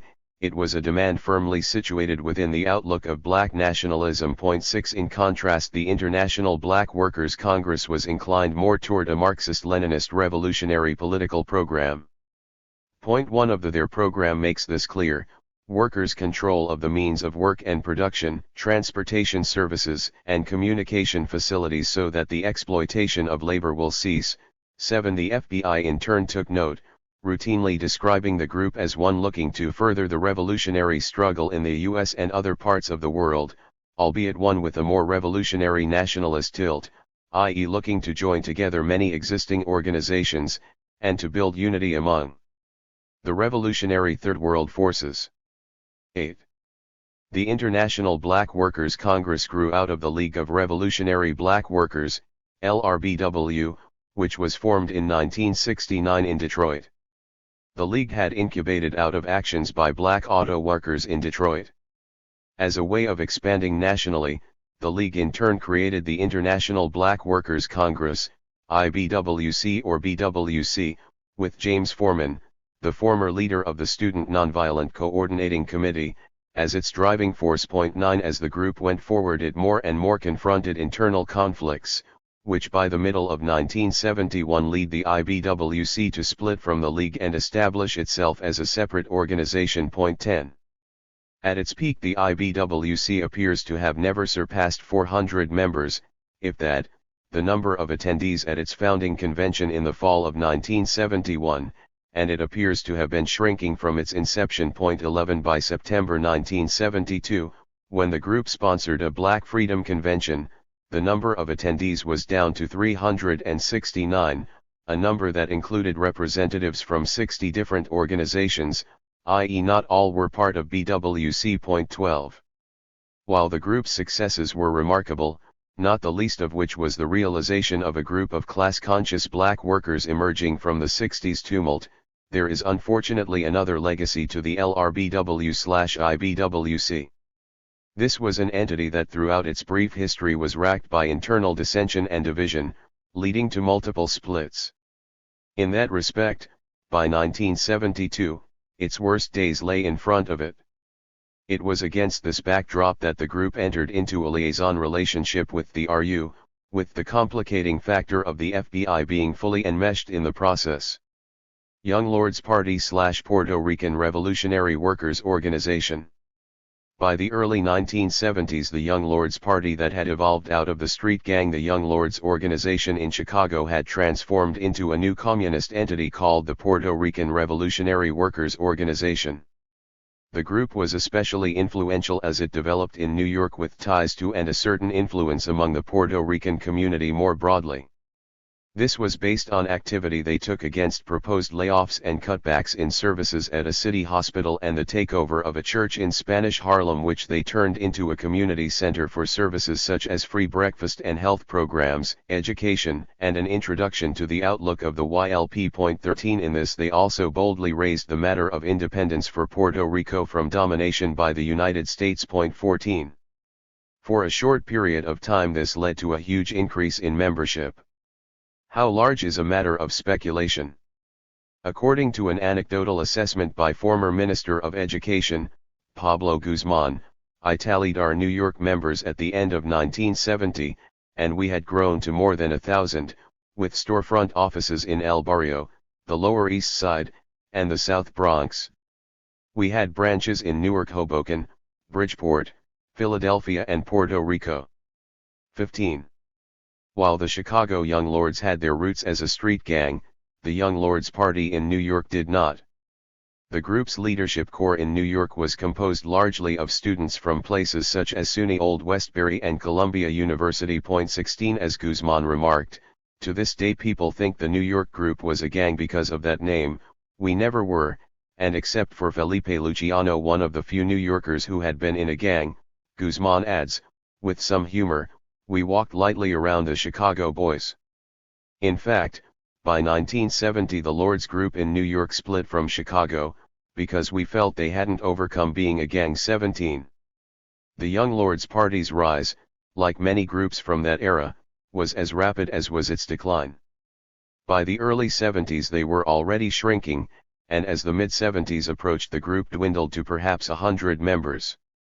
It had by then become the Puerto Rican Revolutionary Workers Organization, PRUO, changing its name at a party convention held in July 1972. The newly renamed organization was racked by internal divisions, which would later assume extreme expressions. Still, in the early 70s they had a radical prestige, resolve, and cohesion that made them an important force in the larger movement. There was, however, one other problematic element that imposed itself on the group. In 1973, Gloria Fontanez, the leader of Peru's 9-person Central Committee, married the Revolutionary Union's Don Wright. 18. Iworkun and Richard Aoki. The fourth organization in the National Liaison Committee was a group of Asian American radicals called Iworkun, meaning righteous and harmonious fists, named after the peasant rebels of the Boxer Rebellion. 19 The group that would be involved with the National Liaison Committee came about as a merger of the Red Guards in San Francisco and Iworkun in New York's Chinatown. IWK was modeling itself after the Black Panther Party and as a result undertook various community service projects as a way of expanding its influence. 20 The group in New York focused its work in Chinatown doing draft counseling and anti-tuberculosis healthcare work, and supported the People's Republic of China. 21 As for the West Coast Red Guards, the Bureau had an abundance of intelligence on them through their longtime informant Richard Aoki. Aoki's bureau file is replete with references to Alex Hing, a leader of the Red Guards. Hing was apparently on such good terms with Aoki that he invited him to visit North Korea in 1970, an invitation Aoki declined. 22 Aoki also was keeping the bureau apprised of connections between Asian American activists on the two coasts. One entry in his file from February 1970, citing information from the San Francisco informant SF2496R, Aoki, reported that a New York activist had contacted Richard Aoki, member of the Asian American Political Alliance, and Alex Hing, Minister of Education and Information for the Red Guard. The reason for reaching out is that they wanted Hing to come New York in order to form a liaison between Asian American activist groups on the East and West Coasts. 23 This does appear to be what happened, with the eventual merger between the Red Guards and Iworkun. Despite the merger, the Red Guards come across as a tiny organization. A 1969 report set them at 15 members, another report from 1971 noted that they did not have a storefront and were comprised of only a handful of members. As for IWK in New York, Aoki was reporting on them as well. The cover sheet of a July 1971 report identifies informant T5 as being SF2469R, again, Aoki, and offers the following. The Iworkun is the equivalent of the Red Guard in the New York City area and consists of left-wing survivors of the Asian American Political Alliance. Membership is estimated to be approximately 12 to 15 individuals who are principally U.S. citizens of Chinese ancestry. 24 Whatever the relative strength of the group, or lack thereof, the fact that Alex Hing and other contacts of Richard Aoki's were being reported onto the FBI gave the Bureau an advantage in regard to their actions, though the full scope of how they leveraged this is unclear. The NLC. The actual membership of the NLC was a closely held secret, with none of the principal groups revealing who the representatives were. Unfortunately, despite their best efforts to shroud this information in secrecy, the FBI knew very well who comprised that grouping.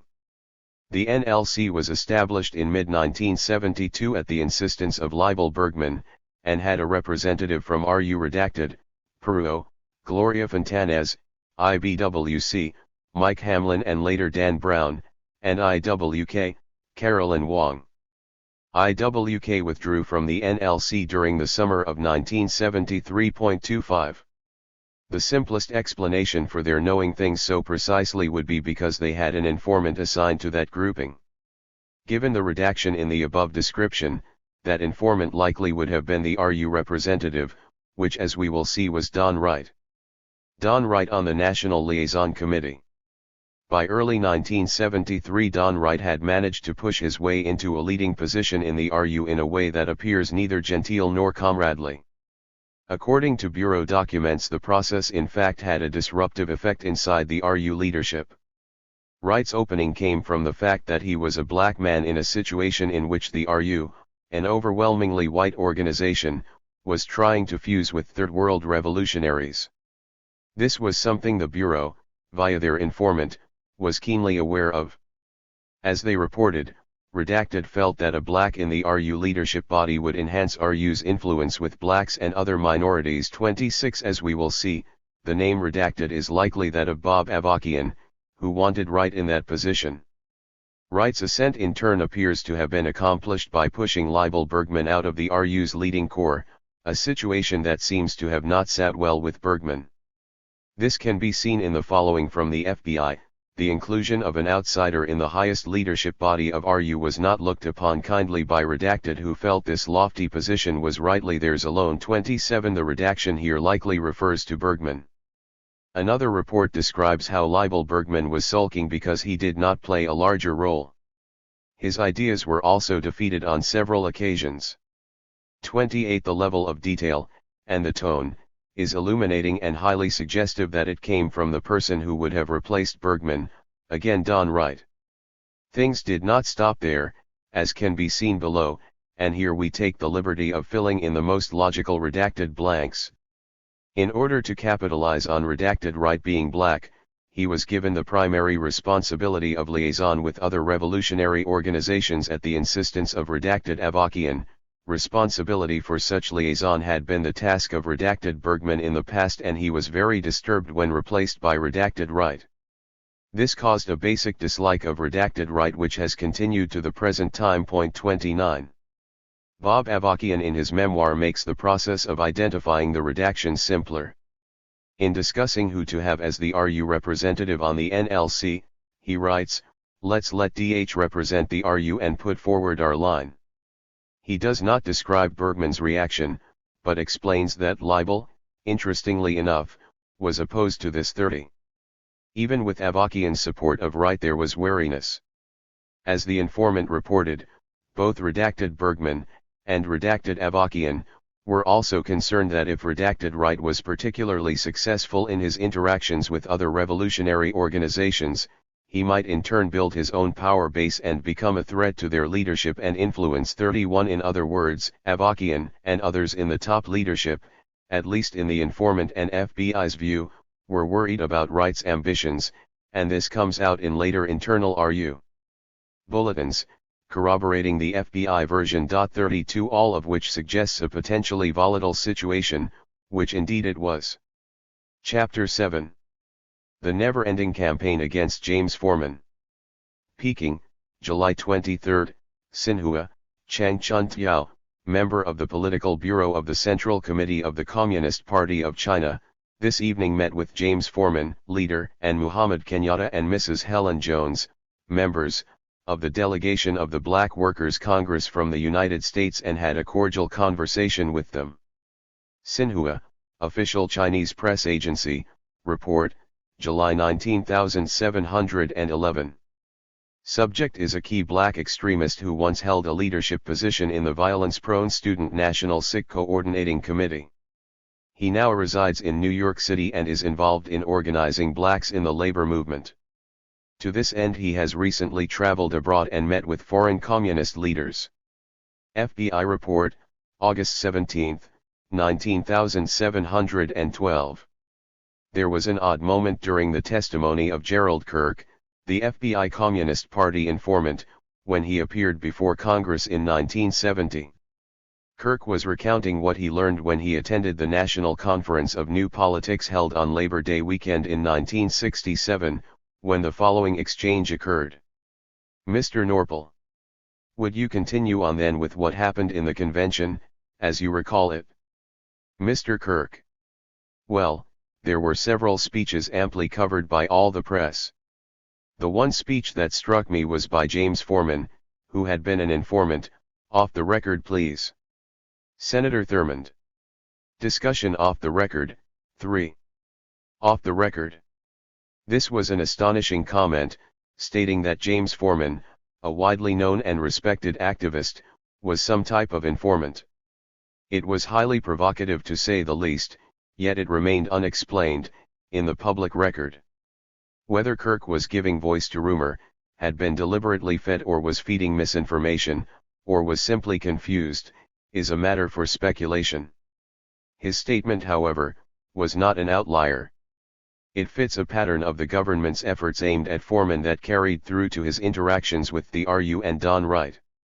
James Rufus Foreman was an internationally famous African-American activist whose notoriety came from his work with the Student Nonviolence Coordinating Committee, SNCC, and that organization's efforts against the white supremacist power structure in the South in the early 1960s.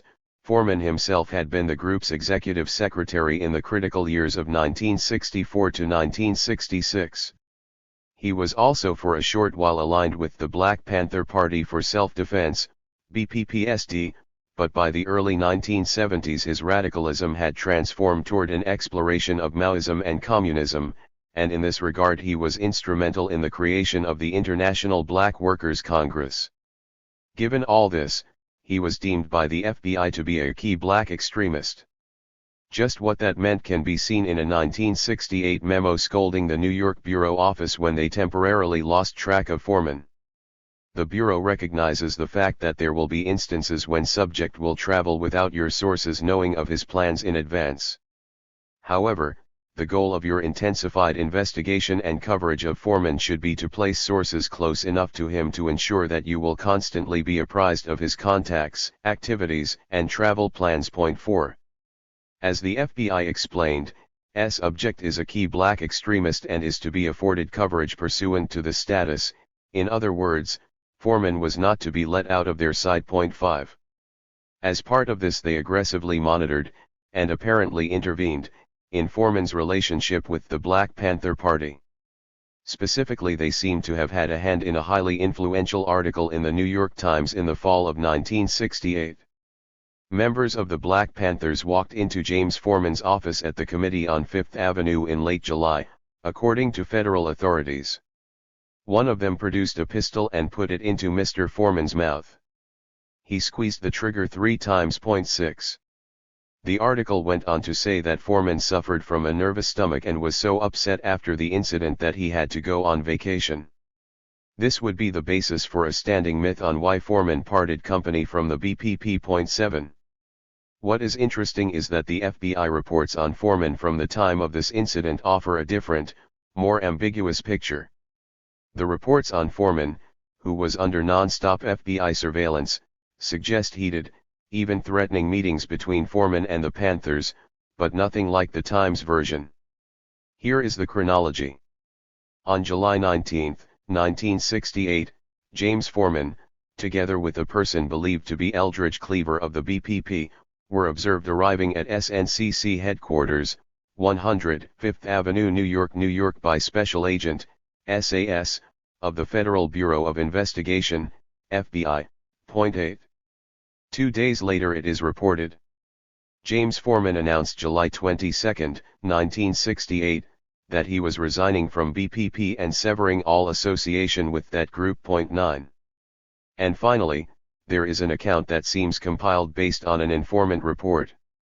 On or about July 23, 1968, James Foreman, while at SNCC headquarters, was confronted by a number of BPP members. The members and Foreman disagreed and they decided to split up. One BPP member became quite angry and tried to attack Foreman, but he was restrained. Later, Foreman advised that some BPP members had jammed him in an elevator the previous day. There has been a definite split between Foreman of SNCC and the BPP. Point 10. The last version suggests some type of confrontation, but not the gun in the mouth story reported in the Times. That version does show up in a later FBI account, but it is based on a third-person account. Point 11. Foreman himself claimed that the Times account was false.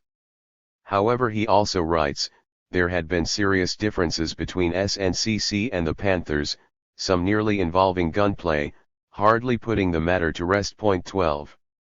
Missing in all of these tellings and later analysis are the Bureau's actual aims against Foreman. Specifically, based on the incident at the SNCC office, the Bureau had made plans to approach Foreman to become an informant. Foreman will be interviewed in accordance with existing instructions relating to interviews of subjects of Bureau investigations. It is noted that Foreman is subject of Bu File 100 to 443,566. If this individual is cooperative, Bureau authority will he requested for recontact relative to directing his activities. Point 13. The basis for their approach was Foreman's fear of the Black Panthers.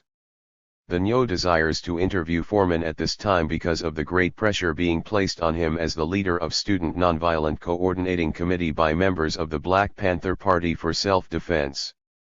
The BPPSD members are currently in New York attempting to force a merger of the both groups. Reliable sources have reported that Foreman is intimidated by the BPPSD and is in fear of his life because of their behavior and attitude. Reliable sources state that Foreman has recently resigned his position as foreign minister of the BPPSD to ensure the merger does not occur and to ensure his personal safety through disassociation with BPPSD members. Point 14. There was, however, a wild card. As dedicated as Foreman was to the cause of social justice and later to revolutionary Marxism, he did this as he battled emotional problems, which forced him to seek psychiatric help at times, including admission to a psychiatric institution. Foreman himself was quite upfront about this. His memoir opens with a riveting and disturbing story of his time as a freshman at the University of Southern California. One evening, exiting the library, he was approached by a Los Angeles police cruiser and accused of being a robbery suspect. In short order he was taken into custody, beaten, and interrogated in an effort to get him to confess to something he had no association to whatsoever. In the wake of the rage and humiliation of that incident, Foreman describes how my nerves snapped and those bright white lights during the interrogation seared my mind asunder. In other words, he appears to have had what was called at the time a nervous breakdown. 15. The Bureau appears to have been aware of Foreman's health problems. Specifically, in the wake of the fallout with the Panthers, they knew Foreman had problems to the point where he was admitted to Gracie Square Hospital in Manhattan, a psychiatric hospital. 16. As a result, the Bureau assessed they needed to put the idea of approaching him to be an informant on hold. In view of the above, the NYO does not plan to attempt interview of Foreman as requested in Re-Annealed recent New York letter. Re-evaluation of Foreman's condition will be secured, his position and influence in the Student Nonviolent Coordinating Committee determined, and the possibility of his complete neutralization in the Black nationalist movement will be weighed in view of recent developments and prior to again requesting Bureau authority to interview subject. 17. It is noteworthy that neutralization in this context meant the target was no longer politically viable. That aside, the reports the Bureau was getting on Foreman's condition appear to have been quite detailed. Foreman continues his irrational behavior pattern. His speech contains unusual references to cats, and he believes that law enforcement agents had wired a cat for sound in Oakland, California during his visit there this past summer in connect with Black Panther Party business. Currently he exhibits fear of cats. 18. The memo then concludes that because he appeared to be leaving SNCC and because of his erratic behavior, it was their feeling that Foreman's effectiveness has been neutralized. Further, they write that his development as a source could add nothing not currently available through two other sources, whose names were redacted. 19.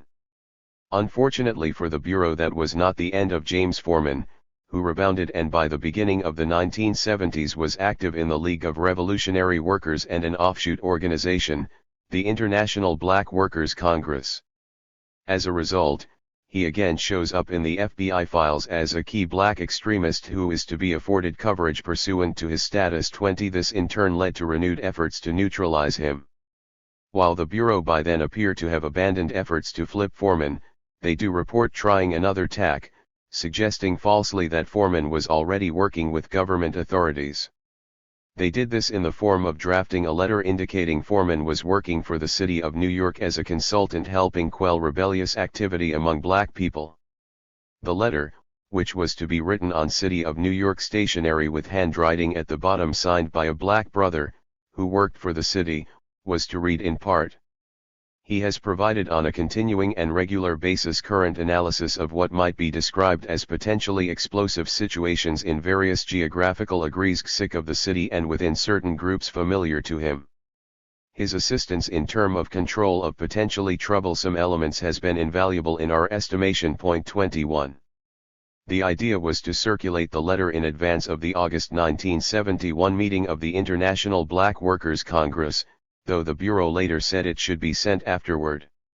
It is unclear if that letter was sent, but its construction, along with the earlier proposal of turning Foreman into an informant, internal FBI memos on Foreman in the summer of 1968 actually contain the subject line "probationary racial informant," and the slip of the tongue by Gerald Kirk in front of Congress, and the World, all point to a concerted effort to undermine Foreman's effectiveness by attempting to turn him into an informant, or failing that, fraudulently claiming he was already working as one.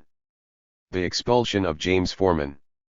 Given all that, James Foreman's relationship with the Revolutionary Union and Don Wright is something that cannot be understood solely on the basis of surface interactions. This is especially true in Foreman's unceremonious expulsion in 1973 from the group he was instrumental in forming, the Black Workers' Congress, an event which took place in the midst of the work of the National Liaison Committee. 22. Foreman was kicked out of the IBWC in April 1973, when National Chairman Mike Hamlin and other Central Committee members of that group moved against him, issuing a 43-page paper in which they claimed that Foreman was guilty of substituting petty bourgeois ideology for proletarian ideology. 23. They also claimed Foreman had opportunistically destroyed the League of Revolutionary Black Workers doing the work of the bourgeoisie, the last point being a matter of political criminality, rather than just hubris and incompetence. 24. To what degree the IBWC's grievances with Foreman were political, personal, or something else, remains shrouded in a great deal of mystery. Similarly, what role the RU, through desire or manipulation, had in Foreman's expulsion is also enmeshed in confusion. With the RU, Foreman and the group seemed at the start to have gotten on well. He even wrote from time to time for the RU's paper in Detroit, People's Voice. Also, Foreman, who was dividing his time between New York and Detroit, met regularly with someone who appears to be Leibel Bergman. An FBI report describes how the two were eager to meet with the other, holding long political discussions with each trying to obtain information from or influence the other, with neither being successful, a description that also offers insight into why Bergman would have been annoyed at Don Wright taking over the larger liaison with the IBWC, something that had largely been his responsibility. 25. That aside, one issue the RU leadership had with Foreman was the matter of what role the October League and forces around the Guardian newspaper, which was playing a major role in giving voice to the new communist movement, would have in a new party. According to FBI reports, and they were based on their highly placed informant, Foreman was less inclined toward the RU's position that had evolved against aligning with OL. Differences developed when leading forces in the RU attempted to isolate the OL October League and individuals associated with the Guardian from the core of the proposed new Communist Party. Foreman apparently was unsuccessful in his contention that the OL and the Guardian should be included in any effort to form the nuclei of a new Communist Party. 26. In other words, Foreman wanted the October League and Guardian included at the core of a merger, but the RU did not. Of course, there is a matter of how the Bureau knew Foreman's position. In this case it was because they had obtained, from one of their informants, a 27-page letter written by him, challenging his expulsion. In this they were keen for feedback on any impact of the letter, with a particular focus. RSIPians should question appropriate informants and sources knowledgeable of the IBWC and the RU to determine their knowledge of the internal dispute within the IBWC based upon the activities of leading forces in the RU. Any information relating to past, present or future IBWC plans to consolidate or merge with the OL or the RU should be developed. 27. The Bureau's concern about those groups merging needs to be understood in the context of what we know to be an emphasis they had in that period. As their informant, who later went public with his mission, James Burton explained, "The major purpose of my assignment from 1972 to 1974 was to develop a position of contact and trust within other left-wing political groups in this country, to prevent their cooperative action, specifically the merger of the Revolutionary Union, RU, and the October League, OL. 28. The FBI's interest in Foreman's post-IBWC expulsion letter, especially in regard to the marginalizing of the October League and the Guardian from the NLC process, is highly intriguing given the FBI's apparent interest in halting any merger between RU and OL. The irony is, if Foreman's letter is to be believed, the FBI and the RU by that time had shared objectives. Redacted has long wanted to dominate IBWC and include them, as a subordinate, in the new party. Foreman did not agree with many RU policies and was very much against any alliance with RU, which would make IBWC subject to the dictates of RU. This situation led to Redacted, whom Foreman described as leading national forces in RU, involving himself with some of the lesser leaders of IBWC to bring about the ouster of Foreman. 29. While it is not clear exactly who is being talked about, the most logical person would be Leibel Bergman, who had a long-standing relationship with the IBWC in New York where Foreman was based. Given the report notes that the tactic used to bring about the expulsion of Foreman was not known, but that the source doubts influence was strong enough to bring about Foreman's demise on his own, this suggests it was not done right. Had it been him, he likely would have known how Foreman was forced out. Regardless, what seems to be the case, at least in the FBI report, is that the Revolutionary Union was happy with Foreman's expulsion. As the Bureau wrote, the leading national force, the Revolutionary Union person, and his protege redacted are known to have been particularly elated at Foreman's expulsion, as they believed that RU could then move in and exert its influence in and eventually dominate IBWC 30. Beyond the possible RU leadership satisfaction with this outcome, for the FBI, Foreman's expulsion would seem something they would have celebrated. A fuller understanding of this episode, and the convoluted aims and agendas of the numerous and disparate forces, awaits further clarifying evidence.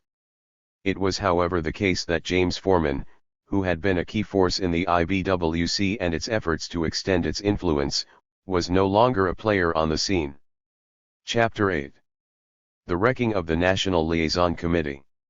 Wright has also played an extremely negative role, especially in recent months, in harming relations between our organization and the other liaison organizations. The fact is that in the past few months, relations between ourselves and these other organizations have deteriorated considerably. There has been a campaign on the part of at least some of the leadership of the other two organizations to brand our organization as racist and national chauvinist. On the indefinite suspension of D.H. Wright, Revolutionary Union, Fall 19731. You are requested to promptly submit full details to specific activities and charges which resulted in the suspension of Wright. Based on available information, FBIC believes Wright must respond promptly to the RU action. Director FBI to Chicago FBI, December 19732. IWK leaves the NLC. James Foreman's exit taken into account, the NLC was facing other challenges. In that respect, Iworkun, which had always been the weakest force within the NLC, dropped out of the formation midway through its life. The RU/RCP later offered that their leaving was a result of resistance to going among the working class, especially the industrial proletariat, and their constant retreat to work exclusively in Chinatown, and not much of that. To be frank, for their part, IWK claimed the RU was using the NLC to strengthen the RU's forces while trying to split, factionalize, and smash the organizations in the NLC if they would not accept the RU as the center, a critique that echoes Foreman's point. While the entire matter remains murky, certain information is now available in the released IWK FBI file. Specifically, in late 1972 the RU was navigating a dispute with IWK over recruitment, with IWK accusing the RU of stealing its members. That controversy occurred at a point when the RU had good relations with IWK. However, the RU also exercised considerable influence over another group of Asian American radicals, Wei Min-shi, and this appears to have been a point of contention. Members of IWK were very critical of RU for stealing some of their members. IWK accused the RU of controlling an organization called Wei Min-chi Sick of San Francisco by having 15 secret RU members secretly doing the RU's bidding while ostensibly carrying out the Wei Min-chi line. RU leaders heatedly denied that RU members did control such an organization. 5. What the specific complaint was and how things were proceeding is unclear. The FBI file does, however, describe an attempt to smooth things over. To do this, the RU sent a leading member for a visit to the Bay Area. That representative, however, needed FBI approval to make the trip. In other words, it was their informant. Authority granted redacted to travel to San Francisco for approximately 10 days commencing October 17 next, so he as redacted may mediate internal problems within Iworkun. Informant may be advanced $200 for expenses of this travel. 6. The trip was in fact carried out and 2 informants confirmed as such to the Bureau. The first is described below.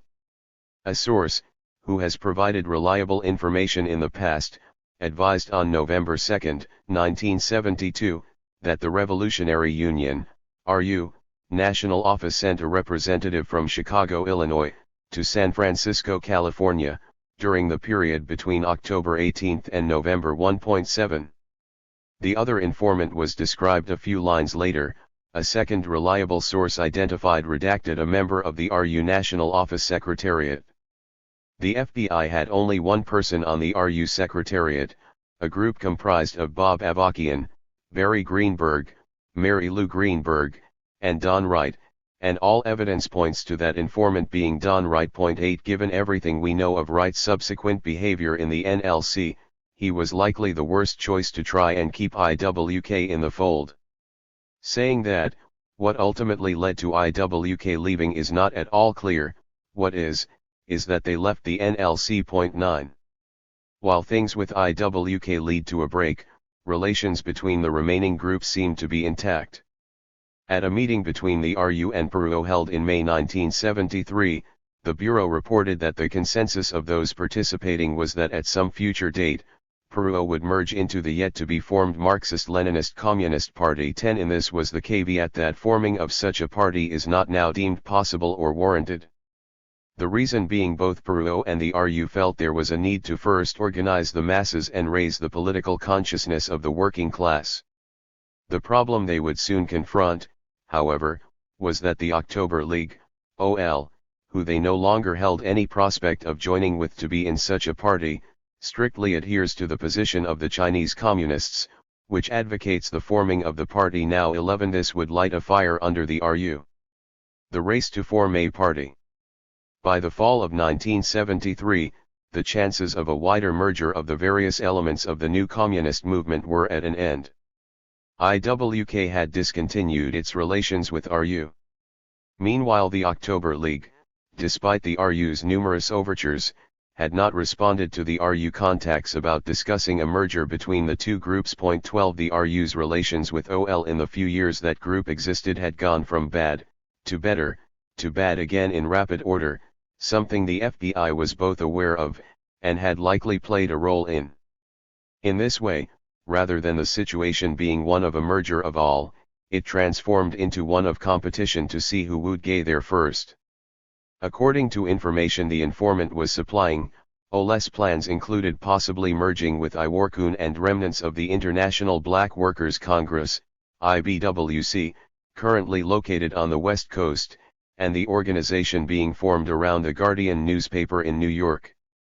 In this telling, OL is expected to announce the formation of their party in early 1974. 13 The RU, intent on heading them off, proceeded apace with its own plans. All in all, given the FBI's operating imperative, this must have been a welcome development. The RU's newfound urgency toward party building, at least from FBI reports, was because the prospect of not doing so soon would risk their losing the Chinese franchise. At one point the Bureau reported that certain RU leaders fear the emergence of the OL and feel that if OL is first to announce the formation of the party, RU will lose some of its clout with the CHICOMs. 14 In a more fleshed-out report, one that puts forward certain assumptions about the RU getting finances from China that are not elaborated on, they write. During the triptych in April 1973, to the People's Republic of China redacted, one of the primary purposes was to obtain financial support for RU from the PRC. This financial support was not forthcoming, and it was felt by the RU leadership at that time, that among the reasons for the CHICOMs to withhold financial support was that they were concerned that RU had not taken any positive action with regard to building the new Communist Party, ML, and indicated they were in support of the October League's, OL, position calling for building the party. 15. China was indeed intent in that period on having organized forces that represented their position. A sense of their strategy comes through via an account by the FBI's man in the PUSA, Morris Childs.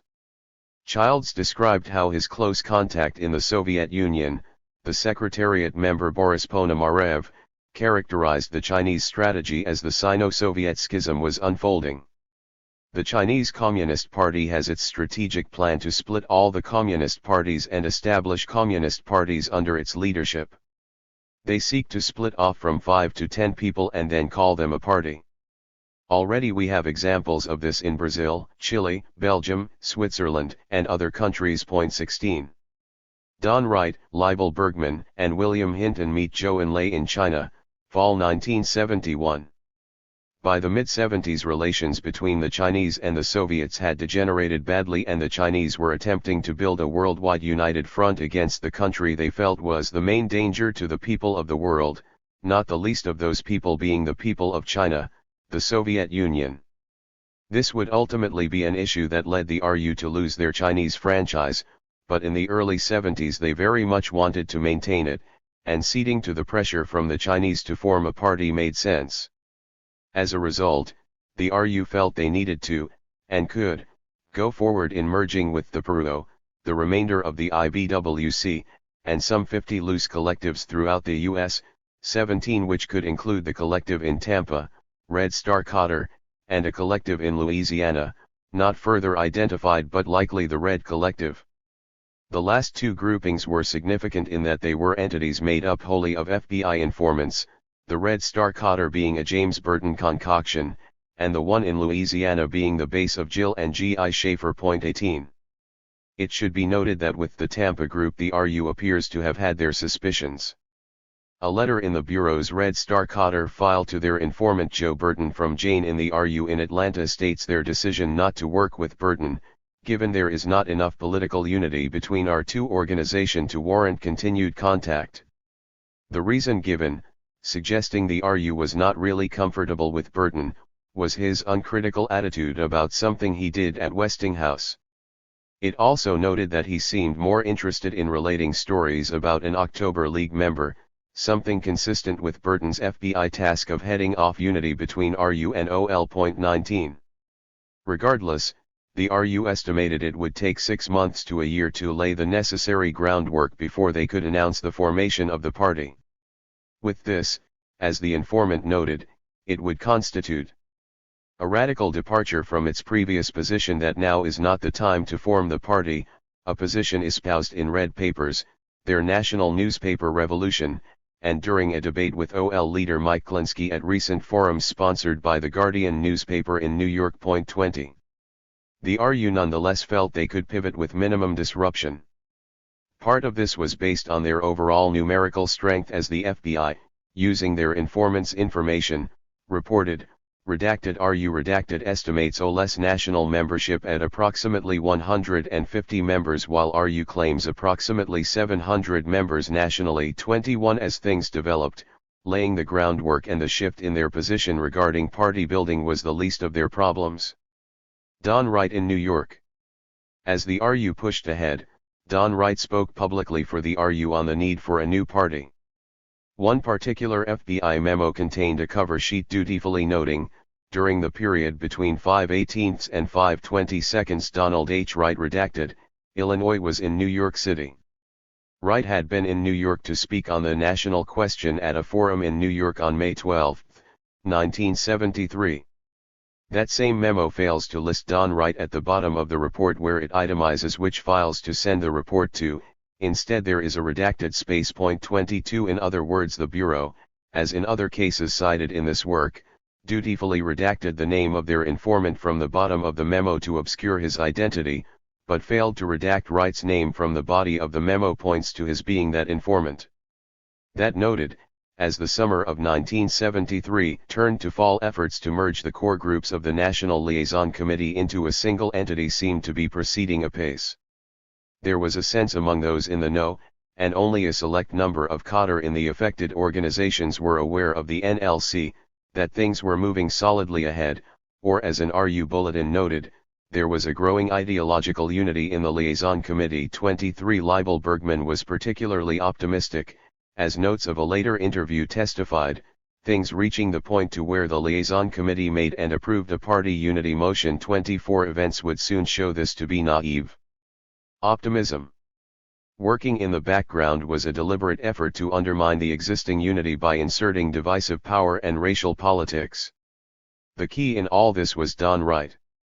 Right, the RU and the AHC. Clear signs of trouble showed up in the summer in a meeting with some of the group's black conor, a meeting held ostensibly to get a beat on the feeling among the black RU members. The meeting, not surprisingly, was led by Don Wright, who used it to put forward his own position, and then, according to the RU, bring that position back to the other RU leaders as the thinking of the black members. Wright presented this in the form of a report, writing, among other things, that those conor who work best with white RU conor have the least ties with the mainstream of black people. He also argued that the development of black struggle is concretely advanced under black leadership, and that the Black M/L organization will be the vanguard of the black working class, but black conor in a multinational org must also be part and parcel of the class struggle within the black nation together with black formations 25. Stripping off the rhetoric, this was a call for the need of a separate organization for black communists, or at the very least having all of the RU's black conor under his command, not a unique position within elements of the new communist movement, but a notion antithetical to what the Revolutionary Union was actually trying to do at the moment. It was a clue to the fraught position Wright was actually putting forward in the NLC. Wright's position not surprisingly meshed with that of his apparent alumni in the ad hoc committee for a Marxist-Leninist party. In September 1973 the AHC submitted a short letter to The Guardian in which they weighed in, unsolicited, on the matter of party building. Like Wright, they too talked about the difficulties for black communists working in a largely white organization. They wrote that their practice in Chicago showed that politically advanced comrades, whether black or white, are able to work together well organizationally, but that at the rank and file level parallel structures are necessary. In other words, blacks must work with blacks, Latins with Latins, whites with whites. The letter goes on to declare that black people are in the revolutionary vanguard and that black nationalism, if guided by proletarian ideology, will contribute greatly to the struggles of all peoples. The letter concludes by opposing the formation of a new communist party at the moment. Flyer for Guardian newspaper for 1973 Party Building Forum. Credit, FBI Michael Jarvis File. Time for building a multinational party has not yet come. Since blacks are more advanced politically than whites, as are Latins, American Indians, etc., the amalgamation of all groups in one party would result in fragmentation, disunity, and the rapid dissolution of such a party. Racism is still so strong as to separate all but the most revolutionary of comrades. Point 26. At the time of this letter, the ad hoc committee for a Marxist-Leninist party had ostensibly been in existence for 10 years, without any evidence of moves to form the party suggested by their name, nor were they organizationally part of any of the moves in this period, something that ought to have been a red flag for the new communist movement. Where was the AHC in these party-building efforts? It is also the case that this group, through its ad hoc bulletins, had a track record of putting forward an array of contradictory positions, albeit written with a high degree of political sophistication, on the matter of black people of the United States, see Chapter 3. Their absence of political principle, of course, was undergirded by the fact that they were an FBI initiative. Put another way, whatever they wrote needed to be understood from the standpoint of what would advance the aims of the FBI, not what would advance the new communist movement. That their position and Don Wright's were the same would seem to be the most important consistent thing about them. Whether or not the AHC developed an organizational coterie beyond the FBI's machinations and the role that may have played, is a matter for further discovery, though the efforts of ERB show clearly the AHC was recruiting people they thought to be genuine communists. Regardless, the extreme secrecy on the AHC's part makes it nearly impossible to establish what this might have been, short of former adherents coming forward or the release of the thousands of pages of FBI files. Saying that, what any such genuine members thought they honestly contributed to the revolutionary cause under such circumstances would seem to be beside the point. The FBI had established an elegant stealth vehicle for undermining the Communist Party and its Maoist counterparts, and all the evidence points to it having done its job well. Unraveling. Despite everything, as late as September 16, 1973, party building efforts appeared to be on track to the point where a celebratory party was thrown to launch the newspaper, the New York Worker. In attendance were Don Wright, Bob Avakian, the New York RU leader Mickey Jarvis, and the Peru's leader Gloria Fontanez. Fontanez in fact took the opportunity to proclaim that the line of RU and Peru was 127. Sometime between late September and October, however, things changed. It was at that point that the Bureau abruptly reported that Redacted has been ousted from his responsibility for liaison with other revolutionary organization and has been replaced by Redacted. 28 It is nearly impossible to read this any other way than that Don Wright was replaced in his position, most likely by Leibel Bergman.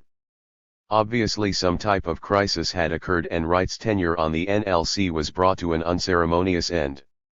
Clues as to what had happened can be seen in a Bureau report which outlines the RU's worries about Wright. Specifically, and we supply in the second bracket the logical name, Redacted. Wright was severely criticized at the RU meeting on 10/6-7/3 for holding back the rest of the NLC. 1. Redacted. Wright's close association and influence with other revolutionary organizations developed while Redacted. He was responsible for liaison with those groups. 2. During August 1973 Redacted. Wright held meetings with other Redacted black members of RU from throughout the U.S. 3. They fear Redacted. Wright's marriage to Fontanez of the Peru was a move to solidify Redacted his position with their strongest ally in forming the new party. 29. In other words, Wright's position as the RU's NLC representative, his conduct in the Black Cotter meeting, and his marriage to Gloria Fontanez were all issues of criticism.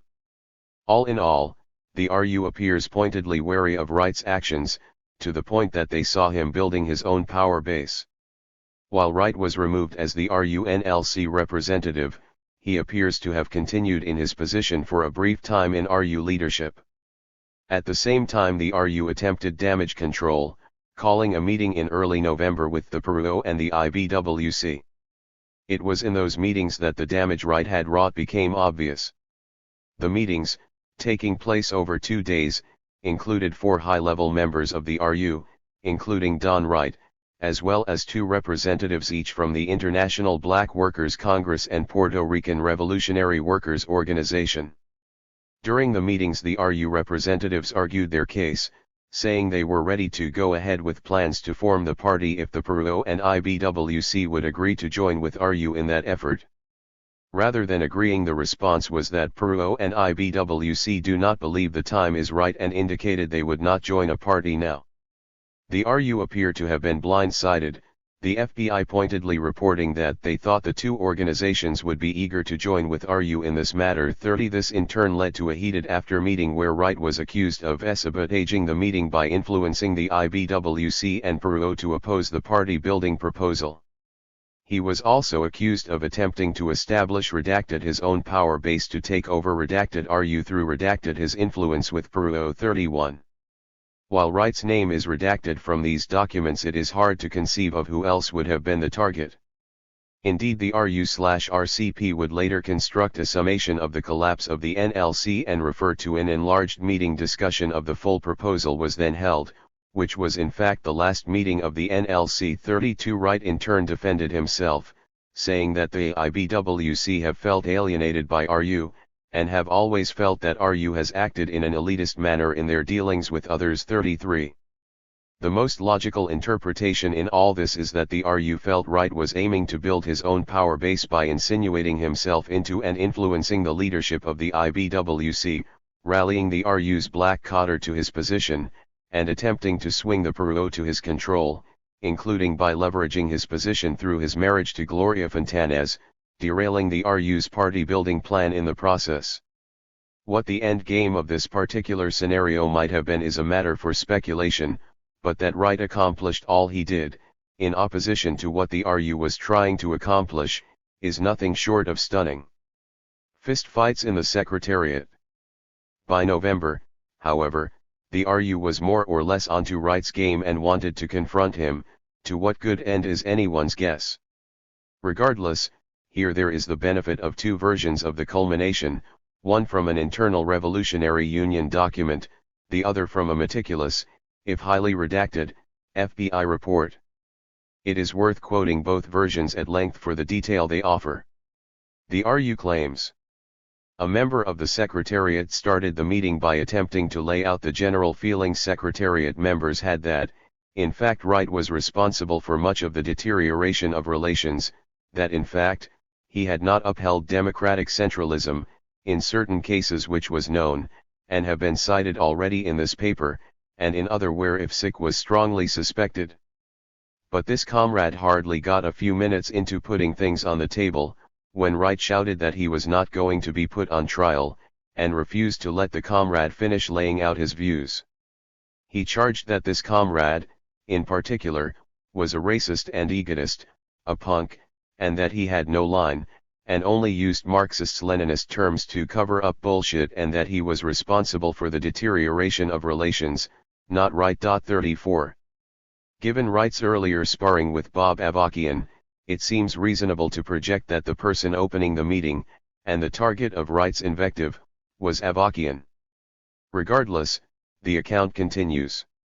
When another comrade, a Latino, tried to take the discussion back to politics, Wright immediately interrupted him, yelling, "Shut up, Blanquito, little white boy." And when this comrade attempted to continue despite this provocation, Wright came across the room cursing at him, stood over him, and as soon as the other comrade stood up, Wright jumped on him and knocked him down. 35. According to the RU, the remainder of the meeting consisted of Wright repeatedly interrupting attempts at discussions with the same tactics, twice more starting fights with other comrades sick, and threatening them.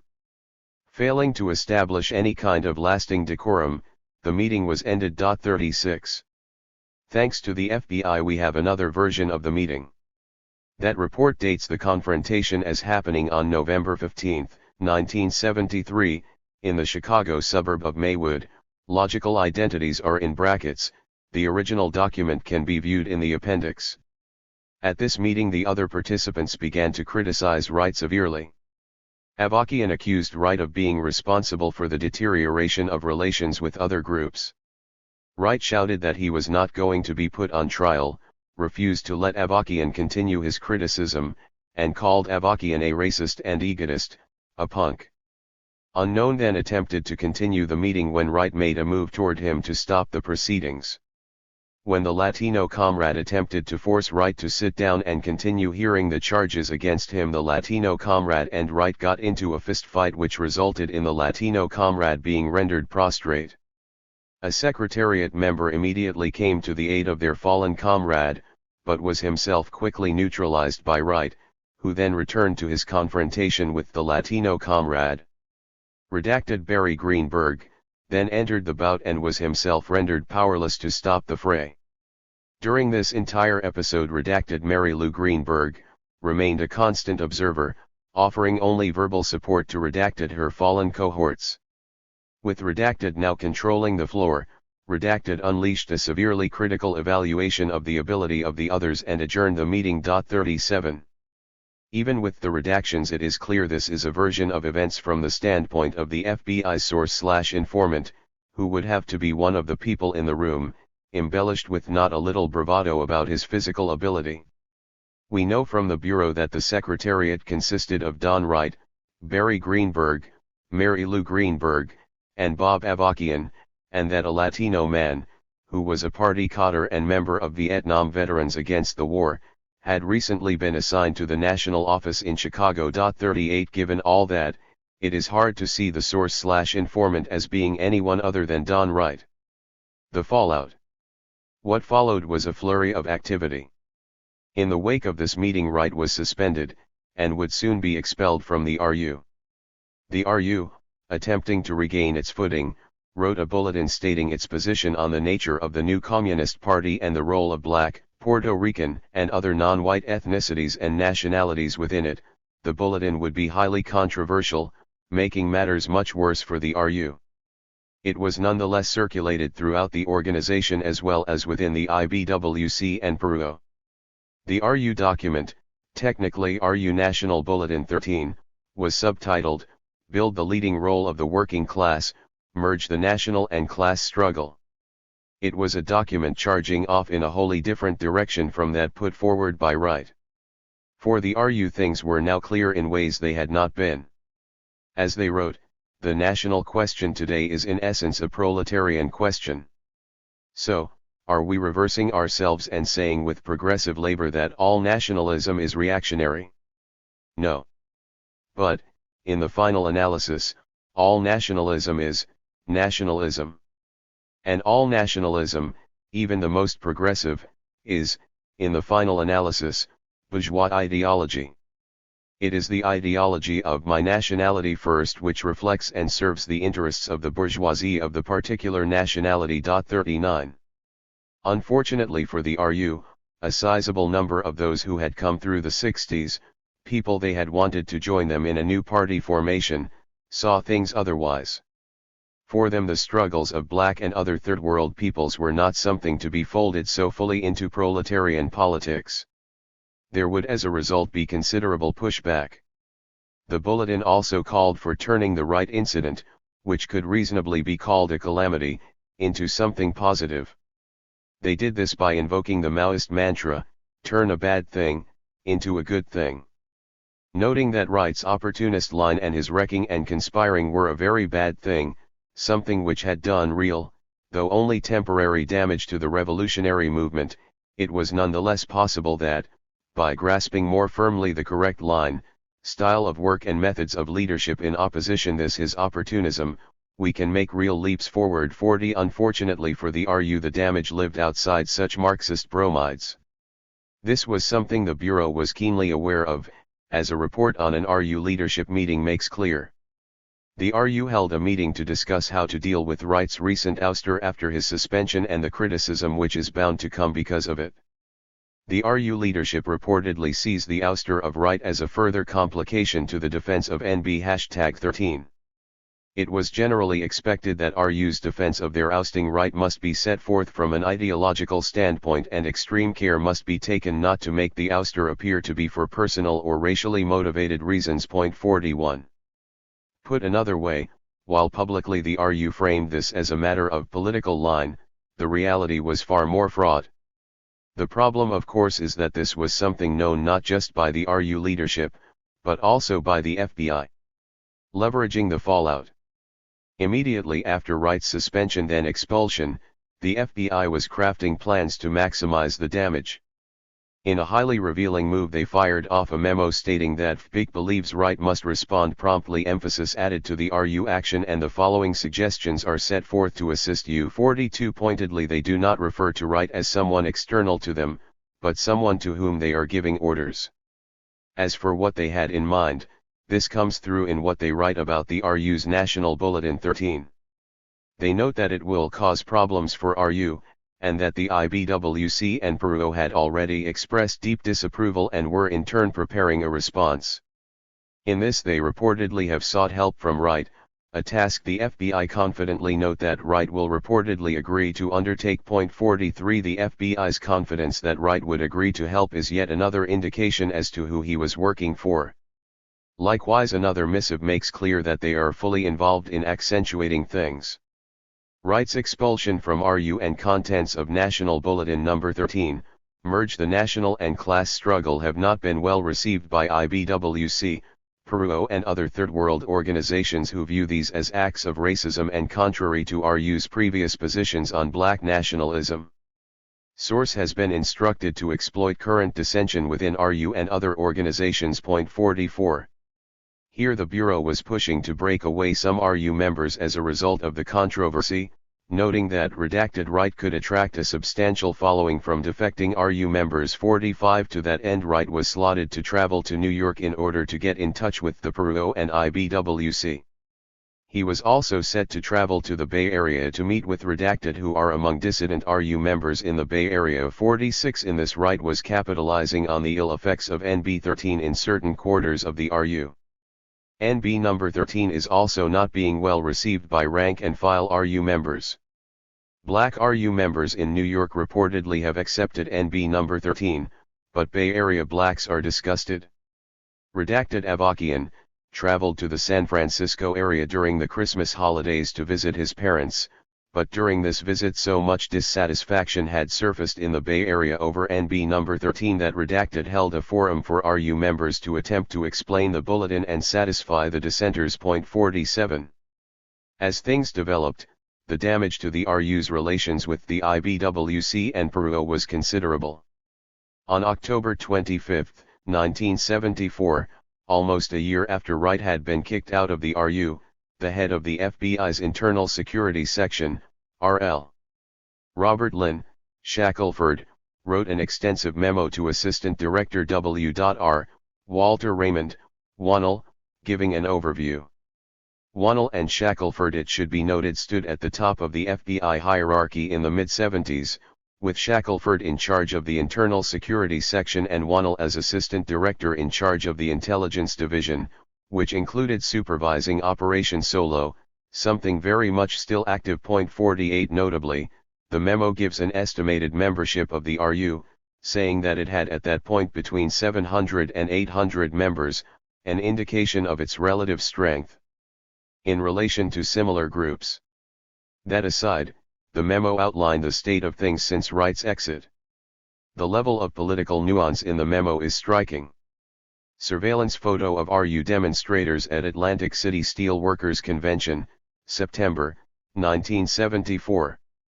Credit, FBI Newark Revolutionary Union photo album. RU places blacks and other minorities on equal footing with whites, without any special considerations, and believes the black nationalistic beliefs of the IBWC are alien to communism. The IBWC and Peru believe black and third world people should hold a special position and be the vanguard of the revolutionary struggle, and both organizations support the right of self-determination in the form of separation for blacks and third world nations. Point 49. The memo continues, referencing the polemics being passed back and forth. Lengthy documents have been written by the RU and IBWC, each accusing the other of various Marxist-Leninist heresies. It then pointedly writes that the split is actually the result of a personality conflict between the leaders of these organizations, which is compounded by racial animosity. It is, however, its conclusions that are the most telling. This split isolates the RU from U.S. minorities, blacks, and Puerto Ricans. As a result, RU has suffered defections from both black and white members. The RU has lost its black leadership, redacted, and is suffering internal dissension. 50. That dissension included dissatisfaction with the group's Chicago leadership, which they felt has become a very closed group which acts unilaterally and has taken several positions recently which many consider racist. Tipping off as to where they were getting their information, the report noted. It was felt by both Wright and Redacted that since RU moved its headquarters to the Chicago area there had been no positive action or leadership taken by the Secretariat, that in fact, RU nationally has become fragmented and disorganized. Point 51. It is unclear if the redaction in the above is an RU informant or someone else. Regardless, assessing the state of the Secretariat, the secret leadership body of the RU, would likely only come from someone who had sat on that body, in this case Don Wright. The RU would later claim that the fallout from Wright's expulsion led to a small split by a small clique. 52. This appears to be a euphemism invoked to minimize things. Not only did a number of their cadre from the Detroit area leave the group, it also lost a fair number of cadre in the Bay Area, who did not agree to go along with the change in position. Point 53. Coming so soon after the Franklin schism of 2 years before, it is understandable why the group would want to downplay this, but given everything roiling around this, the internal turmoil, the book-length polemic that was published as Red Papers 6, the loss of a significant section of cadre, particularly black cadre of which there were never very many, and the isolating nature of their new position, this was a significant blow to the group. Regardless, what followed was an RU even more committed to proceeding with forming a new party, though not the party they had envisioned only a few months before, not just the merging of RU-IBWC Peru, but for a time the October League and perhaps others. Had this been successful, such a party would have been a more formidable force, cohering the bulk of those that had emerged from the 60s that had embraced Maoism. Instead, what followed were years of pronounced sectarianism, culminating in the collapse, mainly because of the shifts in the global situation, of the new communist movement as a whole. 54. Wright is gone, but not the AHC. Don Wright was suspended indefinitely from the RU on November 19 or 20, 1973.55. On November 15, Leibel Bergman and his wife Vicky Garvin hosted two guests at their apartment in Newark. During the course of the evening, Bergman was expansive on a number of issues relevant to the current RU, including trouble he was having with a black comrade, brackets contain logical identifiers. He described Wright as having become a black militant. Later, when they were alone, Bergman asked if Wright could be an agent. Source did not think so because the role of an agent is to be cooperative and conciliatory with his target, whereas Wright was not. Also, having known Wright, he doubted he could become an informant for the opposition. Bergman replied, "I guess you are right." 56.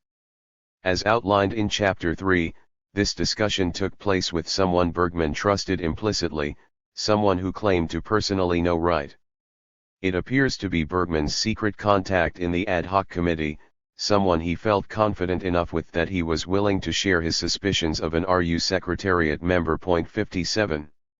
What then of Don Wright? In discussing the National Liaison Committee in Heavy Radicals, it was noted that, identifying the informant short of a confession or bureau gaffe is an uphill slog. Given the amount of evidence now accrued in the matter of Don Wright, that slog has become considerably easier. In the 43 years since Wright was expelled from the Revolutionary Union, there has been, among those interested in such things, an abundance of speculation as to Wright's aims, including whether or not he was working for the government. In that time, at least two of the top leaders in the RU who worked most closely with him, Leibel Bergman and Bob Avakian, raised suspicions. Bergman not only raised his suspicions to an FBI informant at the time, but also appears to have engaged in efforts to establish this in talking with former RU/RCP member David Sullivan in an interview. 58. Bob Avakian, in his 2005 memoir, while never making a direct accusation, repeatedly and pointedly suggests Wright's motives were suspect, despite framing the matter through the lens of political line and ideology. This is beyond those who worked with Wright on lesser levels who were either suspicious or convinced of his having some kind of relationship with the government. 59. For its part, the Bureau claims Wright's files were systematically destroyed at the beginning of 1989, a claim that raises its own questions. 60. As for the ad hoc committee and information on Wright's links to it, files are part of the National Archives backlog that are many years away from release. That said, there is a mountain of information on Wright in the FBI files already released that point time and again to his having been their informant.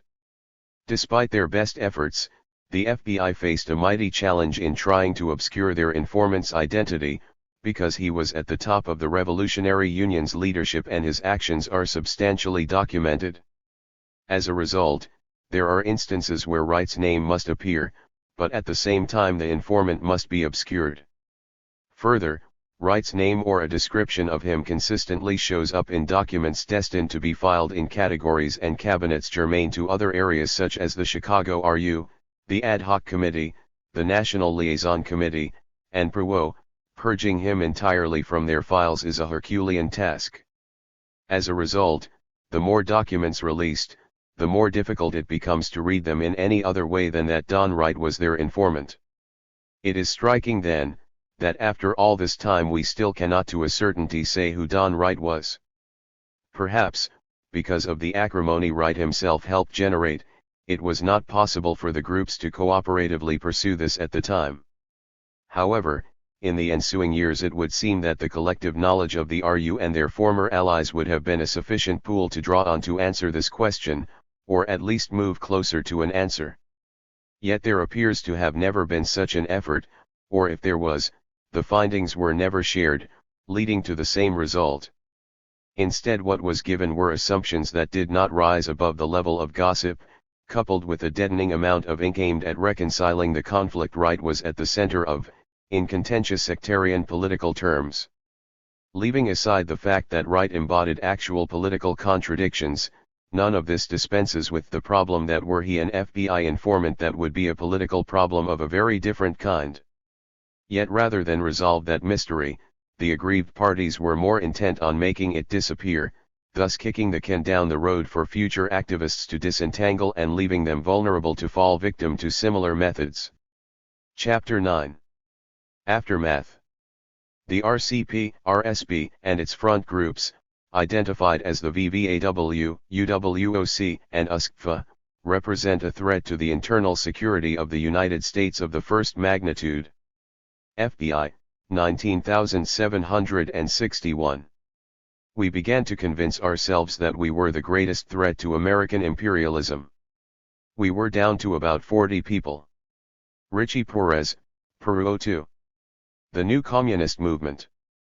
In 1976 the FBI declared the recently formed Revolutionary Communist Party, formed out of the Revolutionary Union, a threat of the first magnitude to the United States.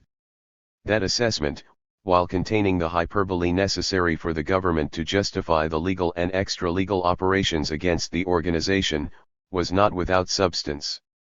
As the largest Maoist entity to emerge out of the upheaval of the previous decade, the RU/RCP was a relatively large, disciplined, national organization, with ties to the largest communist country in the world. The irony is that the Bureau's assessment was written 3 days before the death of Mao. Mao's death marked the definite end to the viability of the new communist movement. However, the collapse of the National Liaison Committee that preceded had already marked the end of that movement's ascent. RU Anti-Nixon Demonstration, Washington, D.C., 1974. Credit, Craig Simpson and Sue Redding, Spark Images. The collapse was followed by a dizzying array of events, groups splintering, allying, seeming to ascend only to splinter again. At the same time the FBI, which had locked onto the new communist movement as the most important threat confronting the Republic, found itself under an unprecedented scrutiny, subject to constraints unthinkable just a few years earlier. Both entities were entering a far different world than the one that had locked them in confrontation in the previous decade. They would come out the other side either in tatters, if at all, or fundamentally different from what they had been up to that moment. The descent of the Peru. In the aftermath of the breaking apart of the National Liaison Committee, both the Puerto Rican Revolutionary Workers Organization and the Black Workers Congress, in 1974, joined with the Communist League in something called the National Continuation Committee. The undertaking did not make it to the end of the year. 3. Next up, in the fall of 1975, the Peru joined with the Revolutionary Workers League, RWL, a primarily black organization, the Workers' Viewpoint Organization, WVO, a mainly East Coast Asian organization, and the August 29 Movement, ATM, a Chicano organization based in California, New Mexico, and Colorado. Together they called themselves the Revolutionary Wing. That entity too lasted less than a year. 4. In its wake, the Peru, under the leadership of Gloria Fontanez, split into two armed factions and violence became its own end. One of the consequences was that two prominent Peru members, Richie Perez and Diana Caballero, a married couple, were kidnapped by an opposing faction and tortured. 5 Perez described the incident. Now is my turn to experience the kind of interrogation that we've done with other people. But this time, it takes a twist that I was not prepared for. I'm accused of being a police agent. I'm being told that I got to confess, that if I don't cooperate, my wife will be killed. This begins a night of interrogation and physical beatings. Overpowering everyone there was pretty much out of the question. In addition, I still didn't know where my wife was. It was a very long night, and the beating was relatively severe. 6. Perez, in recounting his story, pointedly notes that the most enthusiastic participants, among our leadership was Gloria Fontanez Wright. She took Don Wright's name following their marriage, who changed her name a number of times. In that respect, it is worth noting a Bureau report, issued in the aftermath of the NLC collapse, Don Wright does appear to have maintained an excellent rapport with IBWC and Peruo leaders in New York City and could be expected to capitalize on his influence with these organizations once he moves to New York, which is expected to be within the next few months. 7 In other words, Wright was slotted to move back to New York to live with his wife. Wright did indeed live with Fontanez after leaving the RU, a period of time worthy of further exploration. 8. Regardless, the internal violence in the Peruo accelerated the corrosion and diminishment of the group.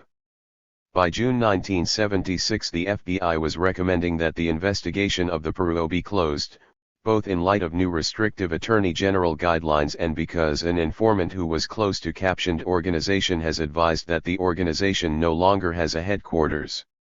That informant also reported that Peruo's newspaper, Palant, had not appeared for several months and that Peruo is currently not giving any indication that it is active in NYC 9. IBWC splits 4 ways. The Black Workers' Congress, which at its apex had never been more than several hundred people, if that, continued to lose membership throughout the 70s. It too would not last long. In 1975 it split, not into 2, but 4 factions: the Revolutionary Workers' Congress, the Revolutionary Bloc, the Workers' Congress, Marxist-Leninist, and the Marxist-Leninist Organizing Committee, MLOC. 10 Ironically, the Revolutionary Workers' Congress, RWC, and its small membership would finally reconcile with the now formed, from the RU, Revolutionary Communist Party, USA. The RCP in turn proclaimed the RWC to be the most significant of the organizations that survived a series of splits within the BWC. 11 The obvious question in that respect would seem, why, if the differences were so intractable between the two groups in 1973, were they not so in 1977? Of course the principals involved would argue that it was ultimately a matter of line and a certain coming around in the thinking of the former IBWC comrades. However, one does have to wonder to what degree the discussions with the former IBWC comrades were made a good deal easier without the presence of Don Wright. Regardless, within months of the RWC joining, the RCP itself broke into 2 in what would be its final schism over the matter of China after Mao Zedong. October League/CPML. The schism in the Revolutionary Communist Party and the shift in direction in what had been Mao's China created a certain moment in the sun for the RCP's longtime nemesis, the October League. By 1977, the OL had transformed itself into the Communist Party, Marxist-Leninist, and was now recognized by China as the Communist Party in the US. It was unfortunately for them a matter of getting to the party as it was ending. The October League/CPML leader Mike Klinsky did garner a photo opportunity, sitting at a banquet table in the People's Republic with Hua Qiawen, Mao's ostensible successor, in 1977. However, Hua would soon be removed from power, accused of too closely adhering to whatever Mao had argued. By 1979 Deng Xiaoping would assume the reins of power and China would embark on a starkly different path than the one it had previously traveled. Soon after Deng's ascent, the Chinese effectively withdrew their recognition of CPML. What ensued in telescoped fashion was a hemorrhaging of members. By the end of 1981 the group was no more, though some of its cadre would continue on joining other formations. 12. From RURCP to RCP/RWH. After Don Wright was purged from their ranks, the Revolutionary Union went forward in its efforts to form a single multinational party, but those efforts were severely constrained by the positions they had adopted coming off the Wright episode. In 1975 they declared themselves the Revolutionary Communist Party, USA, an effort unaccompanied by the fusing of any other organizations into their own, aside from Bay Area-based Wei Minxi, a Maoist Asian American organization. At the same time their hold on the China franchise slipped away as they refused to fall uncritically in line with the position the Chinese put forward that the Soviet Union was the main danger of a new world war, ultimately more dangerous than the United States. 13 While the RCP for a time jumped through hoops in an effort to reconcile China's pro-US foreign policy with their own position as domestic communist revolutionaries, it was a losing battle. The entire question became moot with the death of Mao in September 1976 and China's ensuing rapid reconciliation with Western capitalism. Over the course of little more than 2 years, the RCP would go from the largest Maoist organization in the US, holding the China franchise, to an organization split in two, one side being the Revolutionary Workers' Headquarters, which sought to hold onto the vanishing socialism in China, and the RCP, which doggedly held the position that the four Politburo radicals, the Gang of Four, were the true representatives of socialism and Maoism in China, their arrest constituting a defeat of the socialist project in that country. Amid much sound and fury, the two sides, and the wider new communist movement, debated all this. Meanwhile, China moved deliberately toward a market economy and a geopolitical alliance with the United States. 14. The RCP soldiered on, however, losing members throughout the late 70s and taking a particular hit in the aftermath of their undertaking on May 1, 1980, which was to have rallied 10,000 workers to take history into our hands, but rallied less than 1,000 nationwide instead.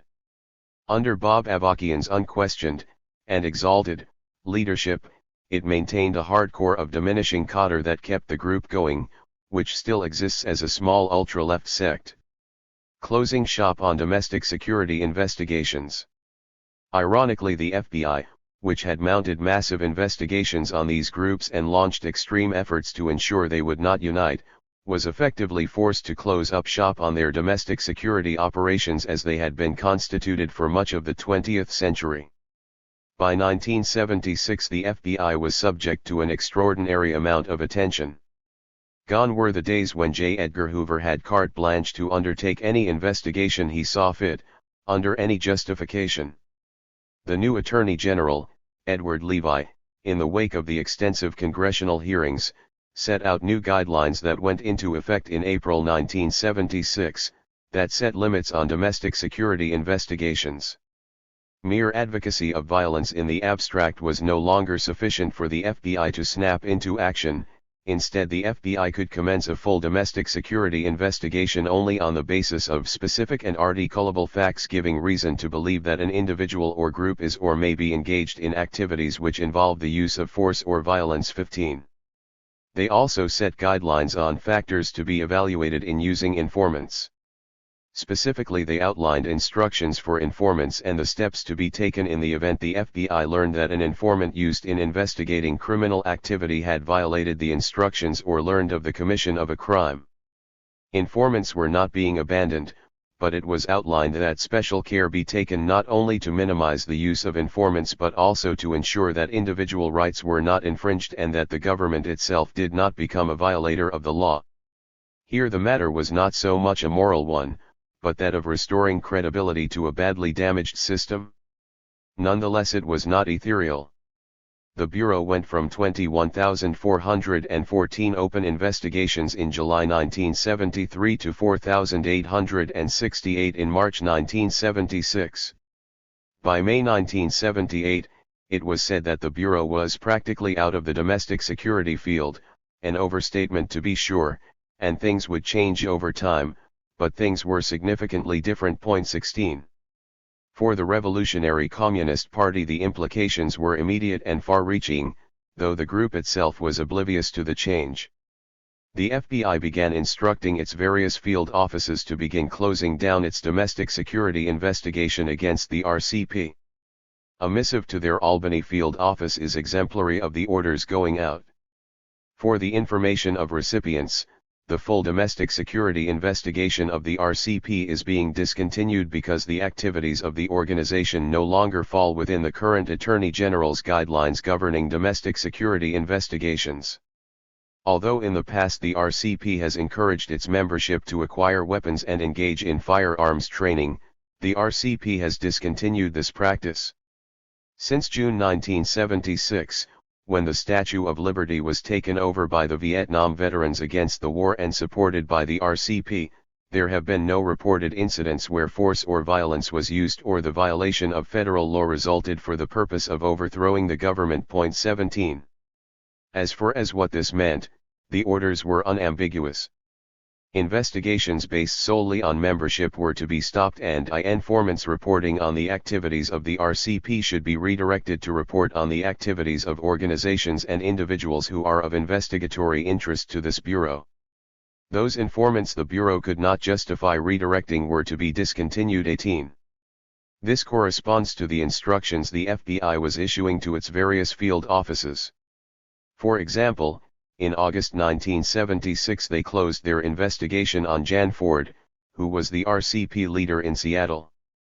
Ford has maintained a proprietary interest in the Portland chapter, and wields some regional control over its policies, particularly in expressing concern for any members who engage in any criminal activities, advocate violence, or in any other way cause trouble.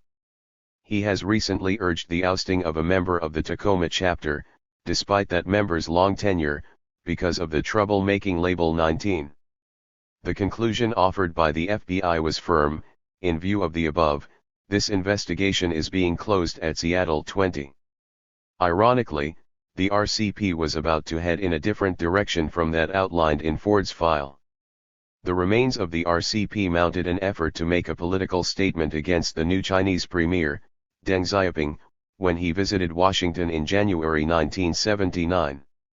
The subsequent demonstration saw the group attempt to create an international incident in which various objects were to be tossed at the premier and the president, Jimmy Carter. Contrary to their plan, they were directed away from the White House lawn and instead let loose their objects against the sizable police contingent that was tracking the march. The result was a bloody melee, one that lasted minutes, but made national news. It saddled the party and its leaders with considerable legal troubles that would take years to resolve. It is notable that, given the changes the government instituted, the FBI does appear to have been caught off guard.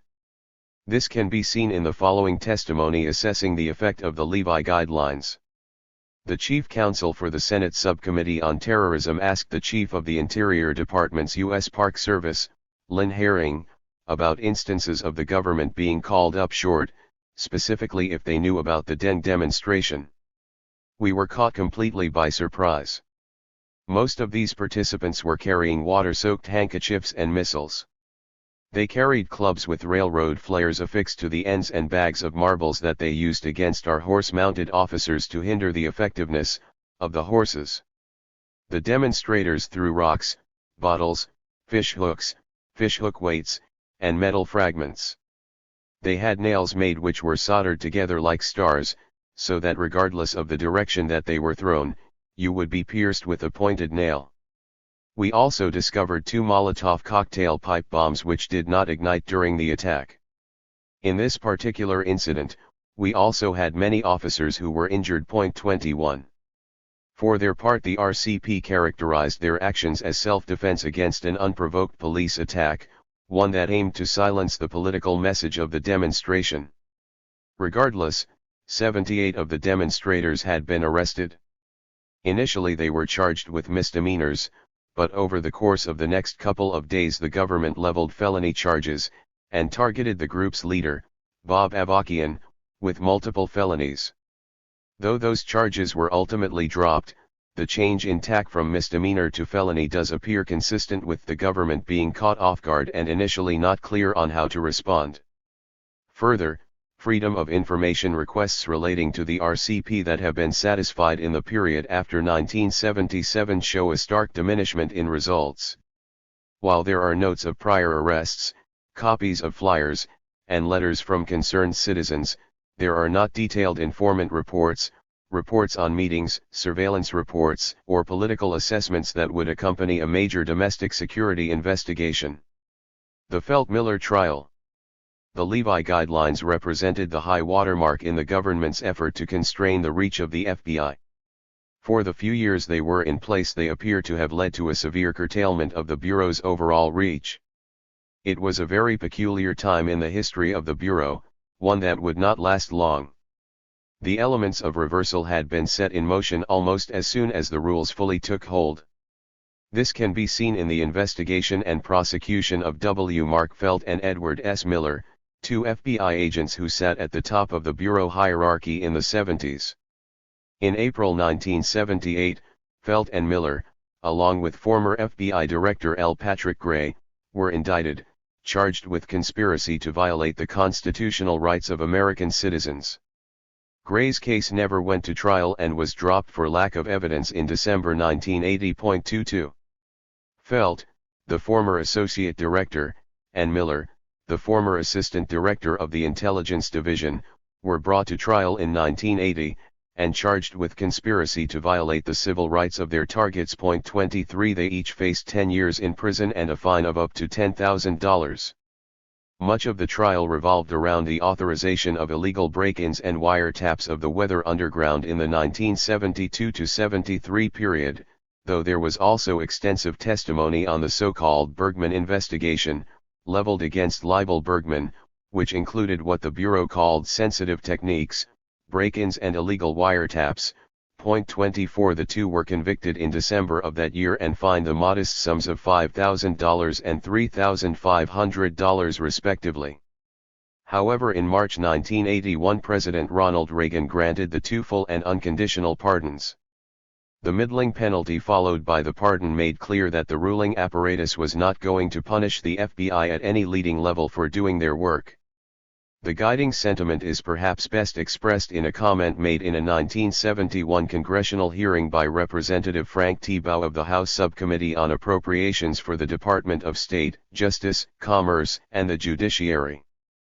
The occasion was testimony by J. Edgar Hoover, about the FBI budget. Mr. Director, I again appreciate your testimony. It is a pleasure to have you here. We have great confidence in you and your associates. I think we sleep a little better at night because of your efforts. 25. The statement reflects a largely unspoken assessment of the role of the FBI in this highly contentious period.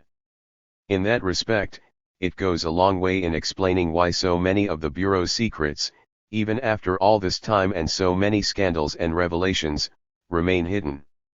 Conclusion. Perhaps the most remarkable thing discovered in writing this book is how little was known about a certain type of Bureau informant. While there is a good amount of literature on things like electronic surveillance, illegal break-ins, and poison pen letters, the matter of informants as a strategic counterintelligence tool, the centerpiece of the Bureau's internal security efforts, is by comparison a desert. Even when informants are discussed, they are too often relegated to the incendiary provocateur, the snitch revealed at trial, or the stealthy infiltrator who gets his comrade secretly fired or arrested. Yet people such as Morris Childs, Richard Aoki, and, we assume, Darrell Grover and Don Wright, were far more than this. They were people who insinuated themselves into positions of responsibility and remained there for years if not decades, never letting on who they really were. Because of this there were no Oprah moments, no opportunities to ask, why did you do it? Instead they took many secrets to their graves. In this the FBI needs to be given credit for a level of sophistication beyond what reasonable people would expect. Not only were certain of their operations well thought out, they appear to have maintained a culture of secrecy that never spilled the beans, despite the internal conflicts, external pressure, and media scrutiny. As the communist veteran and Bureau informant Morris Childs remarked, the Bureau as a whole is the most dedicated organization I've ever known, maybe with the exception of the early Bolsheviks one. The problem, however, is that what they undertook crossed legal, ethical, and moral lines. The way these informants inserted themselves into the lives of the groups, which largely existed within the laws of the time, the level of confidence they built, including at the most intimate levels, is shocking. Morris Childs channeled his anger after his falling out with the PUSA into a lifelong effort of betraying every trust and friendship he had developed up to that time. Richard Aoki's legacy is one of informing on anyone he came close to, people who respected him and called him a friend. Compounding this, he maintained the lie in order to retain bragging rights about his revolutionary past. Darrell Grover appears to have trained some of the most radical youth of their generation in Marxism, only to turn around and report them to the FBI, as Marxists. Larry and Betty Goff had 4 young children who they effectively used as a cover as they pretended to be communists, handling weapons and suggesting plots such as blowing up tanks. Don Wright is said to have broken up Gloria Fontanez's existing relationship with a leading member of the Peruo as the precursor to his marrying her, something he in turn appears to have used to advance his overall agenda. Point 2 Such things go beyond the intelligence gathering that they were ostensibly tasked with. William Sullivan, the FBI official who was in charge of the Domestic Intelligence Division during the height of the COINTELPRO era, in his testimony to Congress described plainly the Bureau's, and by extension the informants, method. This is a rough, tough, dirty business. 3 Sullivan's candor, while insightful, does not excuse the morally bankrupt character of such activity. In contrast to the FBI's professionalism, the organizations most impacted by their actions stand as highly unsophisticated. For all their savvy, and some were better than others, and allowing for inexperience, any efforts to isolate informants before they gave away the farm or worse were largely a failure. True, Betty and Larry Goff were under suspicion toward the end, but they had a good couple of years before that meant anything. With Morris Childs, Richard Aoki, and we presume Don Wright and Darrell Grover, none of them were ever identified as informants when it mattered. As for the ad hoc committee, which was a conduit for the Bureau's informant work and much else, to this day it is an unknown quantity despite having operated for over 20 years. In working on this book, some people familiar with the intricacies of the new communist movement on hearing of the true nature of the AHC responded with incredulity, to the effect that the FBI simply could not be sophisticated enough to write the ad hoc bulletins, particularly the later ones. 4 While it is possible that the later AHC bulletins had the input of former communists, everything discovered in this work shows that the FBI was able to swim comfortably in the waters of Marxist nuance. Whether they used surrogates or their own personnel to do this would seem to be beside the point. Tellingly, a key element in the FBI's success was the role of the top leaders of the target organizations. Here there appears to have been a complete failure on the part of people such as Gus Hall, Eldridge Cleaver, Huey Newton, Bobby Seale, Leibel Bergman, Bruce Franklin, Bob Avakian, and others to properly vet the people they were investing with critical organizational responsibilities. Further, this failure was compounded by not taking responsibility for the results after the fact and drawing appropriate lessons. As a result, these leaders put in jeopardy not only themselves, but also those who had entrusted them to lead. Ironically, there were always rumors and at times even investigations, or in the case of the Black Panthers, actions, against individuals suspected of being informants. Not surprisingly, none of those suspects actually were informants, only adding to the Bureau's effective disruption. 5. No small part of the problem for these organizations was that they held to a hard hierarchical model that made it exceedingly difficult to disinterestedly monitor and review people at the top, thereby putting successful informants in a position of intelligence and influence and in the position to be able to protect their position. Were these groups more democratically inclined, a free-for-all of internal suspicion would destroy them as surely as the presence of an informant, so that hardly seems the answer. This was a sticky problem, but to the fault of the organizations it was a problem that was not, as far as this research has uncovered, interrogated on its actual terms. Determining who might be a highly placed informant was going to be difficult, as the research here is testament to, but these groups were not even asking the right questions. In fact, their modus operandi was in many ways that they did not want to know, better to attribute such problems to other causes. Much in the way Lenin purged Malinovsky from Soviet history, they dealt with the problem by erasing or redefining it. In the course of speaking about our book Heavy Radicals, a question that was repeatedly posed was, with the Internet, the proliferation of myriad social media and digital information, isn't the government's ability to garner intelligence limited only by available bandwidth? In response, we pointed out that while Edward Snowden, Chelsea Manning, and others have revealed a hidden universe that exists in digital information, and redefined the boundaries of what can be garnered electronically, it does not negate the fundamental need for human intelligence, the need for informants.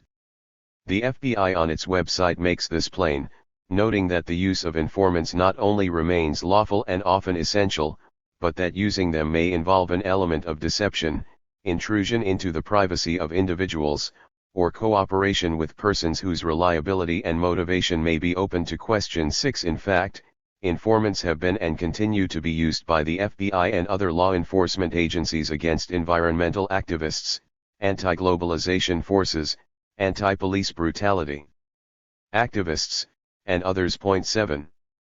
While things today are more complex, with a profusion of forces holding to varying agendas, some antithetical to a liberatory vision, this does not dispense with the fact that certain governmental forces and others continue elements of counterintelligence against progressive and radical political opposition.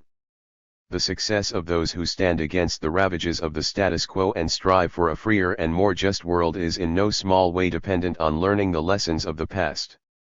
It is with that in mind that we offer this work. Epilogue. Morris Childs. Morris Childs remained an active FBI informant, making his last mission to Moscow in 1977, after which he maintained long-distance contact with the Soviets until 1980. His brother Jack died in 1980. Morris died in June 1991. Meanwhile, the story of Solo, never revealed while active, began to leak out in 1981, in relation to a book by Robert Garrow and his investigation of Stanley Levinson, a former PUSA member who worked with Martin Luther King in the early 1960s. The revelations of Solo revolved around King's associations with suspected members of the Communist Party, and as a result the far more consequential story of the Childs brothers was relegated to an auxiliary role too. It is a story, in many ways, which remains to be told. The ad hoc Committee for a Marxist-Leninist Party. Every piece of evidence obtained on the ad hoc Committee for a Marxist-Leninist Party suggests that the entity had a significant impact on the myriad individuals and organization it was leveled against in its 20-year run. Technically called Case File 100 HQ 442715, the file related to the ad hoc Committee for a Marxist-Leninist Party, also known as the ad hoc Committee for a Scientific Socialist Line, is massive. According to a representative at the National Archives, the main file comprises 62 sections and has an estimated 15,500 pages, compiled as part of a security investigation conducted by the FBI between September 1964 and December 1984. In addition, there are also numerous enclosures and bulky exhibits associated with the files. 3. That is 20 years of intensive FBI counterintelligence that extends past the point of the shutting down of COINTELPRO and the restrictive guidelines put in place for domestic security investigations.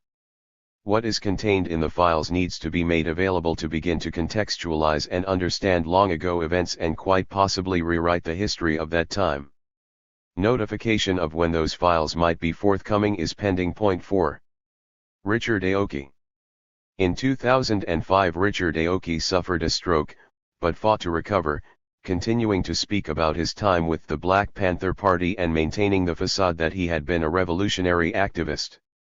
In July 2009, then 70 years old, Aoki was reported to have passed away as a result of complications from kidney failure. Much like the rest of his life, that too turned out to not to be true. Aoki had in fact died from a self-inflicted gunshot wound. Coming at the time of the release of a documentary on his life and before the posthumous release of Diane Fugino's biography, it served at first blush as a sad coda to what was seen as a life of struggle and commitment to the oppressed. 3 years later Seth Rosenfeld released his book revealing that Aoki's true legacy was that of an FBI informant and that everything about his life would need to be re-evaluated. Larry and Betty Goff. The Goffs' tenure as bureau informants appears to have been only a temporary sidetrack from their true calling of evangelism. On leaving the RU, Larry joined the Lemery, California Police Department. 5 From there he and Betty moved from the Bay Area and founded the Goff Ministries in Lubbock, Texas. There was no reply to a request for an interview from the couple. Darrell Grover. Darrell Donnell Grover died in 1988 in Alameda, California. In March 2015 the National Archives responded to an FOIA request by Conor Gallagher noting that it was now in the second-tier queue for processing and that they are currently processing requests received in March 2012. 6 When those files arrive there ought to be more to say about Grover and his relationship with the Bureau. Don Wright. Don Wright died in Colorado on November 8, 2008 at the age of 70. While the FBI claims his files were destroyed, he is sufficiently referenced and cross-referenced in files they have released. Once the FBI releases versions of those records where Wright's name is no longer redacted, if they ever do, a much clearer picture of his relationship with the Bureau will present itself.